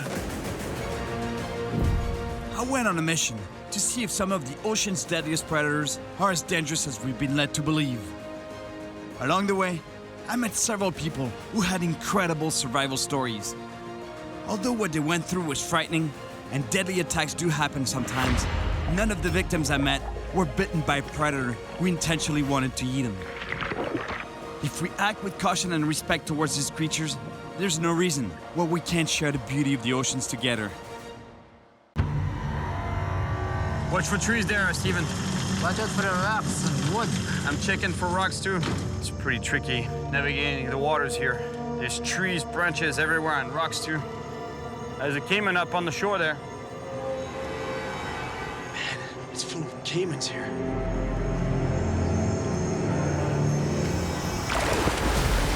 My name is Cyril Chauquet, and I travel the world chasing monster fish. The size of that fish.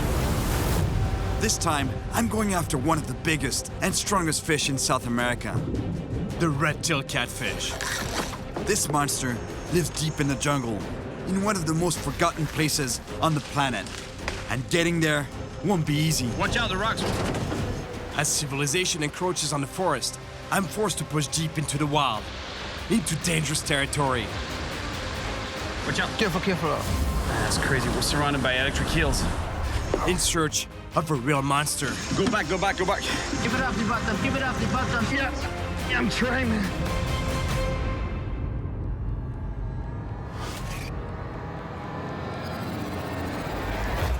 I'm in Guyana on a mission to catch a monster red-tailed catfish.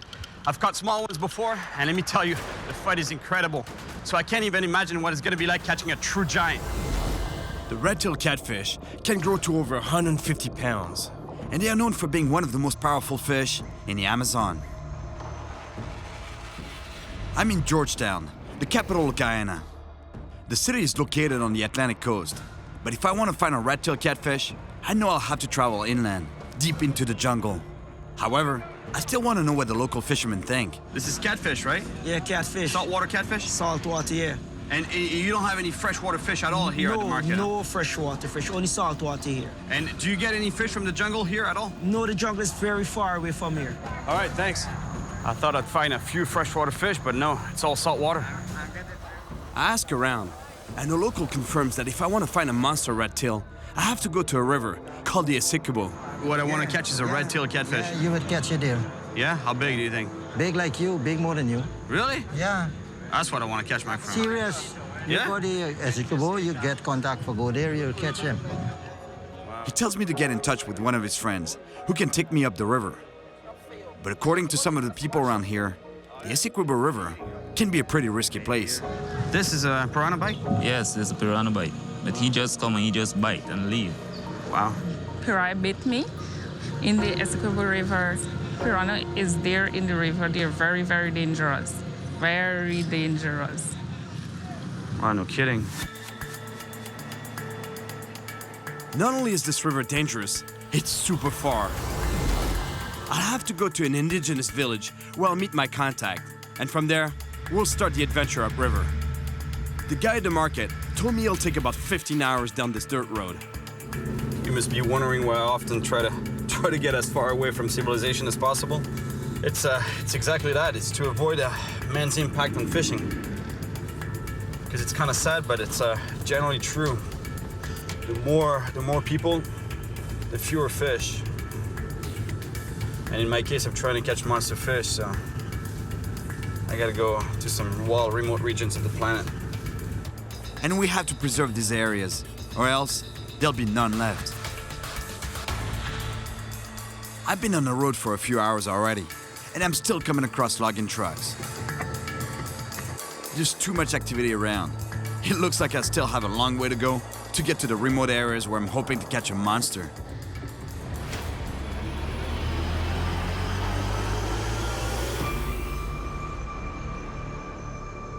The light is starting to fade. This isn't the kind of road you want to be driving on at night. So I press on, hoping to arrive before total darkness.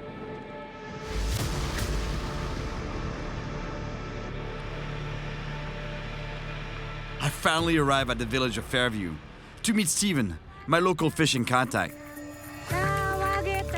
It looks like I'm arriving during some kind of a ceremony. I hope I'm not interrupting. Hi, Cyril. You must be Cyril? Yes, I'm Cyril. Hi, nice to meet you. Nice to meet you. Well, I came right in the middle of the show, huh? Yeah, there's a traditional dance here.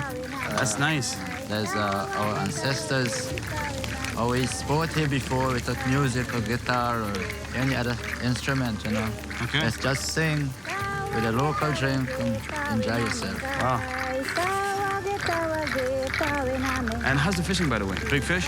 Yeah, big, like 190 pound, 200 pound. Nice. Yeah. That's what I'm talking about. That's really monsters, you know, monster fish. Yeah, that's cool. I'm looking forward to catching some big fish. This morning, Steven and I joined some villagers as they prepare a traditional breakfast of fish and bread made from cassava, also known as manioc. The women of the village first grate the cassava root into a pulp, then press it through a kind of weave in order to extract the poison. If the extraction isn't done correctly, the consequences can be deadly for anyone who eats it. Because it can kill you, you know. Oh. That's a good way to get rid of your mother-in-law. She's not your mother-in-law, I hope, right? Yeah, she is my mother. She's, sorry about that.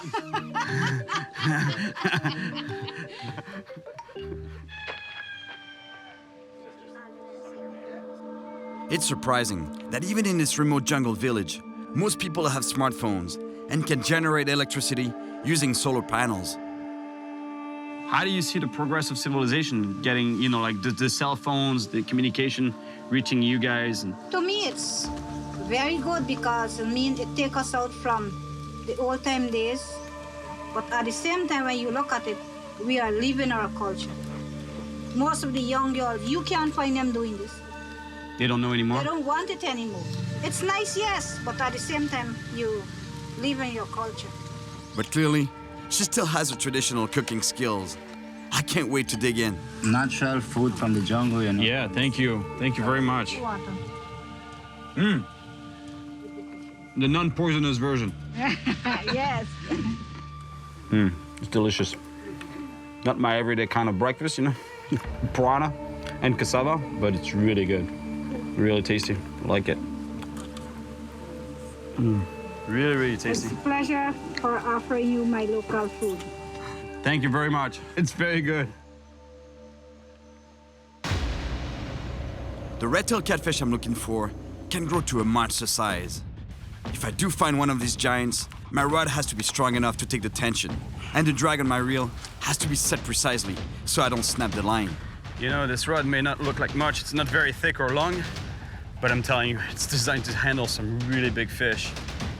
I just tie the line to the tree so that I can set my drag properly. And at the same time, I'll be able to show you how much of a bend a big catfish can put on this rod. See, this is too loose. This is getting good. There are huge red tails here, so you don't want to go with any line less resistant than 100 pounds. That's the kind of fight I want with a catfish.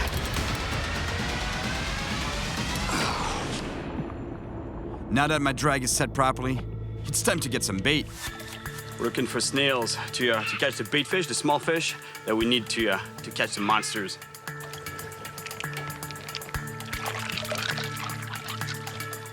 Take off the soft part and leave the harder part, so it may look like a fruit from the tree. trees falling. Trying to mimic the fruit, right? Yeah. Now, Steven wants to show me how he quickly comes up with a rod in the jungle. Oh yeah. Nice job, man. Great rod for you. Good job, that's a nice rod. Make it easy for you to get bait for us. Yeah.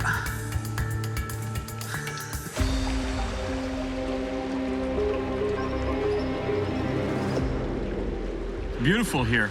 Yeah. Now, we need to catch a small fish to use as bait for a monster catfish. So I tie on a small hook. Cast to the edges like... Yeah, as if this fruit are falling from the tree, right? Yeah. The idea here is to mimic a berry falling from a tree.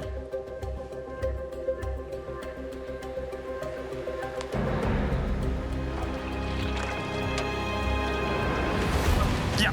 Oh, that's a good one. That's a good one.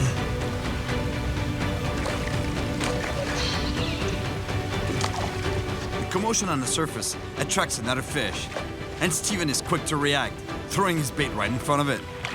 Yeah, you got one. Good job. Good job, Steven.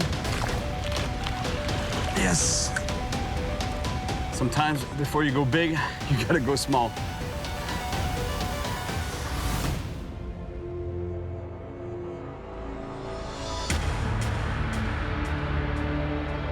We start to make our way up the mighty Essequibo.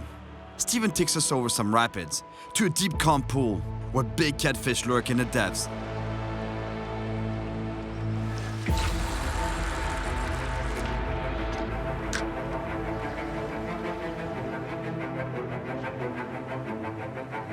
This is the calm before the storm.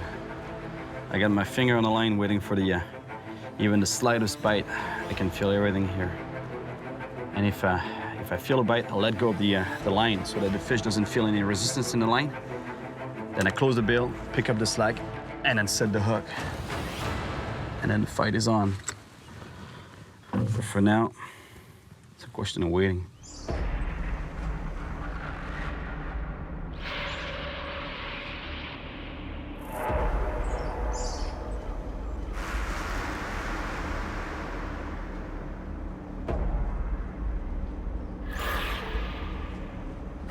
Hey, Steven, how's the bite of the red-tailed catfish? Is it brutal like a jau or piranha? No, it's a slow biting fish. Yet sometimes it just bites and sits there and eat, you know. Okay. As soon as you strike, they head for caves. They head for caves, huh? This river is filled with rocks and lots of big holes for catfish to hide. If I get a monster on the line, I'll have to act fast to avoid breaking off. Here we go. There's one. That's a big cat you have there. Yeah, big catfish.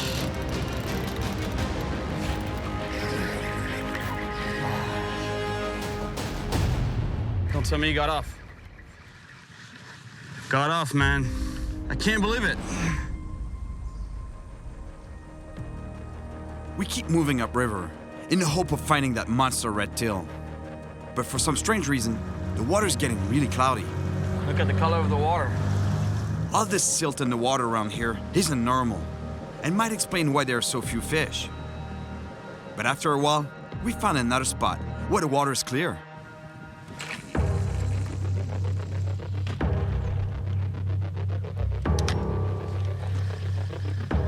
At this point, we've been fishing for over 6 hours. And although I got a good bite, I haven't landed a single fish. So I cast 2 lines out to double my chances of catching the monster.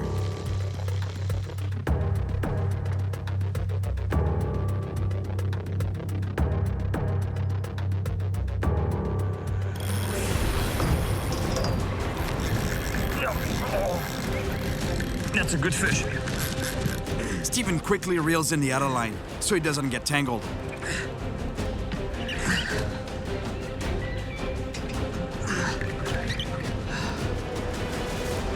I don't know what it is. Sizable fish for sure. John Deere. Yeah. Leopard catfish.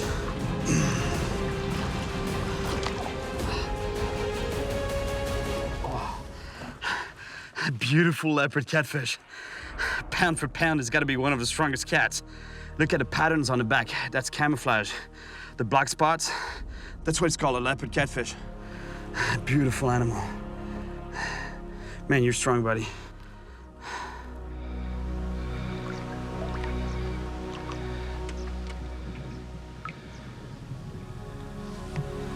Straight back to where it belongs.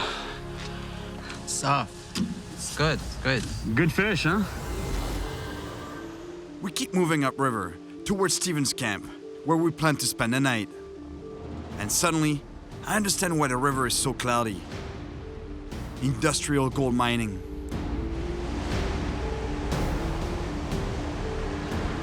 Look, I'm standing on a sandbank that was created by that barge over there. The gold miners. And what they're doing is that they're dredging the bottom of the river to find gold.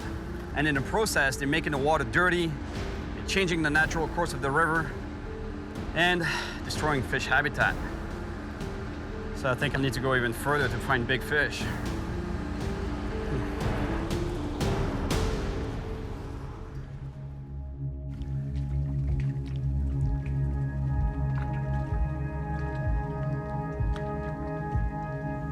We spend the night at Steven's camp.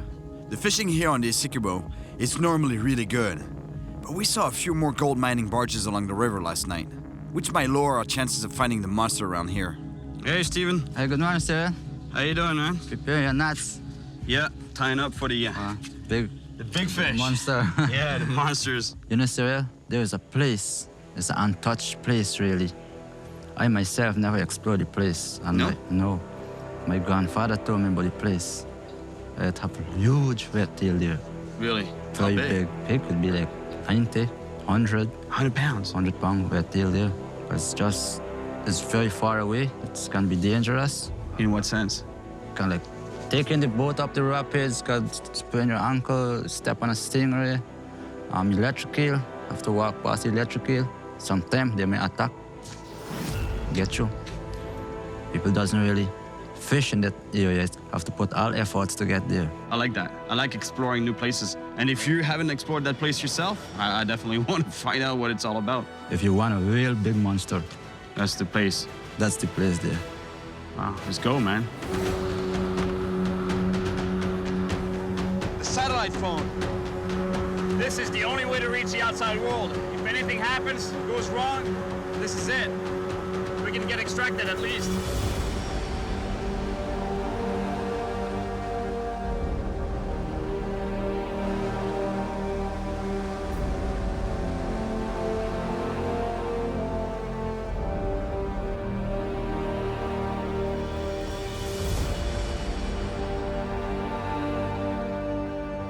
We venture even deeper into the jungle, away from all traces of civilization, towards the land once inhabited by Steven's ancestors. To get there, we travel up the Ciparoni River, a tiny ribbon of water that snakes its way through the dense rainforest. The water level here is low, which will be perfect for fishing, but it makes navigating the river very dangerous.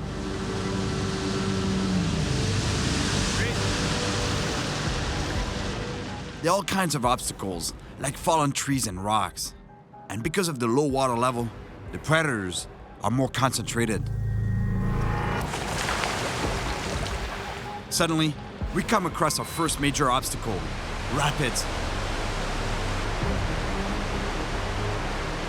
But Steven is convinced he can plow through them in the boat. Yeah. He goes down current, circles around, and heads back towards the rapids at full speed.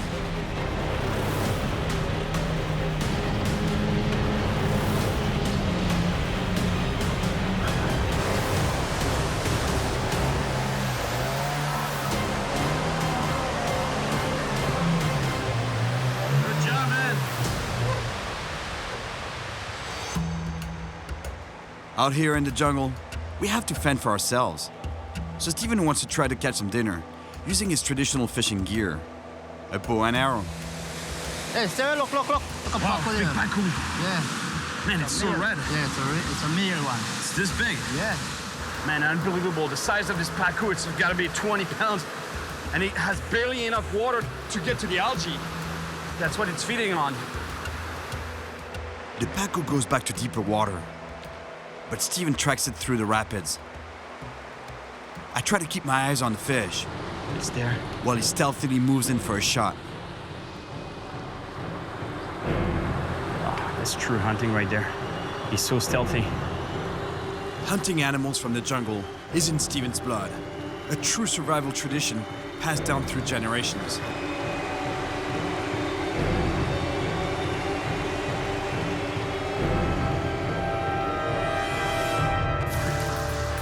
Got it? Wow. What a shot. You're a true hunter, my friend. Whoa. What a catch. What a shot, actually. I'm not quite sure what to call it. I think it's a shot. Yeah, it's a shot. Man, that's a beautiful pacu. Yeah. So you hunt like that all the time? Yeah, that's how I fished. You don't bother with a rod and reel? No, it doesn't bother with the rod, reels, nets, and so, because my parents teach me to hunt, to use my iron boat to get food for us to eat. Yeah, that's really nice. What a great way to live off the land.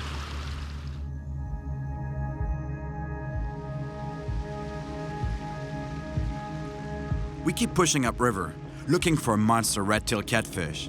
And at this point, we're far enough from man's impact that in theory, we should be seeing some big fish.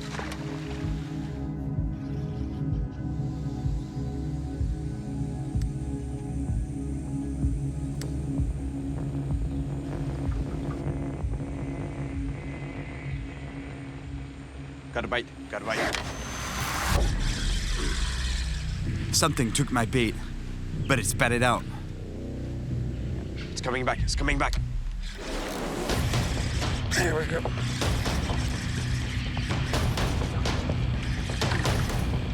It's a piranha. Careful.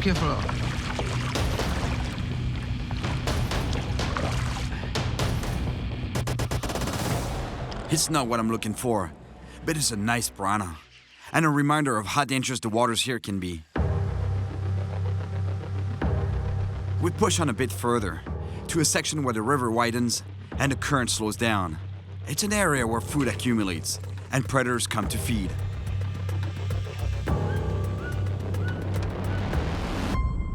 Oh, here we go.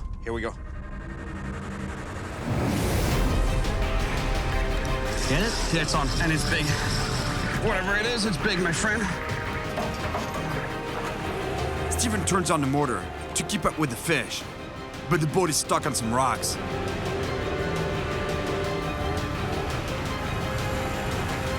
Thankfully, he manages to clear them.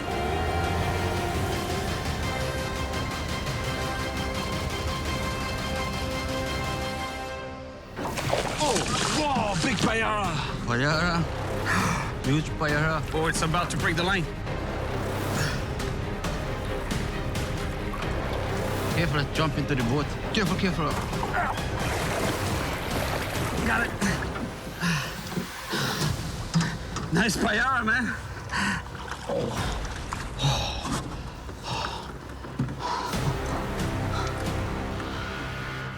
Everything has teeth down there.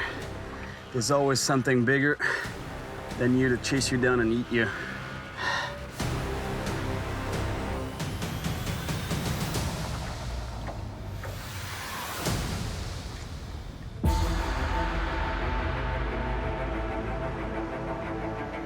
We continue upriver, but soon come up against another big obstacle.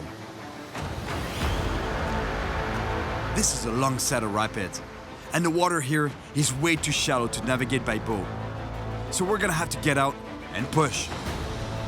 To make our way through, we'll have to tread carefully through water, over rocks and fallen trees, so we can reach Steven's ancestral land, the land of monster fish. I've had to do some extreme portaging over falls in the past, and it was pretty intense. Here we go again. This time around, the rapids are much longer, and it's very slippery. Plus, we have to be careful not to step on a stingray.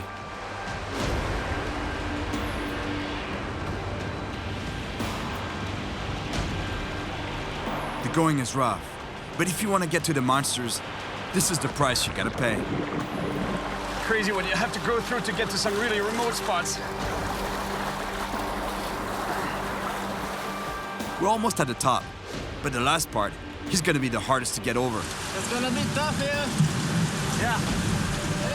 Yeah.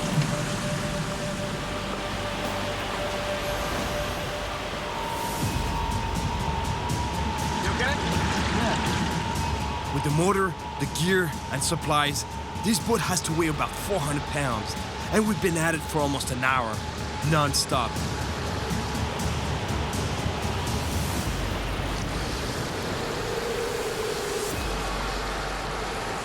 With one last effort, we finally clear the rapids. We made it. We take a quick break, but we can't linger long because we still have many miles to go and not much daylight left.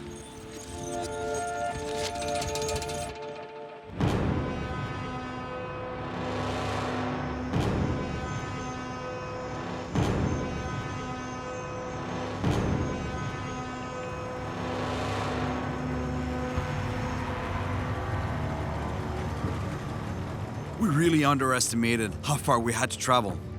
And now, we're left trying to navigate these dangerous waters in the dark.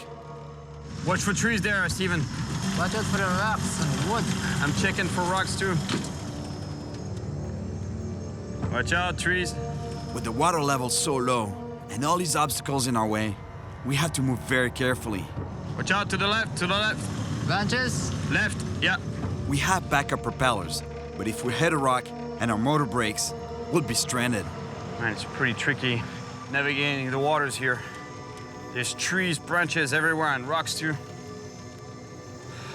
And look at the Cayman there.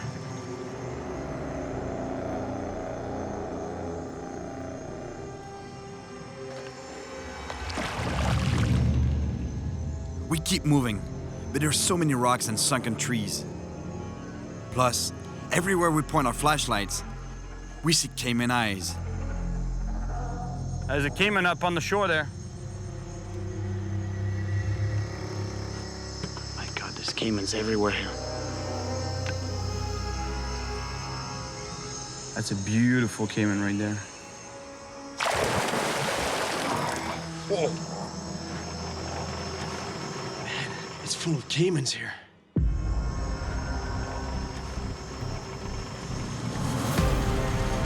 Watch your head. Can pass there? Right here, yeah. Looks like... Watch out, the rocks, rocks, rocks. Yeah. It's really shallow. There's a bunch of rocks. Watch the rock here.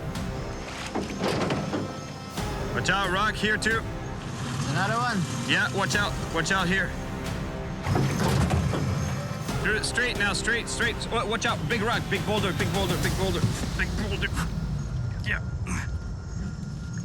Oh. That was close. Between the trees, the rocks, and the Caymans, I'm starting to think that it might be a good idea to call it a night. Hey, Steven, maybe we should stop and sleep on the boat, no? And continue in the morning. A lot of anacondas here, too dangerous to sleep in the river. Have to continue on to camp. Really? Anacondas can get on the boat? Yeah, if we sleep inside, it will get into the boat and make we a dinner. All right, so maybe we should push through the night. Yeah, we'll continue through the night.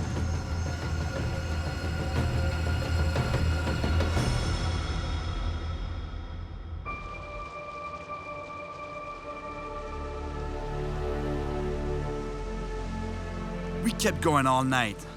The sun is up, We are exhausted, but we're almost there.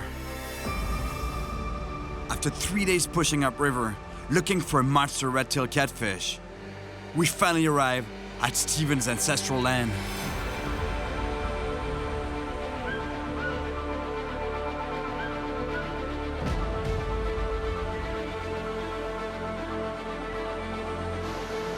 It's a beautiful place that has been left untouched for generations. Growing up, Steven heard stories of all sorts of massive fish living in these waters. And being this remote, I don't doubt it.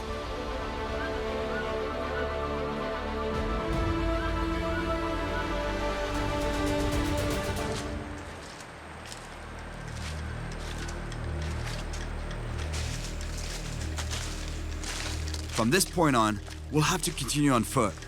And out here in the jungle, hundreds of miles from any sort of medical help, we can't afford to let our guard down. Watch out, Cyril. There's some bullet ants here. Oh, yeah? Man, it's a big nest. Yeah. Yeah, very painful. Oh, yeah. It's very painful. Yeah, I've been stung before. I know, it's horrible. On one of my previous trips to the Amazon, I had to take part in a ritual where I was stung by bullet ants. And the pain was so intense, I blacked out for hours. It's unbelievable, the pain. It's said to be the worst pain, the worst sting in the whole insect world. One word, yeah. It's very painful. You've been stung before? Yeah, I was stung 4 times. 4 times? At once? Yeah. Once, It's horrible, huh? yeah, it's very painful. Yeah, so that's why you hang out barefoot? I use my barefoot to feel. I got better feelings in the jungle with my barefoot. Yeah, I know. You can feel everything, right? Everything. That's why you gotta be careful where you step out of here. There are bullet ants, but there's also snakes, spiders. Pretty dangerous. We keep trekking for a while, until we find a good spot to set up camp. We set up here? Yeah, it's 2 trees.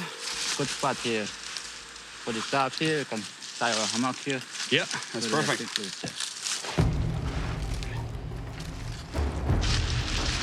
Oh, it's gonna rain. Yeah. We're gonna get poured on. Steven and I make quick work of setting up camp.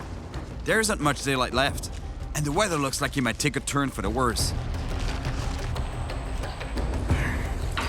Better at tying nuts with fishing line. But it works. We set up camp in record time, and we got lucky. The storm missed us. That's a lot of work trying to catch some monster fish, huh? Yeah. It's a real privilege to be invited onto Steven's ancestral land. Out here, we're in an area so remote that no one has fished these waters for decades. I'm the only fisherman Steven has ever brought to this untouched place. No one's ever fished here? No one's ever fished here. No? No. Wow. You're the first guy decided to bring here. Put a lot of effort in it, huh? Yeah, that puts a lot of pressure on me. I hope I can catch you some fish. Me too, yeah. To show you what's down here. But thanks so much, man. It's a privilege. I'm honored to be here on your land. Yeah, you're welcome. It's my home here. Well, you're lucky, you know, to have this as your backyard. Yeah. Man, I feel so lucky right now. So privileged to be invited onto his land. Unreal.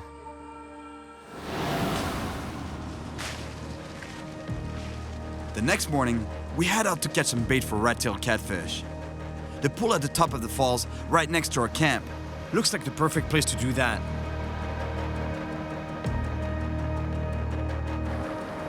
To get there, we have to wade through a small pool at the base of the falls. But we're not alone. Watch out, electric eel there. Just popped up to the surface. Just stand still. And there's another one there. Another one here. You see one there? Yeah. Man, there's another one that just came up to the surface there. Maybe we are surrounded by electric eel here. Electric eels are very dangerous, as they could electrocute us with shocks of over 700 volts. They're everywhere in this pool. We're surrounded and can't turn back now. We have no choice but to cross the pool. Look, look, look. Watch out, watch out. Wow. Be careful of your steps, yeah. Be careful of your steps. Very dangerous. Yeah, go slow, man. This is no good. We fight our instinct to rush out of the pool, but we gotta move slowly, because if we scare them, they can shock us. Careful, by your foot, by your foot, by your foot. Use your boat, use your boat. Push it.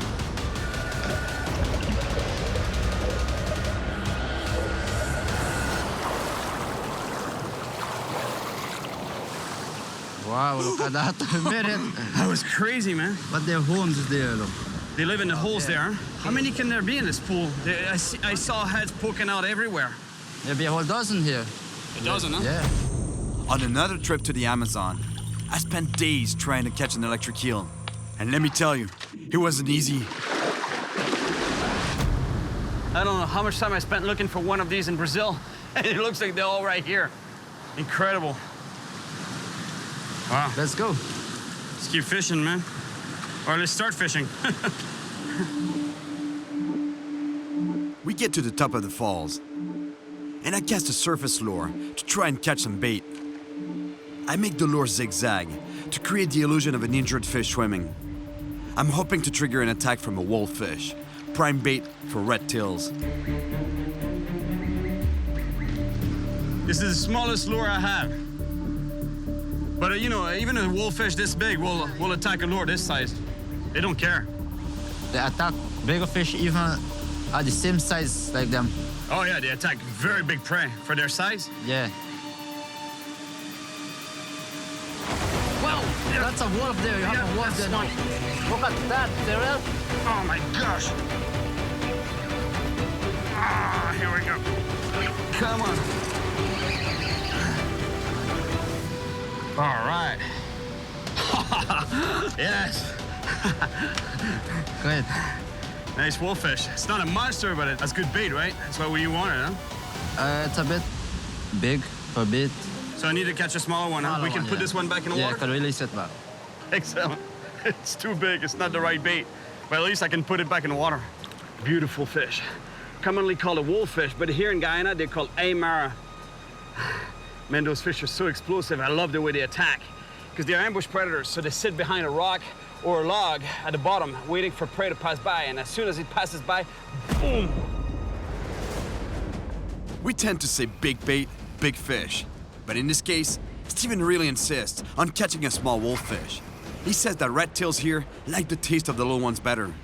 So I keep casting until I get the right size wolffish.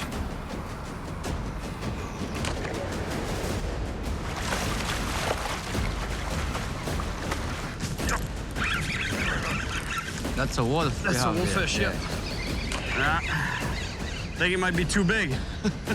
No, that's the right size, yeah. Yeah, perfect size. That's exactly what we want. All right. There you go, my friend. Yes. We get back on the boat to try and find a good spot to catch a red-tailed catfish. A few minutes later, we find a deep pool that looks very promising.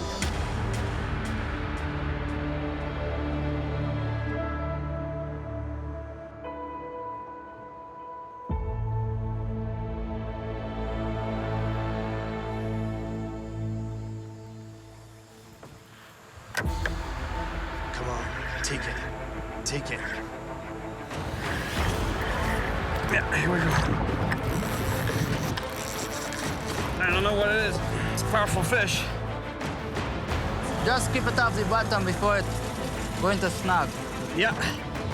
What do you think it is? You think it's a red tail? Yeah, fights like a red tail. Nice fish, Cyril. I don't know what it is.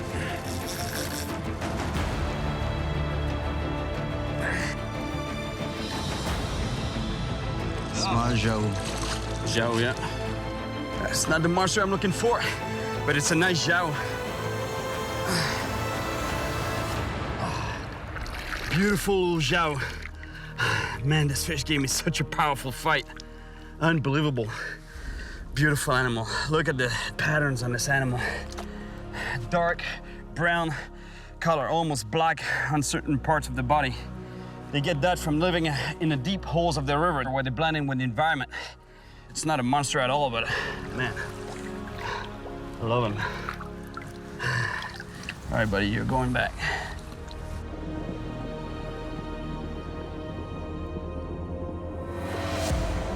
I've traveled far into the jungle, and I've been chasing a red-tailed catfish for days.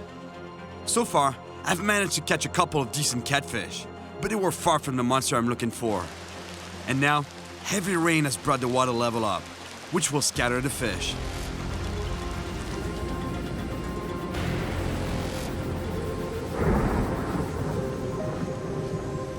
We're back at our camp to cook up the pacu Steven caught with the bow and arrow, and to talk about how this latest setback could affect our fishing. And what about the water level that's rising like that? You think it's going to be tough on the fishing, no? Yeah, it would affect the fish because I noticed when the water is coming, the bait can be just around with them, but it doesn't take it, you know. Plus we have a full moon right now, right? Plus the full moon is upon us, is even make it worse. This is too bad because timing was perfect. The water level was ideal. Oh well, we're just gonna have to work harder.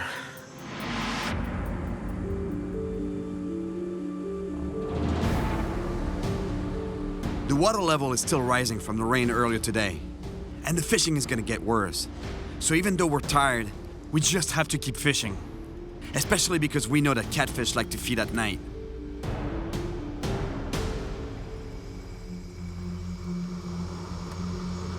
We're gonna try fishing at night a little bit because catfish don't generally feed by sight. They feed by probing the bottom with their bobbles, by feeling around until they find something to eat.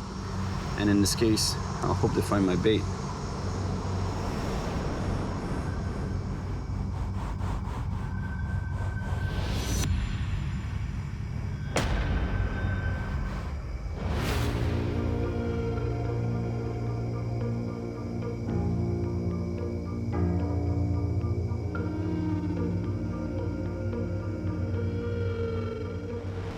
Oh. Bite, good bite.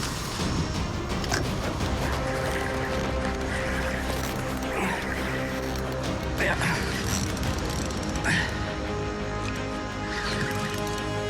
Here we go. Oh. Ah, got off. Ah!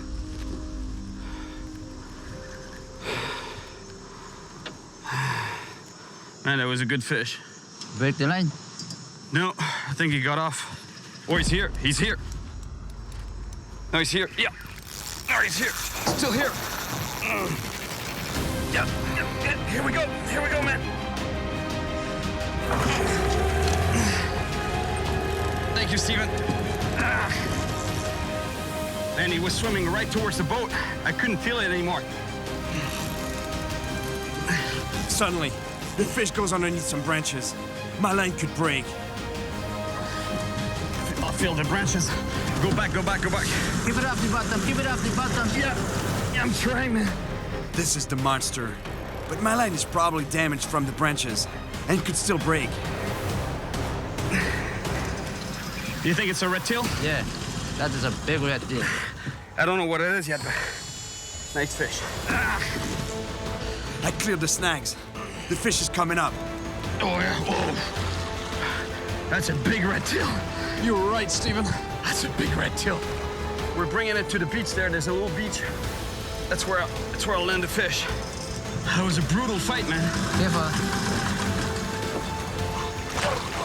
Oh, my God. Look at the size of this red tail. When I tell you this is the land of monsters here, I got one right here. Oh. You hear the weird sounds that it's making right now? It's because it's pushing air through its gills and not water. What a monster. That's a big cat. Look at the size of the head, massive head. Bone all the way to about here, to the dorsal fin. And then it tapers off into this powerful tail. That's what gave me this crazy fight. Really powerful tail. And look at the business end of this fish. Big, wide mouth that is designed to swallow prey whole. Look, how big of a mouth that is. And unlike sharks that have serrated teeth that are designed to cut through prey, these guys can't do that. They only have grasping pads, but they're full of sandpaper like teeth, tiny, tiny teeth. Here on the bottom part of the jaw, same thing on the top part of the jaw. So they swallow the bait whole. It's crushing my finger right now, my thumb.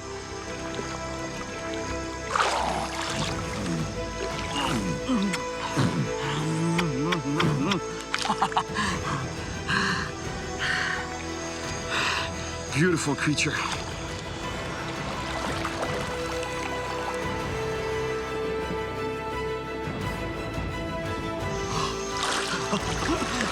Thank you. Thank you so much, man. Sorry I get you all wet. No, it's okay. You're welcome. That's a nice fish. Great fish. You make me really happy right now. That's exactly what I've been looking for. Me too. When you're happy, I happy too. That's great. Thank you. It's been a real adventure. First, I took a very long road to escape the impact of civilization on fish populations. But even in this remote corner of the planet, human activity continues to have negative consequences. So with Steven, we traveled further into the heart of the jungle. And despite the obstacles we faced, Crazy what you have to go through to get to some really remote spots. Watch out, electric eel there. we managed to catch a giant red-tailed catfish I was looking for. Look at the size of this red tail.